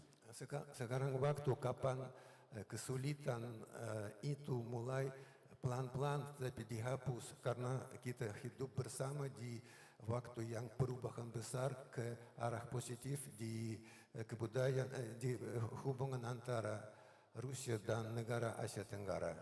Есть еще над чем работать, чем мы занимаемся. В первую очередь, конечно, это освещение, присутствие средств массовой информации, различных социальных сетей, наверное, блогеров, потому что, на мой взгляд, это первая, так скажем, неформальная гуманитарная власть. Pasti ada peluang besar untuk mencakup kehadiran media, yaitu blogger dan elektronik, supaya masuk di region-region, yaitu di country-country, dan ini menjadi kekuatan pertama non-formal. Ну и, конечно, увеличение, если над чем работают обе наши страны, увеличение трафика, в первую очередь туристов, посещение взаимное двух стран, и индонезийцев России, и русских Индонезии, в том числе не только остров Бали, а в целом знакомство со страной. Это тоже позволит, наверное, как я сказал уже, не сложности, а вот эти, как сказать, пробелы устранить. Dan pasti trafik turism di mana bekerja sama Indonesia dan Rusia, kalau lebih banyak turis, lebih banyak datang di negeri masing-masing, kesempatan lebih banyak, lebih luas, dan kesulitan itu dihapus pelan-pelan. Terima kasih. Thank you for your questions. And we have any questions? Danny, the first row. Andiriya. Terima kasih. Perkenalkan, nama saya Loisa. Luisa, спасибо. Saya seorang pengacara muda di Indonesia. Она занимается вопросами культуры в Индонезии. Dan sebagai aktivis HAM juga di Papua. А также активист в области прав человека на Папуа. Pertama-tama saya mengucapkan syukur atas undangan yang telah diberikan oleh teman-teman. Спасибо за приглашение. Pertanyaan saya adalah bagaimana dampak dari perang dagang yang telah dilakukan oleh Trump terhadap Rusia sendiri? Вопрос такой, какого влияния торговой войны, которая объявлена президентом Америки? Oke, yang kedua. В отношении России. Bagaimana perang antara Rusia dengan Ukraina terhadap korban anak-anak apakah ada titik perdamaian untuk dunia? Cukup sekian dan terima kasih. А также военные действия на Украине и, в частности, гибель детей. Еще раз последнее не расслышал, будьте добры. А также военные действия на Украине, в том числе гибель детского населения. Давайте я, отвечу очень коротко. Во-первых, наш проект как раз, он культурно-гуманитарный, и в первую очередь наша задача подчеркивать и показывать то, что это главный как раз тот двигатель, который не имеет прямого отношения к политике, к действиям политиков, а его задача — это как раз взаимодействие и дружба между народами и людьми. Saya menjawab, Bapak menjawab bahwa pertama-tama proyek kami adalah cultural and humanitarian dan tidak ada kaitan dengan aksi-aksi dari politik. Обсуждать и углубляться в тему военных действий не считаю здесь уместным. Dan topik action military untuk sementara ini di sini tidak layak. Скажу только одно, то что и руководство нашей страны, и общественные деятели, культурные деятели стараются сделать все, и это главная позиция, главный посыл о том, что никогда и ни за что не должно гибнуть мирное население, а тем более дети. И всячески старается сделать все, чтобы это прекратить. Mau katakan aja bahwa pimpinan dari negara kami bikin semua yang semungkin-mungkinnya supaya tidak ada korban-korban, apalagi dari anak-anak. Спасибо. Terima kasih.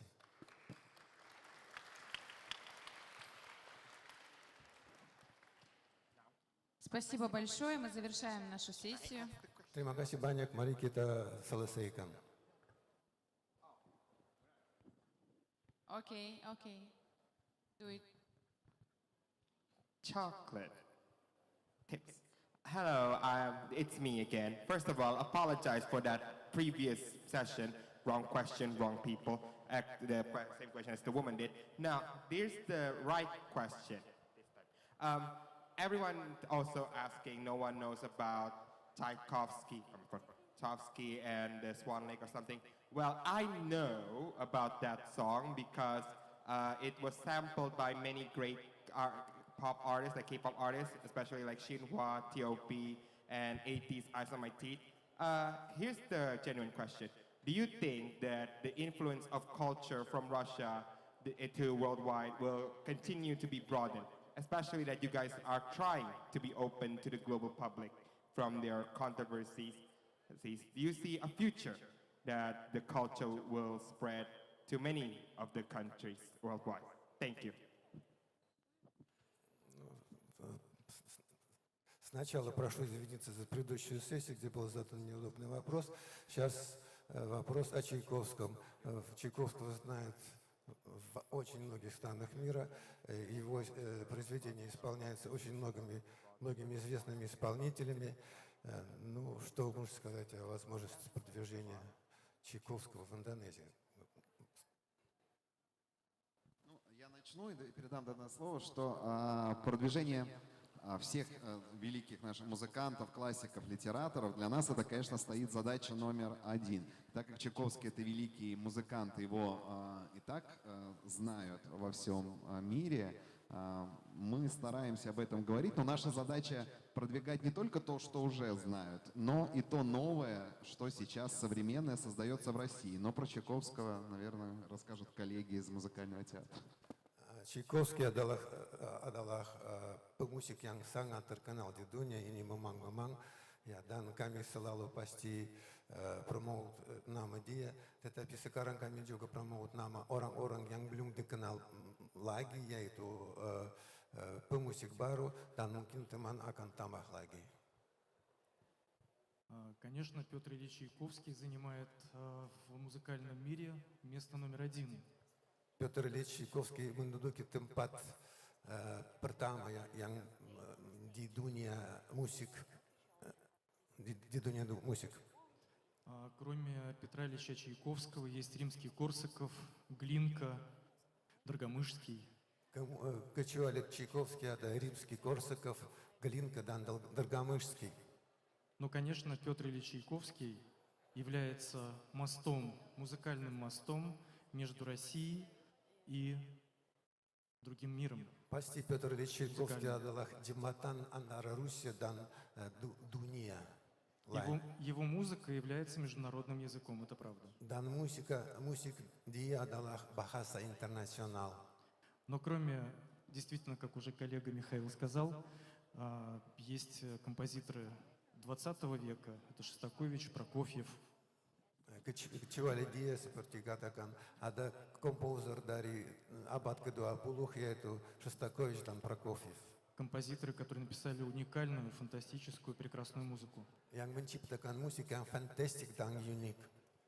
И если вы найдете возможность послушать этих композиторов, вы убедитесь в том, что Россия богата композиторами. Dan kalau Anda punya kesempatan dengar komposer tersebut, Anda pasti yakin bahwa Rusia sangat kaya dengan orang yang sangat kuat di мусик. А в репертуаре нашего театра, если вы тоже посмотрите на сайте, увидите, что представлены фактически все русские композиторы эпохи 19-20 века и даже чуть-чуть 21-го. Dan di repertuar opera Sankt-Petersburg ada komposer macam-macam abad, mulai tahun abad 15 sampai 20. Спасибо. Terima kasih. Спасибо большое. Мы завершаем нашу сессию. Terima kasih banyak. Mari kami selesai sesi kita. Желаю всем участникам сессии, всем участникам фестиваля плодотворной работы и новых совместных проектов. Harap semua baik dan sukses untuk semua yang ikut di sini. Всем спасибо и ждем вас на следующих мероприятиях программы. Terima kasih banyak, tunggu Anda untuk sesi berikutnya. Thank you so much for all speakers and moderators who already lead the session. To the speaker and moderator, please stay on the stage. Because before we officially end up the second session, we want to invite Dr. Siti Tuti Alawiya as the head of the study program English Literature to hand over the plaques and souvenir to the Russian speaker.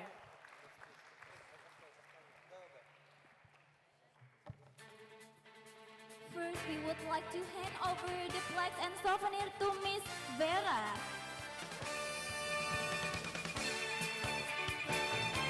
For all the documenters, please take a photo session.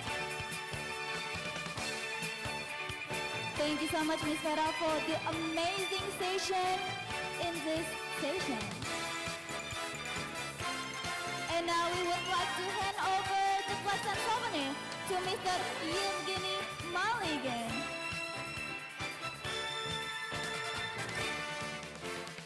Thank you so much, Mr. Yevgeny Maligan, for sharing the best memory of this session.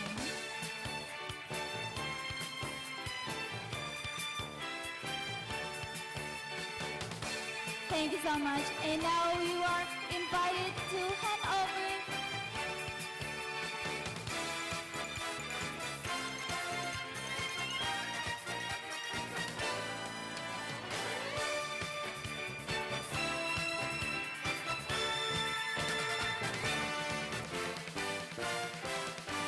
And now we would like to hand over the plaques and souvenir to Miss Anna Mikeva.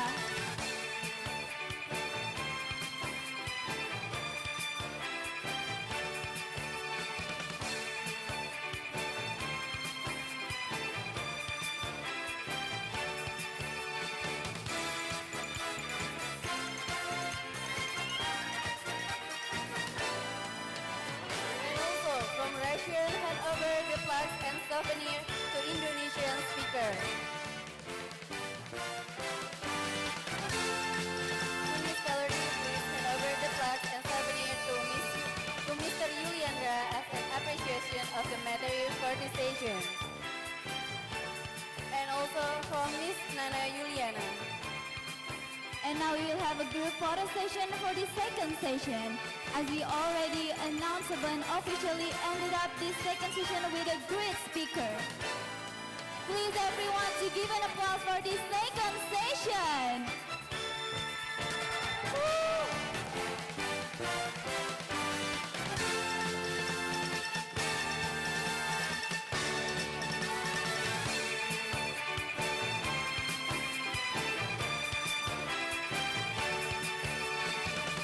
Thank you so much for all the speakers and also Miss Valeria as lead the session, also Miss Tuti Alawia as hand over the plaques and souvenirs. Now all the speakers and moderators can go back to the seat again.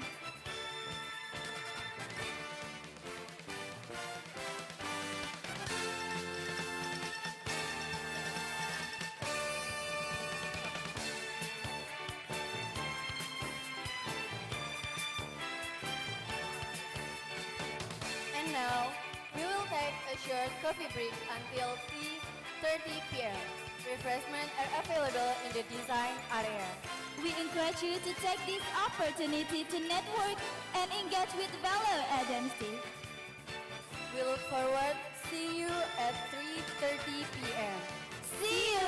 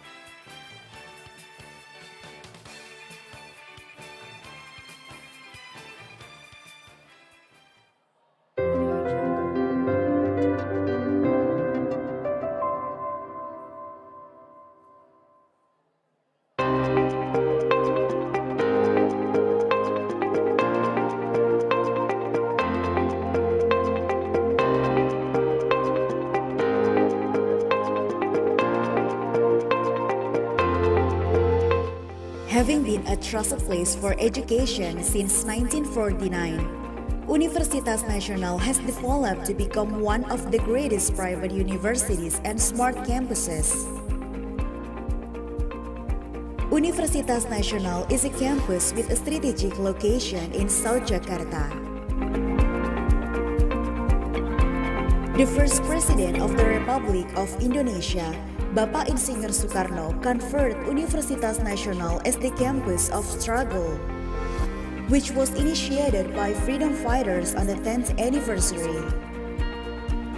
Universitas Nasional, which was founded on October 15, 1949, and led by Sultan Takdir Ali Syabana, is primarily committed to educating the country and the independence movement. Universitas Nasional currently has 3 campuses. The main campus in Pejaten,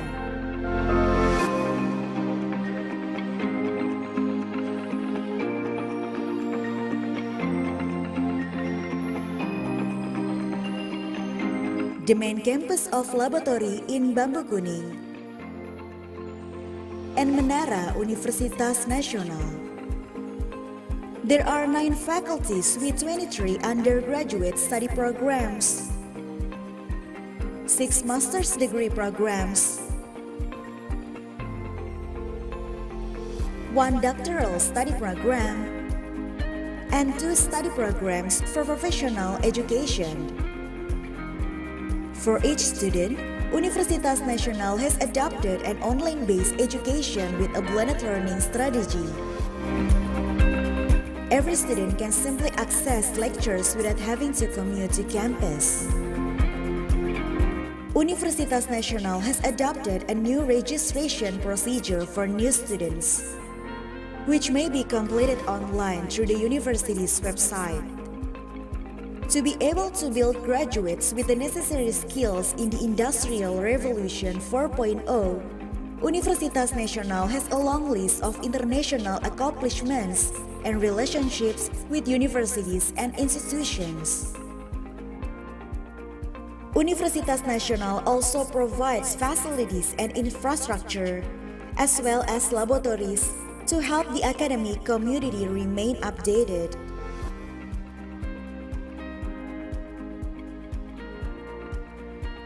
Universitas Nasional offers a wide range of student activities, as well as student successes at the regional, national, and worldwide levels.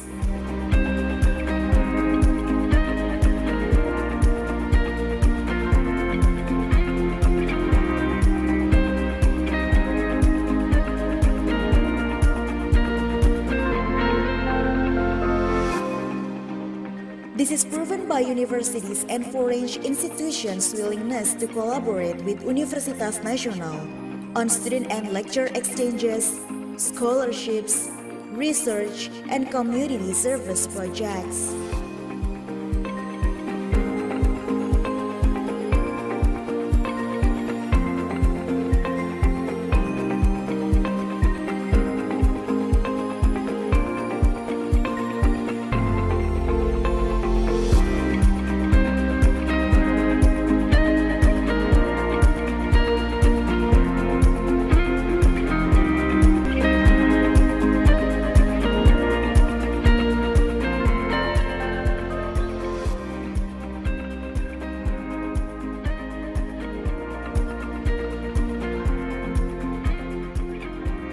In addition, creating competition for Universitas Nasional graduates to have high competitiveness and be able to compete with worldwide graduates will increase the opportunity for competition, as well as strengthening entrepreneurial competitiveness by organizing competition for Universitas Nasional graduates, so that they may compete with global graduates on both a national and international level.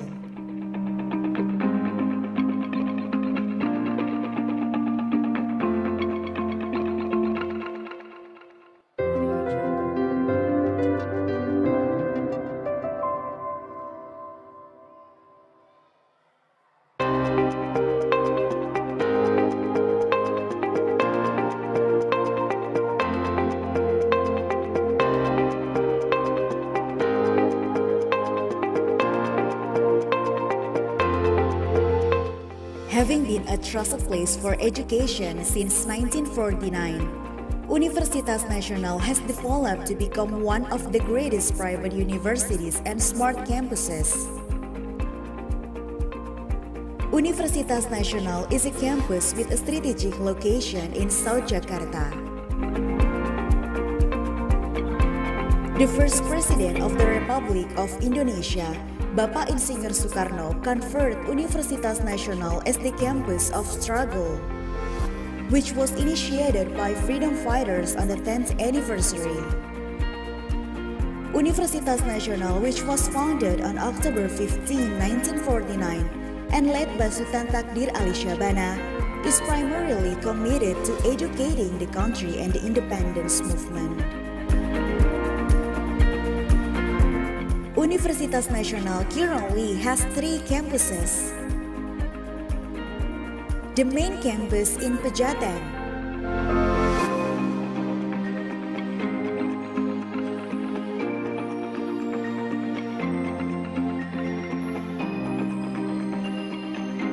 the main campus of laboratory in Bambu Kuning, and Menara Universitas Nasional. There are 9 faculties with 23 undergraduate study programs, 6 master's degree programs, 1 doctoral study program, and 2 study programs for professional education. For each student, Universitas Nasional has adopted an online-based education with a blended learning strategy. Every student can simply access lectures without having to commute to campus. Universitas Nasional has adopted a new registration procedure for new students, which may be completed online through the university's website. To be able to build graduates with the necessary skills in the Industrial Revolution 4.0, Universitas Nasional has a long list of international accomplishments and relationships with universities and institutions. Universitas Nasional also provides facilities and infrastructure, as well as laboratories, to help the academic community remain updated.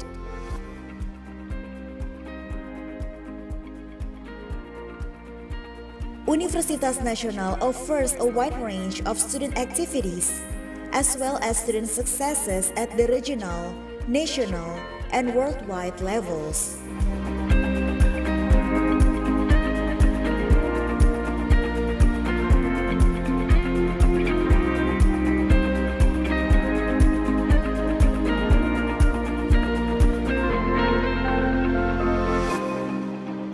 This is proven by universities and foreign institutions' willingness to collaborate with Universitas Nasional on student and lecture exchanges, scholarships, research, and community service projects.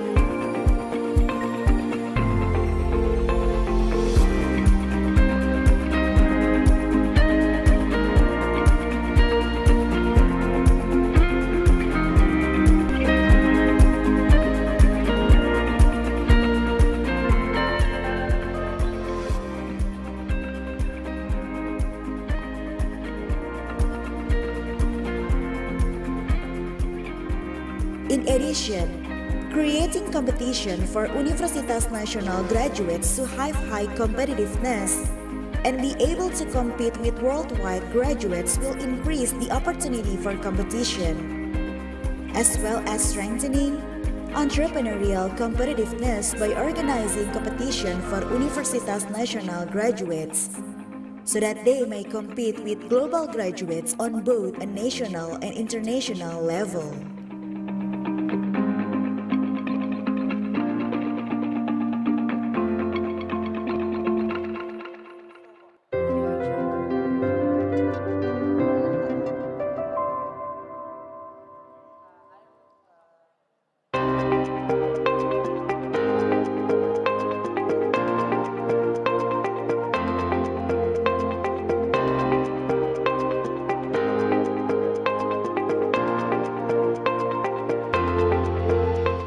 Having been a trusted place for education since 1949, Universitas Nasional has developed to become one of the greatest private universities and smart campuses. Universitas Nasional is a campus with a strategic location in South Jakarta. The first President of the Republic of Indonesia, Bapak Insinyur Soekarno, conferred Universitas Nasional as the campus of struggle, which was initiated by freedom fighters on the 10th anniversary.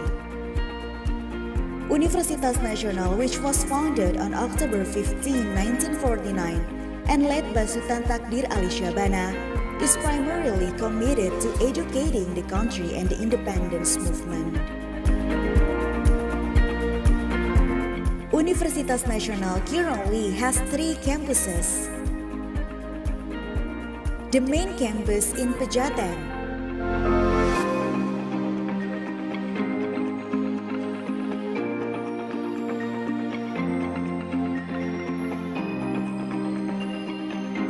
the main campus of laboratory in Bambu Kuning, and Menara Universitas Nasional. There are 9 faculties with 23 undergraduate study programs, 6 master's degree programs, 1 doctoral study program, and 2 study programs for professional education. For each student, Universitas Nasional has adopted an online-based education with a blended learning strategy. Every student can simply access lectures without having to commute to campus. Universitas Nasional has adopted a new registration procedure for new students, which may be completed online through the university's website.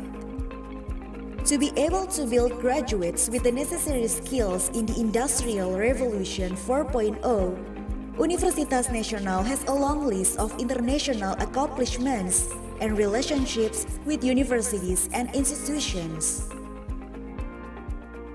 Universitas Nasional also provides facilities and infrastructure, as well as laboratories, to help the academic community remain updated.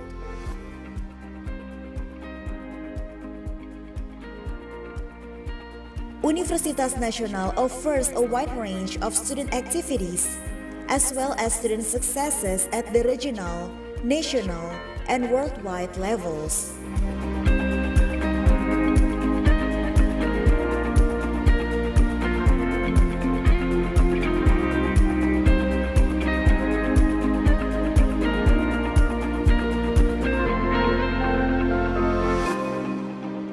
This is proven by universities and foreign institutions' willingness to collaborate with Universitas Nasional on student and lecture exchanges, scholarships, research, and community service projects.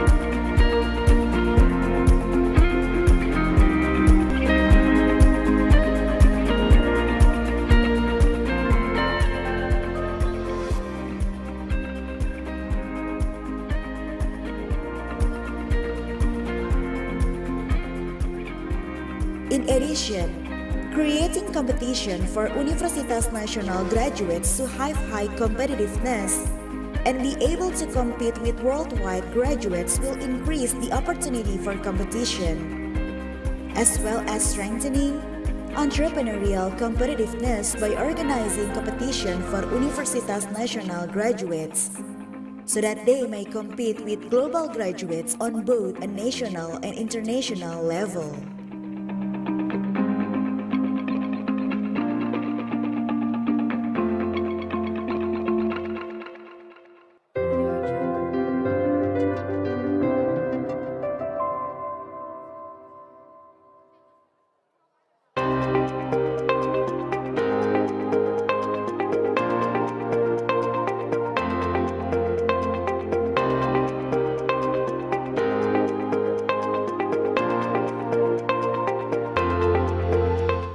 Having been a trusted place for education since 1949, Universitas Nasional has developed to become one of the greatest private universities and smart campuses.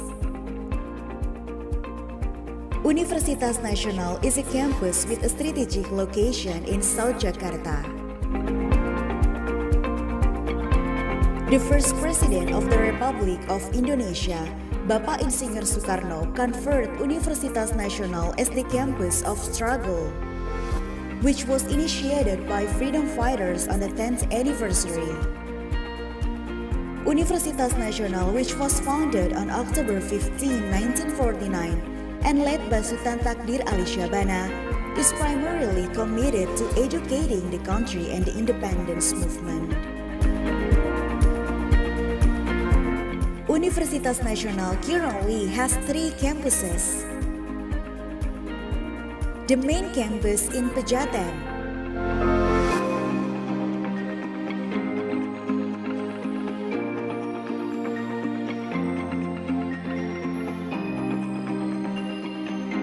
the main campus of laboratory in Bambu Kuning, and Menara Universitas Nasional. There are 9 faculties with 23 undergraduate study programs, 6 master's degree programs, 1 doctoral study program, and 2 study programs for professional education. For each student, Universitas Nasional has adopted an online-based education with a blended learning strategy. Every student can simply access lectures without having to commute to campus. Universitas Nasional has adopted a new registration procedure for new students, which may be completed online through the university's website.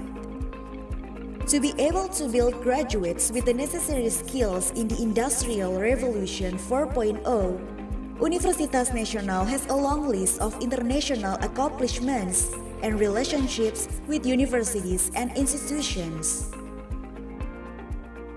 Universitas Nasional also provides facilities and infrastructure, as well as laboratories, to help the academic community remain updated.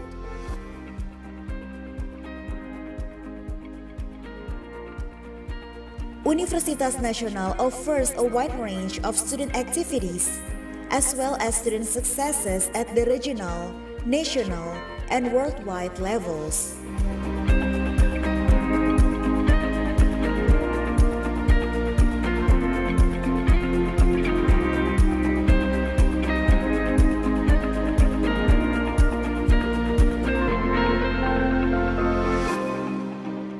This is proven by universities and foreign institutions' willingness to collaborate with Universitas Nasional on student and lecture exchanges, scholarships, research, and community service projects.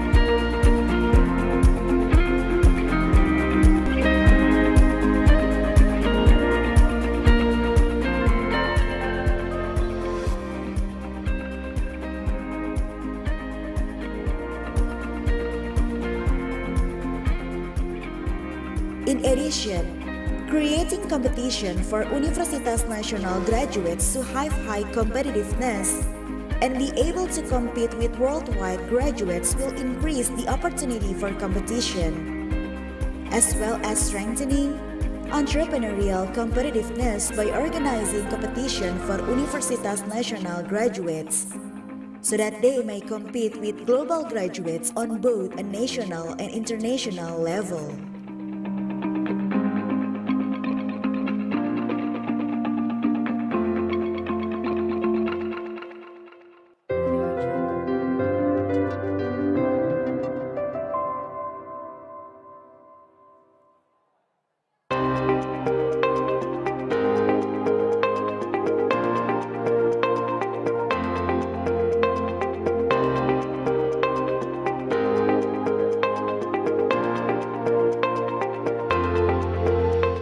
Having been a trusted place for education since 1949, Universitas Nasional has developed to become one of the greatest private universities and smart campuses. Universitas Nasional is a campus with a strategic location in South Jakarta. The first President of the Republic of Indonesia, Bapak Insinyur Soekarno, conferred Universitas Nasional as the campus of struggle, which was initiated by freedom fighters on the 10th anniversary.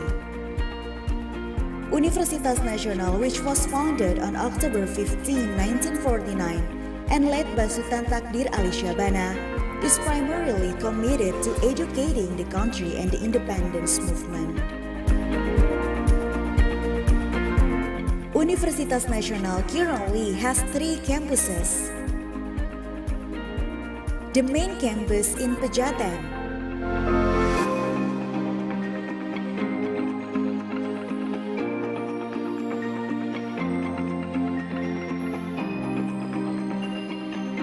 the main campus of laboratory in Bambu Kuning, and Menara Universitas Nasional. There are 9 faculties with 23 undergraduate study programs, 6 master's degree programs, 1 doctoral study program, and 2 study programs for professional education. For each student, Universitas Nasional has adopted an online-based education with a blended learning strategy. Every student can simply access lectures without having to commute to campus. Universitas Nasional has adopted a new registration procedure for new students, which may be completed online through the university's website. To be able to build graduates with the necessary skills in the Industrial Revolution 4.0, Universitas Nasional has a long list of international accomplishments and relationships with universities and institutions. Universitas Nasional also provides facilities and infrastructure, as well as laboratories, to help the academic community remain updated.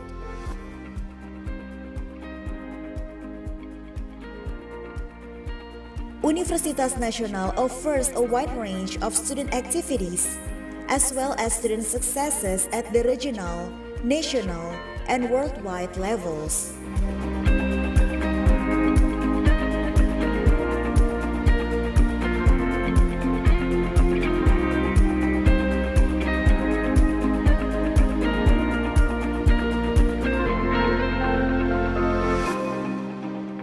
This is proven by universities and foreign institutions' willingness to collaborate with Universitas Nasional on student and lecture exchanges, scholarships, research, and community service projects.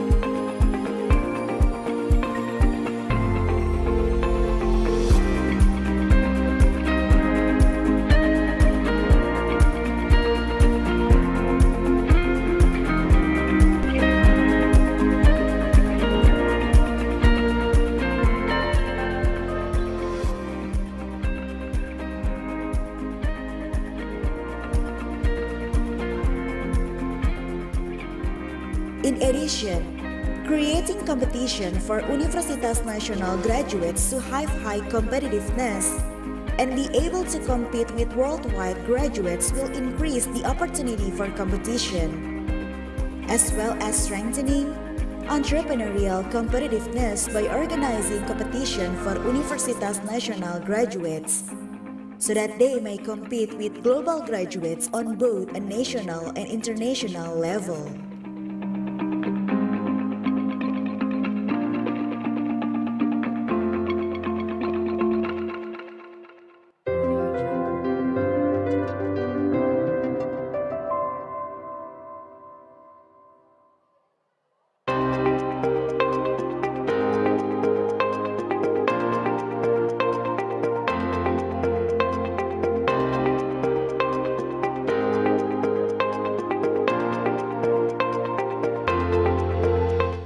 Having been a trusted place for education since 1949, Universitas Nasional has developed to become one of the greatest private universities and smart campuses. Universitas Nasional is a campus with a strategic location in South Jakarta. The first President of the Republic of Indonesia, Bapak Insinyur Soekarno, conferred Universitas Nasional as the campus of struggle, which was initiated by freedom fighters on the 10th anniversary. Universitas Nasional, which was founded on October 15, 1949, and led by Sultan Takdir Ali Syabana, is primarily committed to educating the country and the independence movement. Universitas Nasional currently has 3 campuses. The main campus in Pejaten,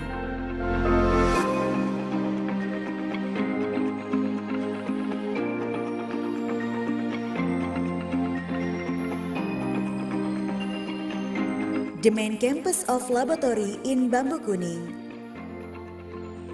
and Menara Universitas Nasional. There are 9 faculties with 23 undergraduate study programs, 6 master's degree programs,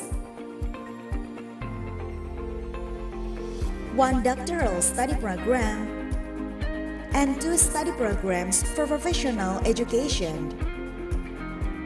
For each student, Universitas Nasional has adopted an online-based education with a blended learning strategy.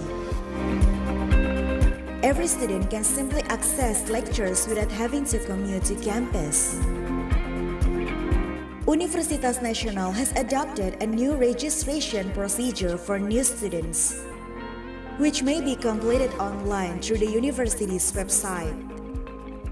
To be able to build graduates with the necessary skills in the Industrial Revolution 4.0, Universitas Nasional has a long list of international accomplishments and relationships with universities and institutions. Universitas Nasional also provides facilities and infrastructure, as well as laboratories, to help the academic community remain updated.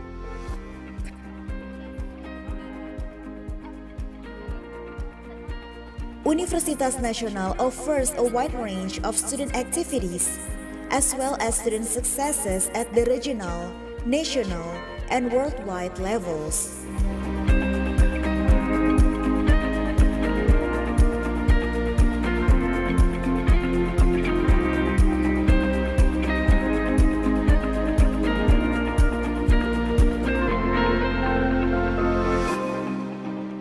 This is proven by universities and foreign institutions' willingness to collaborate with Universitas Nasional on student and lecture exchanges, scholarships, research, and community service projects.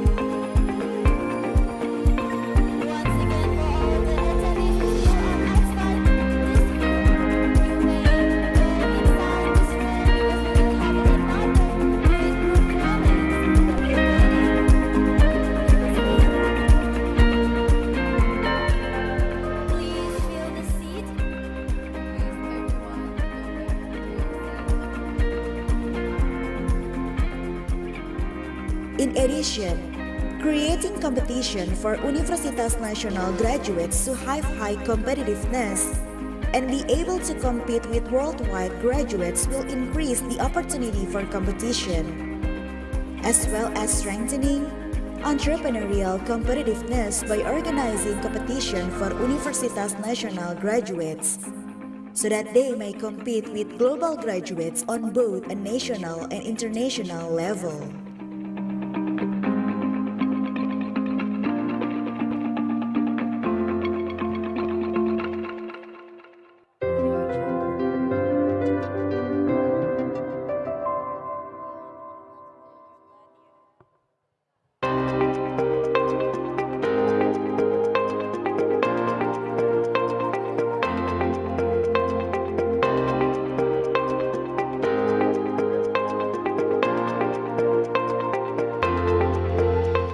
Having been a trusted place for education since 1949, Universitas Nasional has developed to become one of the greatest private universities and smart campuses. Universitas Nasional is a campus with a strategic location in South Jakarta.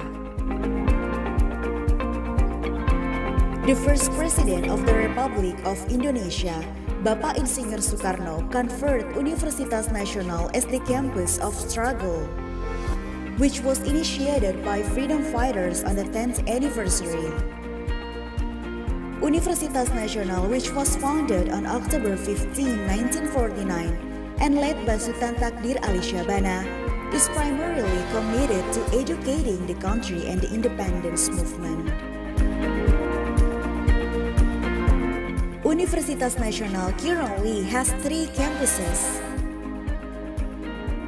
The main campus in Pejaten,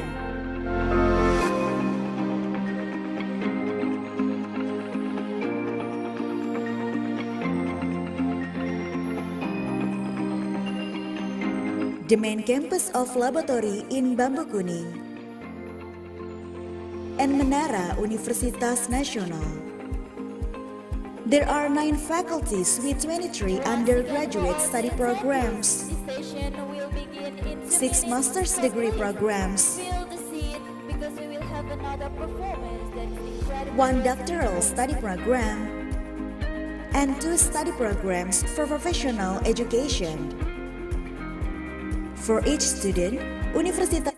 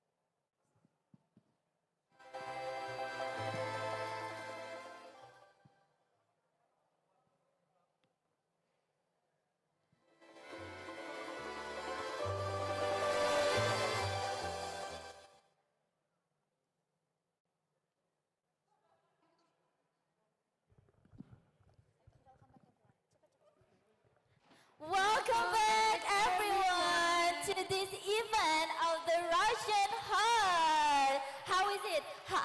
How's the coffee? I hope that the coffee is as good as you're feeling today because we will have another massive performance, yeah? Right. So, what about the next performance, Tiza? For the next performance, there's Kuzma's Magic Dreams. Wow, what is exactly Kuzma's Magic Dreams? I don't even know, but we will make sure that this performance is basically shocking all of you guys in here. So, Kuzma Magic Dream is presented us by who, Tiza? Will be presented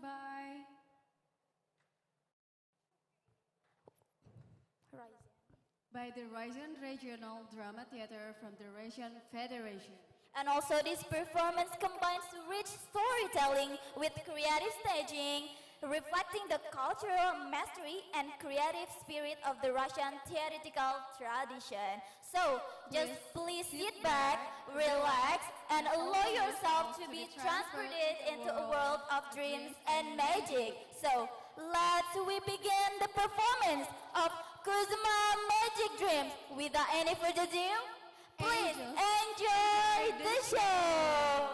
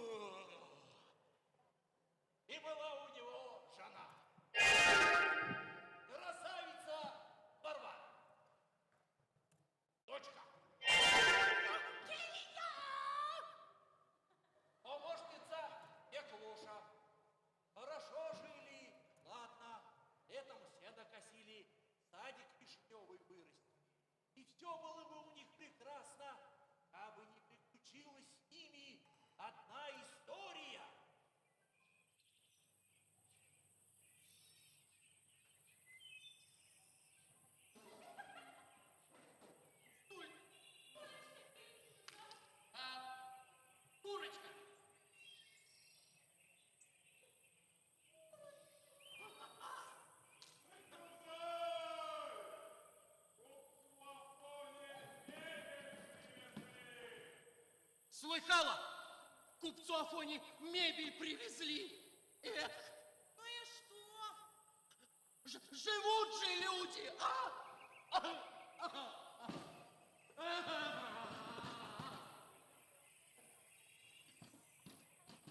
Но ведь так и мы живем. Ну, глянь, травы какие высокие.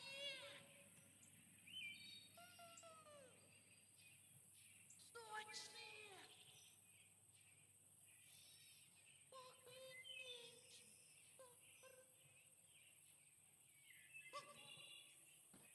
Такой же покос. Наготовим сено много. А осенью пшеницу уберем, на ярмарку поедем. Купим еще одну корову, козу, тебе армяк новый, мамке шапку и леденчик сахарный. Ага, купим и армяк, и козу, все купим. Хорошо-то как. Хорошо.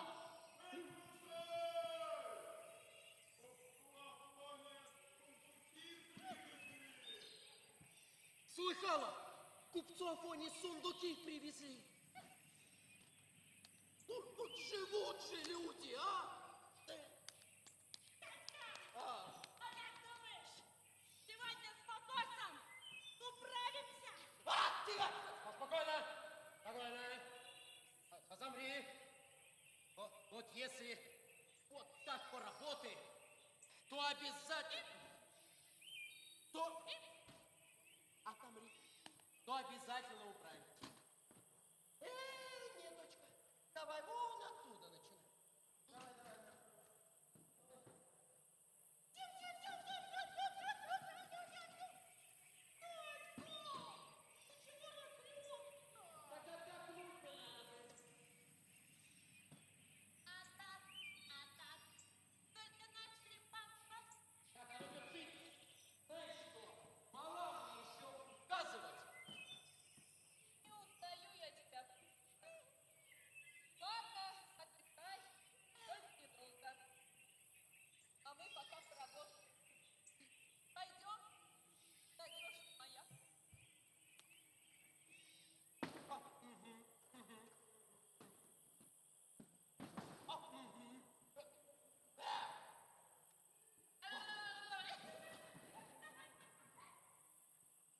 Ну и семейка.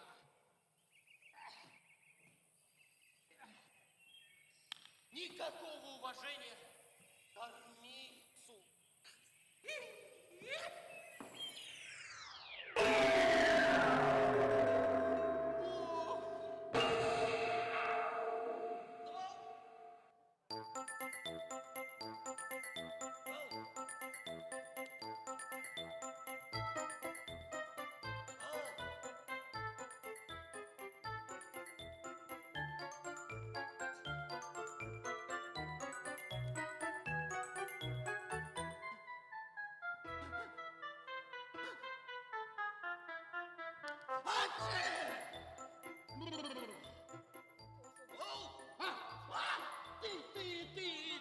Ты опять такой взялся?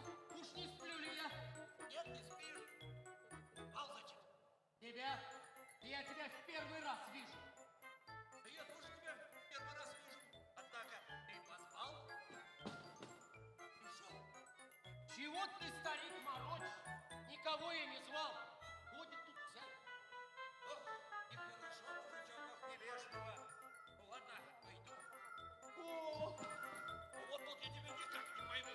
То гонишь, то зовешь. ну чего ж ты меня, старик, морочишь, а? Ох, сейчас я тебе задам.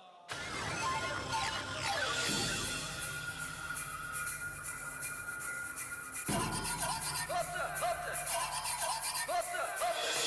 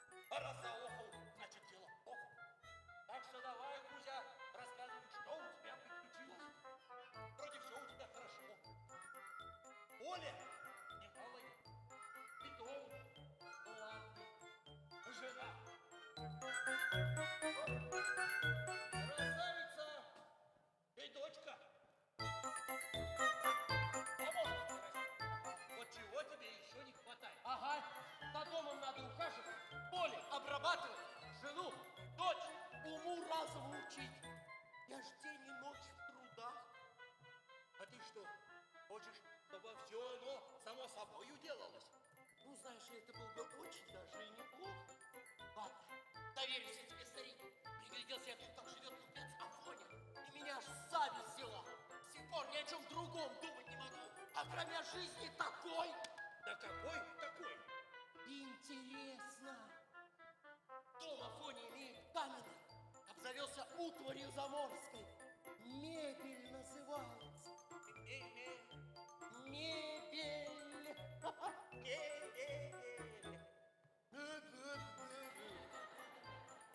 Сам важный в бричке ездит, широко живет. Да мошенник твой, я понял. Что копейку стоит, он за рубль продает. Да ничего, выведут его скоро на чистую воду, он еще тебе завидовать будет. Да то, что будет, то оно не ведомо. Пока живет он, сам вас. В каком сне? В таком, который мне тут на днях привиделся.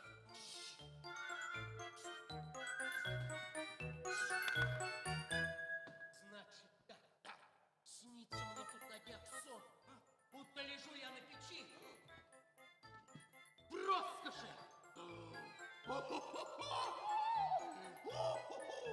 Красотища-то какая! И нет у меня никаких забот, кроме одной.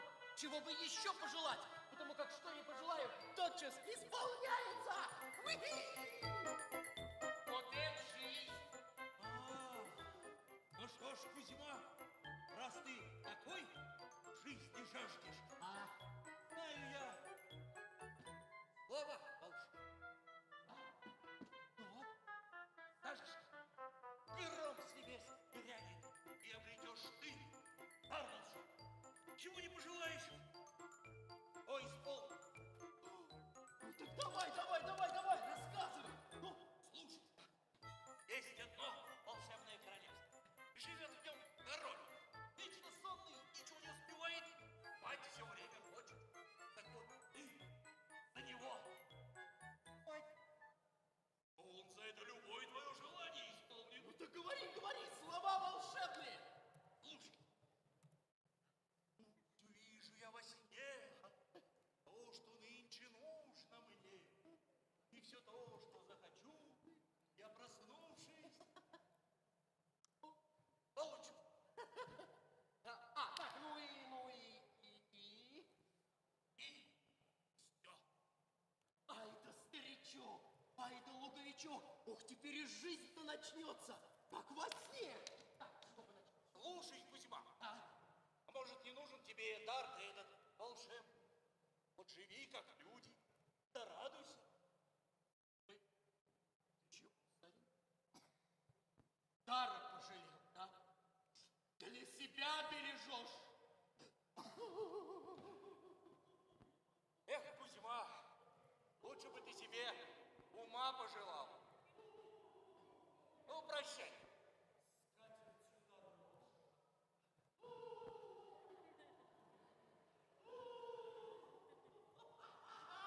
Ай да старичок, ай да луговичок. Так что, хочу, чтоб все было.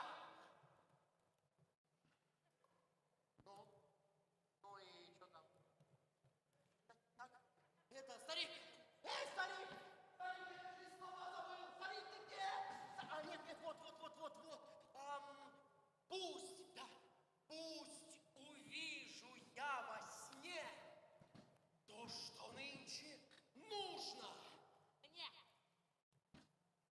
Ты лежался отдыхать. Да что ж вы за люди такие? Я, понимаешь, и хотел, чтобы там вот это вот все, и мы... А вы вот тут приставите.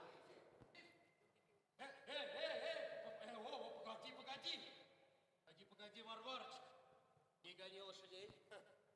Варвара, а у меня для тебя радость есть. Неужто тащить пойдешь?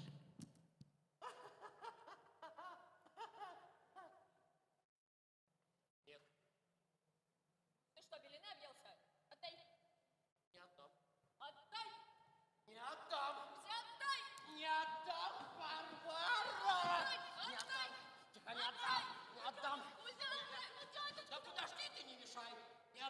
сам косить не пойду и тебе не позволю. Дядька, мамка, не ссорьтесь!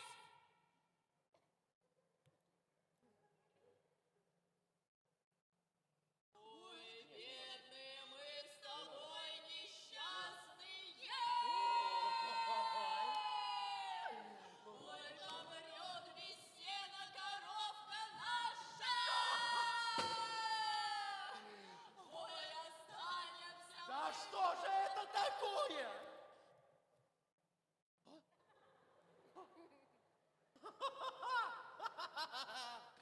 Вот то-то же. Если даже совести у паразита такого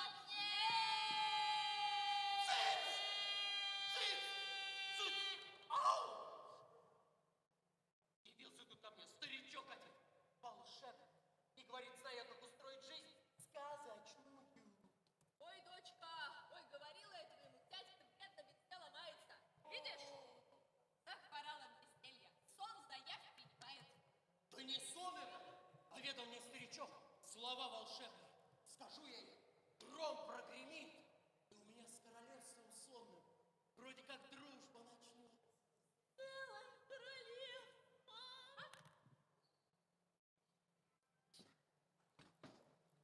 С королем тамошним. Я вместо него спать буду, а он мне за это все, что я во сне раз исполнит.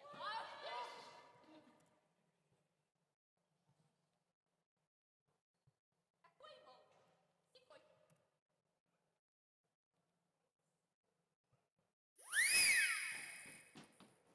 Он встал, сказки рассказывает, что мы спать не мешали. Нет больше моего терпения. Что же это такое? Успокойся, Варвара! Успокойся! Я все, что хочешь, нагрезу! А нет, то есть нагрежу! А нет, то есть высплю! О, точно. Спасибо, Варварша. Я все, что хочешь для тебя теперь высплю. Ты ж не слово-то он какое придумал. Высплю. Нет, это я тебе сейчас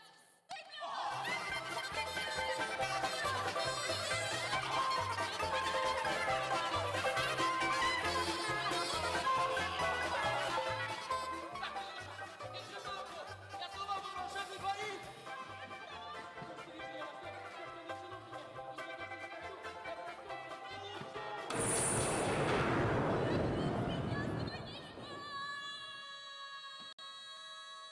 Ишь ты, сбылось!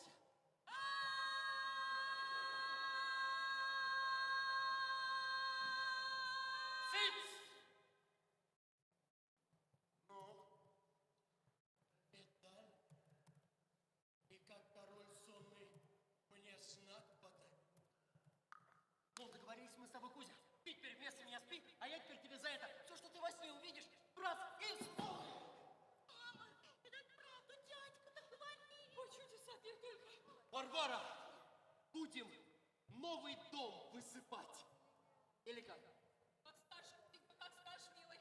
У нас в доме волшебник. Вот тот уже. Ну что, здесь новый. А, все, я спать. Дядюшка, или денчик нам надо попросить. Не видишь, дядька важным делом занят. А ли денчик мы тебе и так.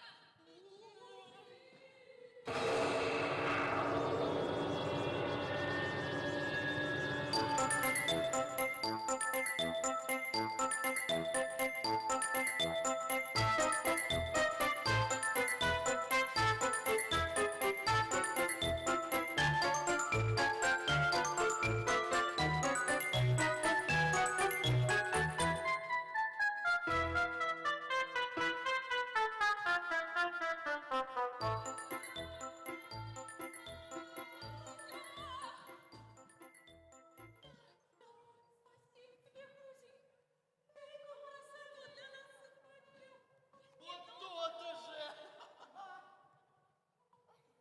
Варварочка, да я ж теперь старым таким. Да я ж все, что хочешь, теперь нагрезю. Да, высплю. Будет у нас мебель заморская с выкрутасами, горницы, коврами всякие.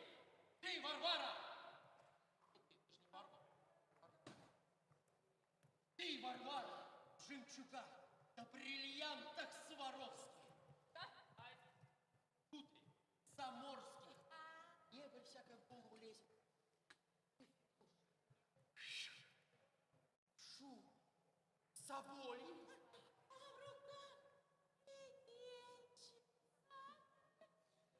Ну, конечно. Красиво рассказываешь, Кузя. Словно в сказке побывали.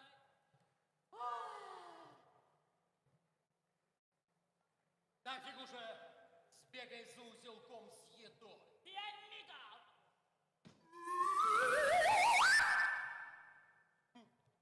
Странно. Ну да ладно. Вика, а ты чего, есть собрался? Ты в своем ли ты уме? Ну а чего? Я проголодался. Не мешал бы перекусить немного. Ложись ты, Кузенька. Да вы спать?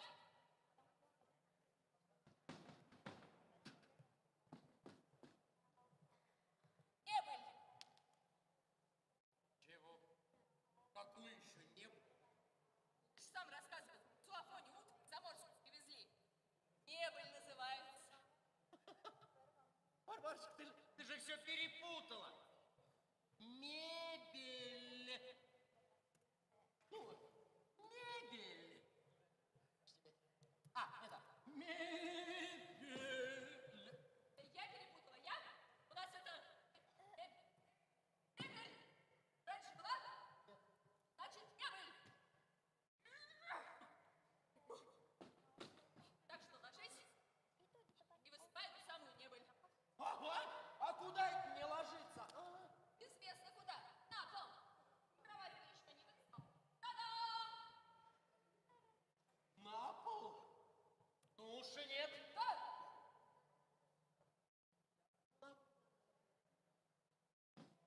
Вот тот же. Значит так, ты спи. Золото покров персидских обещал. Одеяло на подушке, ух, лебяжьего. Ну и вообще, там, знаешь,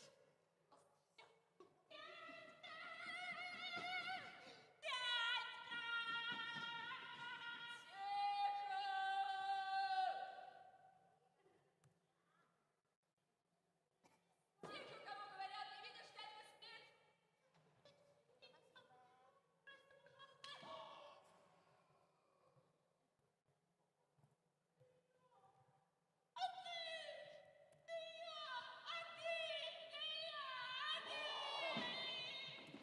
Ну, конечно. Где там? Усинешь тут с вами. Как же? Что же думаете? Это так просто, да? Лег и уснул. Да нет, ну мне же сосредоточиться надо. А вы?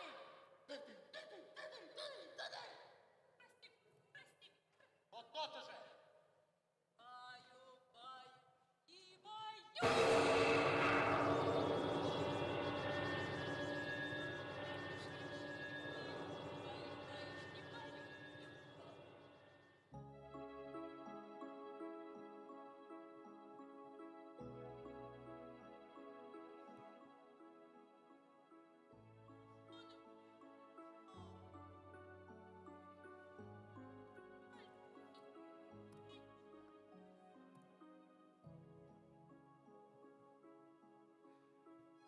Вот раньше меня любили.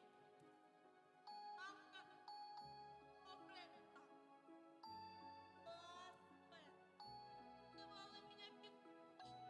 Мать, а теперь отстань, отстань. Летели.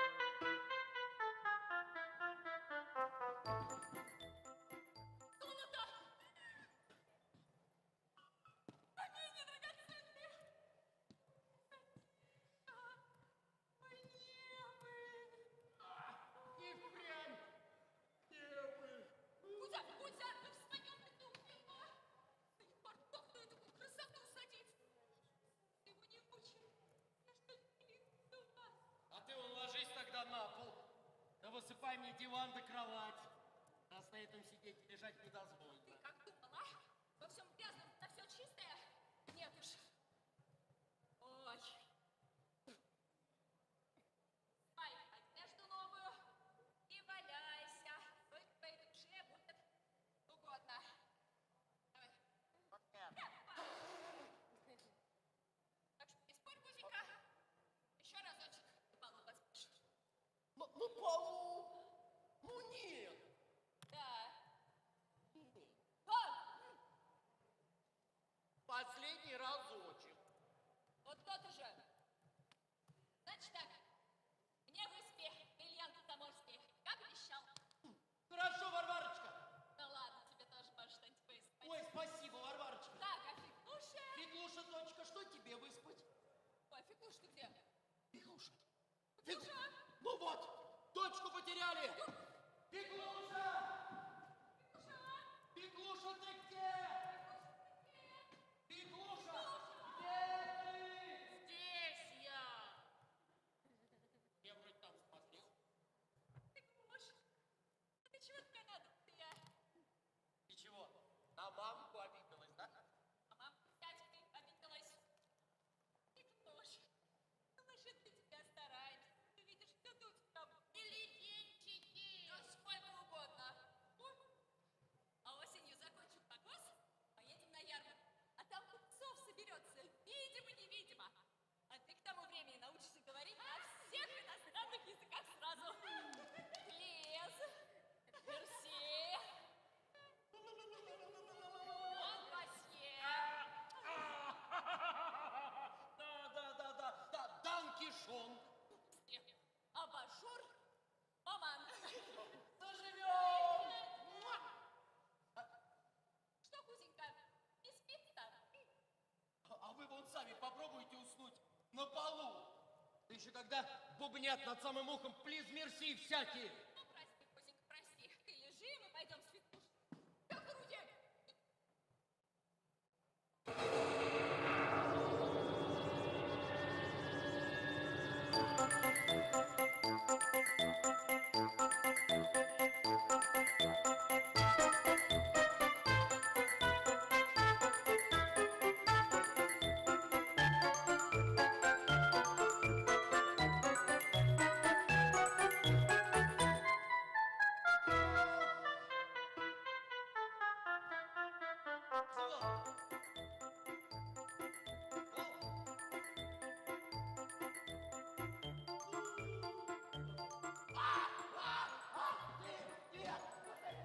Ты что пришел, а?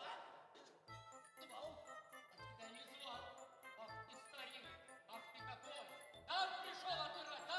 Я там, ой, ах ты старик. Я только новую жизнь начал. Домом обзавелся, мебелью, утварью заморской. Такой халат. Да не важно. А ты тут как тут? Нет, все, старик, что упало, то пропало. Не отдам. Все, пока.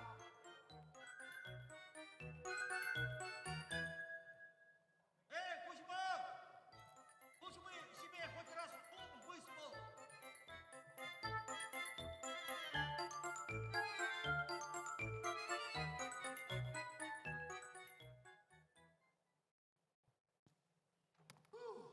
На силу спровадил.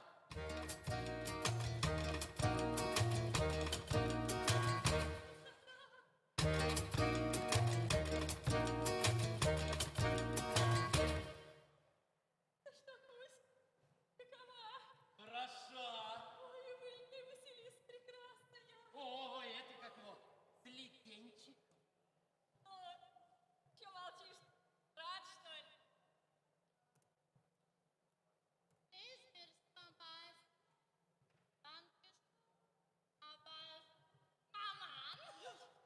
Иностранными словами так и сыплет, ученая. Ну а чему тут удивляться, Варварочка? Я сделал все в аккурат, как ты просила.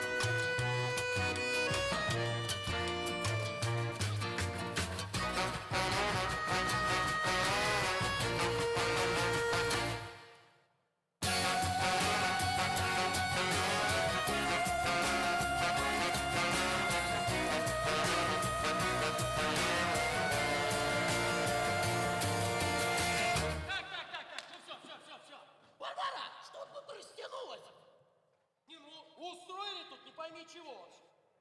Это, дочка, ну повтори-ка еще разочек, а? Уж больно ладно у тебя получается. Нет, а не про это. И вот эти там плиз, мерси всякие.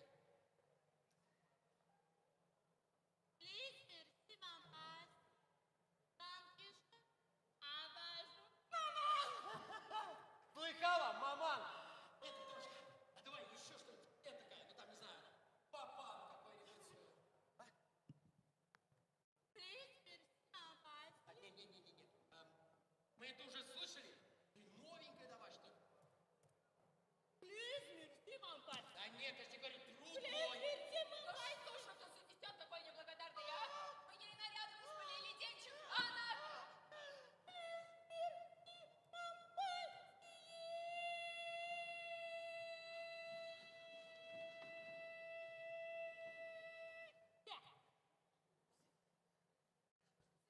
Сделала-то, а? Она ж по-русски бум-бум не понимает. Плиз, мерси. Не надо, Варварочка. Если я разбираюсь в этих пачках. Вот что надо покрупнее, то и приснилось. Дочка! Микош! Садись. Микош! Я, мамка и Микуша. Поняла? Я, мамка, ты, Микуша. Поняла? Так.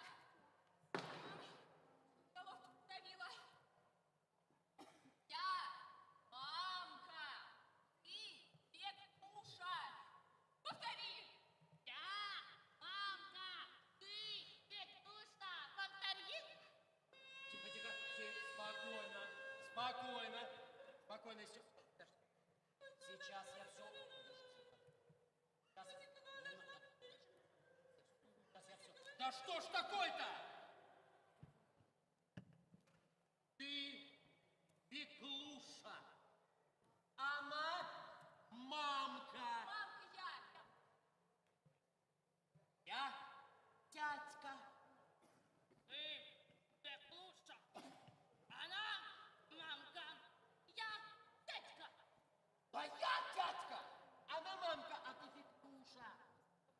Да я дядька. Она мамка. Ты Пеклуша. Да я тятька. Да я Она дядька. мамка. Она мамка. Я дядька, но мамка. Я дядька, но мамка. Я дядька, но мамка. Я дядька, но мамка. Стой. А я тогда кто? Учитель ты наш. Вот ты кто. Ой, дочь. Ой, ты глушенька, как же ты жить-то будешь, такая непонятая-то. Так, все. Так и быть. Быстрее я Пеклушу прежний. Без этих ваших плиз, мерси. А вдруг снова не то получится? Ну да, боязно как. Отведем их к учителю. Он ее быстро научит и будет нашей дочке снова говорить на чистом русском языке. Так, все, уходим. Что ж такое? Уходим.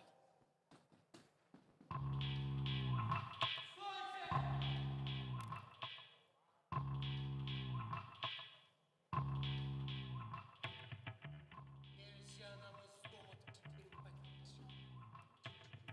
Сами посудите. Да разве можно вот этакую красоту да без присмотра оставлять? Когда кругом такие разбойники. Закрывай все двери. Скорее! Куда? Ты куда?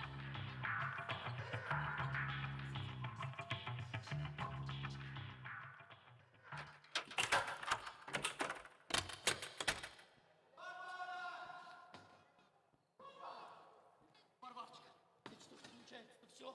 Ты слышишь, все. Из дома теперь мы больше не выйдем. Никогда. На травушке-то мы больше не понежимся. На солнышке-то мы больше не погреемся.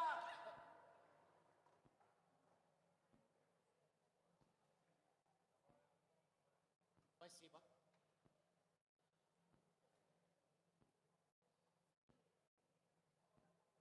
Слышишь?